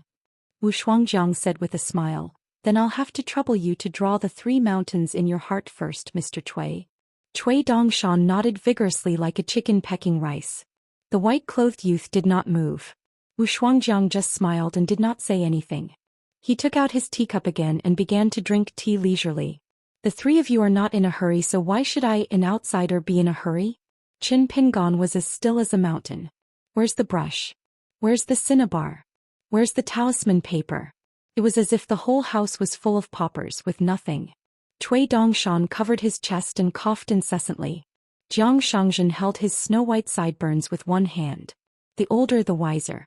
Qin Pingon turned his head and asked Ningyao if she wanted to drink. Ningyao said yes, pick a pot. She didn't want the osmanthus wine anymore. Qin Pingon said no problem. It's just that there are a lot of different types of wine, don't worry. Wu Shuangjiang laughed and said, A pirate ship, what a pirate's lair. After saying that, Wu Shuangjiang shook his head and put down his teacup helplessly. He took out a pen and a talisman. It turned out to be another King green talisman. Qin Pingan's eyes widened. Good fellow, as expected of a senior who got along well with Daoist's son. Qin Pingan stood up at lightning speed. He first pressed the green talisman with his palm, then took out an ordinary talisman and hurriedly threw it to Cui Dongshan. Cui Dongshan took the precious talisman from the teacher, then stood up and bowed with his head down. He stretched out his hands and respectfully took the immortal pen with the inscription Flower Blossom from Old Immortal Wu. On the yellow talisman, Cui Dongshan drew the shape of the 3 mountains, then shook the flower blossom brush in his hand with all his might.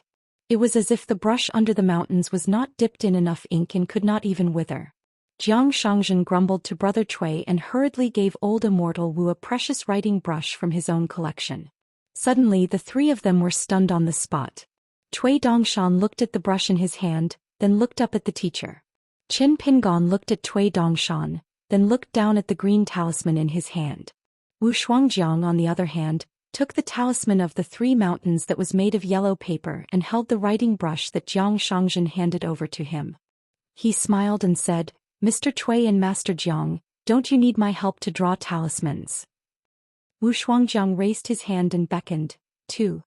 Jiang Shangzhen and Cui Dongshan each obediently handed over a green talisman that had not yet warmed up. Wu Shuangjiang put the brush in his sleeve and beckoned again. Cui Dongshan could only hand over the flower blossom brush. He did not expect that after Wu Shuangjiang took the brush, he would put the 2 green talisman on the table into his sleeve and beckon to Qin Pingan. It was obvious that the talisman that Qin Pingan had put in his pocket had to be returned to Wu Shuangjiang. Qin Pingan said helplessly, "Senior, isn't this going too far?" Wu Shuangjiang said, "Whoever has a higher cultivation level says what they want. Who was the one who said it before?" Jiang Shangzhen lowered his head and looked down. The 3 of them went for wool and came home shorn. They even lost a green talisman, or more accurately 2. Cui Dongshan braced himself and said, "Sir, you should keep that one. Chief Shou and I still have one." Jiang Shangzhen slapped his forehead and ended up getting elbowed by Cui Dongshan. Wu Shuangjiang laughed and waved his hand. He took out 2 more green talisman and held the flower blossom brush. He concentrated and drew 2 more talismans in one go and gave them to Jiang Shangzhen and Cui Dongshan. Finally, he threw the flower blossom brush to the white-robed young man and said, "I also wish Mr. Cui's wonderful brush blossoms and write a few more immortal poems." How to do business with others was one thing, giving gifts when one was in a good mood was another. Qin Pingan was extremely moved. He had learned it. Cui Dongshan and Jiang Shangzhen each took out their talismans and were about to leave the night boat and return to the Aquarius continent. Qin Pingan stood up and walked to their side. He held on to Cui Dongshan's head with one hand and suddenly hugged Jiang Shangzhen. He lightly punched Jiang Shangzhen's back. He did not have much to say to Cui Dongshan, Jiang Shangzhen and Qin Pingan. Jiang Shangzhen had an awkward expression for the first time. He hesitated for a moment, then hugged Qin Pingan. In his entire life he had never hugged a man. Even the eldest son Jiang Heng, when he was still in swaddling clothes, he did not receive such treatment. As the father, he had never hugged him. Qin Pingan took 2 steps back and laughed. "Everything is going smoothly." Jiang Shangzhen suddenly wanted to say something but stopped. Qin Pingan had some suspicions. Jiang Shangzhen lowered his voice and said, "I heard that there is a consonant city here. I have admired the city lord for a long time. If it is possible, I will have to trouble Mountain Lord to pass on a message for me. Anything will do. Mountain Lord's words are the most appropriate." Qin Pingan felt a headache coming on. "Appropriate, your master Jiang." His face became awkward and he turned to look at Ning Yao. Ning Yao said, "A straight person is not afraid of a crooked shadow, and you are feeling guilty about such things. On the Jianghu Road, how many 300 taels of silver are there?" Qin Pingan retracted his gaze and smiled at Jiang Shangzhen, expressing his heartfelt gratitude. Jiang Shangzhen probed, "Then, don't pass on the message?" Wu Shuangjiang sat there leisurely drinking tea and watching the show.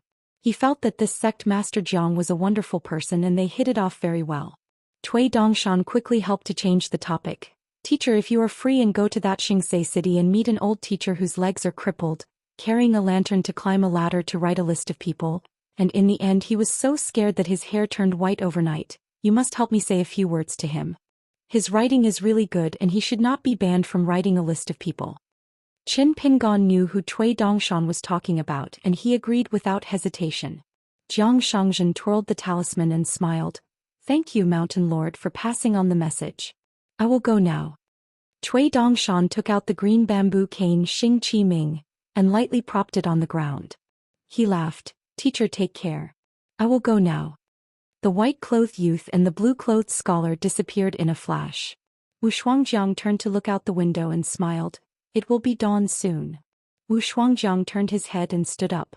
Then I will not disturb your conversation. I still have to look after the counter. Qin Pingon asked, Senior, when will you leave the ferry and return to the Time Palace? Wu Shuangjiang smiled. Depends on my mood. Maybe even if I leave the night ferry I will first make a trip to the wilderness. After Wu Shuangjiang left, Qin Pingon and Ning Yao went to Pei Qian's room. Xiaomi was still sleeping soundly.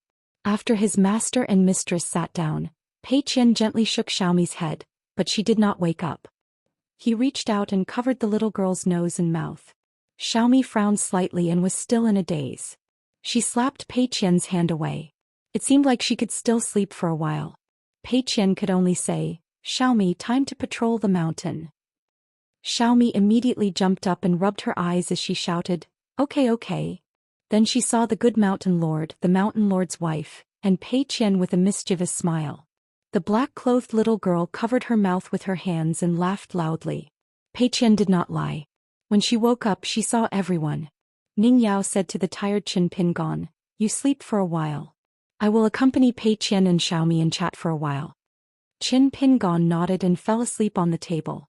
As for whether Xiaomi would say something wrong, he did not care. After all, he was not afraid of a crooked shadow. At the entrance of the inn, Wu Shuangjiang, who still had the appearance of a young waiter, sat on a bench with his legs crossed and his eyes closed. He shook his head and played the eru. Occasionally he would open his eyes and smile gently. When he glanced sideways, it seemed like there was a girl sitting beside him with a pipa in her arms. She sang with the sounds of the pipa and the eru, hoping that all the lovers in the world would find their way together. Qin Pingon quickly rubbed the space between his eyebrows and came to his senses. The sound of the eru was too noisy. Ning Yao pulled Pei Qian and Xiaomi back to her room. Qin Pingon deliberately blocked the sound of the eru. He took off his boots and sat cross-legged on the bed. He began to breathe and immerse himself in the music. When Qin Pingon woke up he realized that it was already dusk. Fortunately there was no sound of the eru. Qin Pingon put on his boots and walked to the main hall of the inn. He saw that Ning Yao and the other two were there. Wu Shuangjiang had opened a book and was no longer playing the eru. He had started to be a storyteller. Ning Yao and the other two were eating sunflower seeds and there was a plate of dried fish on the table. They were the audience. Qin Pingon stood still. After listening for a moment he began to break out in cold sweat. Wu Shuangjiang said that there was something in the book. The Jianghu heroine asked the young hero, Dare I ask young master's surname and given name? There was also the beautiful ghost in the mountains. She smiled charmingly and asked the young man, Why don't you take advantage of this beautiful night and play some tricks? Hearing this, Xiaomi frowned and asked Pei Qian what he meant. Pei Qian said he didn't know. Ning Yao glanced at him and smiled, You can ask the person involved. Qin Pingon laughed and walked over. Pei Qian, Xiaomi, go get some peanuts, edamame and cucumber. I want to drink with Uncle Wu. I don't drink. Wu Shuangjiang closed the book. Many of the pages had folded corners, probably saying something like, Take advantage of this beautiful night. There were reminders. Wu Shuangjiang walked over to the door and leaned against it. He left the book on the table. After Qin Pingon sat down he felt like he was sitting on pins and needles. He didn't even know that he was here to join in the fun. Wu Shuangjiang smiled and glanced at the table. Thinking back to the past, his sect was just as bustling as this.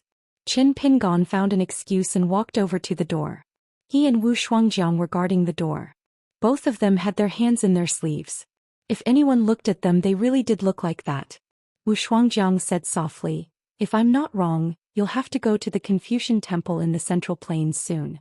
It's very likely that you'll be in the form of an out-of-body spirit. When that happens you'll have two identities. You'll be standing among the top figures of Hao Ran Mountain. You'll be the last disciple of the sage of literature and the hidden official of the Great Wall of Sword Qi. Qin Pingon thought for a moment. Is it to discuss how to deal with the wilderness? Wu Shuangjiang nodded and smiled. What else could it be?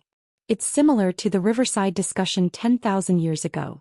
If nothing goes wrong, you'll still be the youngest person. It was unknown if the Sage of Rites and the Sage of Sages would appear.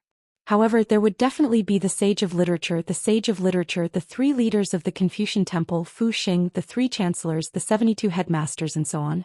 The talisman Zhou Xian, the great heavenly master of Dragon Tiger Mountain, Xing Juzhong of White Emperor City, Pei Bei Venerable Fire Dragon, Madame Qing Zhong of Lushui Pit, Lu Jubao of White Mountain Continent, Huayin Yupanshui, and so on. There might also be the great deity of Sui Mountain, Madame of Green Immortal Mountain, and so on. There would also be the Grand Masters of the 100 schools of thought. This was because the outcome of this discussion would determine the future of the 2 worlds. Wu Shuangjiang leaned his head back and leaned against the door. You're well behaved. You're a national scholar. Qin Pingon said, You flatter me. Wu Shuangjiang smiled. I'm talking about myself. I'm talking about the sect that I built with my own hands. The mountains and rivers, the grotto for youth. Qin Pingon nodded. It's similar to Daoist Sun's Xuandu Temple. It's fascinating. Wu Shuangjiang smiled. It'll be better if you remove the first half of the sentence. Qin Pingon shook his head. Our Luopa mountain roams the Jianghu. We're upright and honest. Wu Shuangjiang rubbed his chin. It seems that this is the only thing that can't compare to your Luopa mountain. Qin Pingon did not reply. The origin of Luopa mountain's atmosphere had always been a mystery. Just like how many melon seeds Zhou Mili put in her pocket every day. The mountain chieftain said that it was bestowed by a certain proud student. Cui Dongshan swore that it was the work of his eldest senior sister. Pei Qian said that it was the knowledge of old chef at the dining table. She only listened to a few ears and learned a little. Zhu Lian said that it was the evil wind that spread from Cloud Padding Mountain that could not be stopped. Wei Pai said that he had benefited a lot from playing chess with brother Dafeng. The pitiful Zheng Dafeng, who had worked hard as a gatekeeper for so many years, had no chance to refute anything now that he was in the 5th world. Wu Shuangjiang muttered to himself, throwing an egg at a stone. All the eggs in the world are still the same, unbreakable. Qin Pingon said, I don't think so. Wu Shuangjiang nodded. Sincerity can move metal and stone. You have to believe in it. He asked again, do you know which line of your Confucian sage I like the most? Qin Pingon probed. Returning good for good, returning evil with justice? Wu Shuangjiang clicked his tongue. What's with your brain? You can even guess that. On the table in the room, Xiaomi put her hands on the table and shouted, Mountain Chieftain Mr. Wu, there's no more dried fish in the creek. Wu Shuangjiang turned his head and smiled. It's fine. My share is yours. Qin Pingon also smiled and nodded in agreement. Xiaomi pursed her lips and nodded again. She raised her hands and gave 2 thumbs up. It was unknown whether she was thanking him or asking about something else. A small amount of dried fish was nothing. Wu Shuangjiang suddenly sighed. A happy family. Qin Pingon softly said, It's the new year.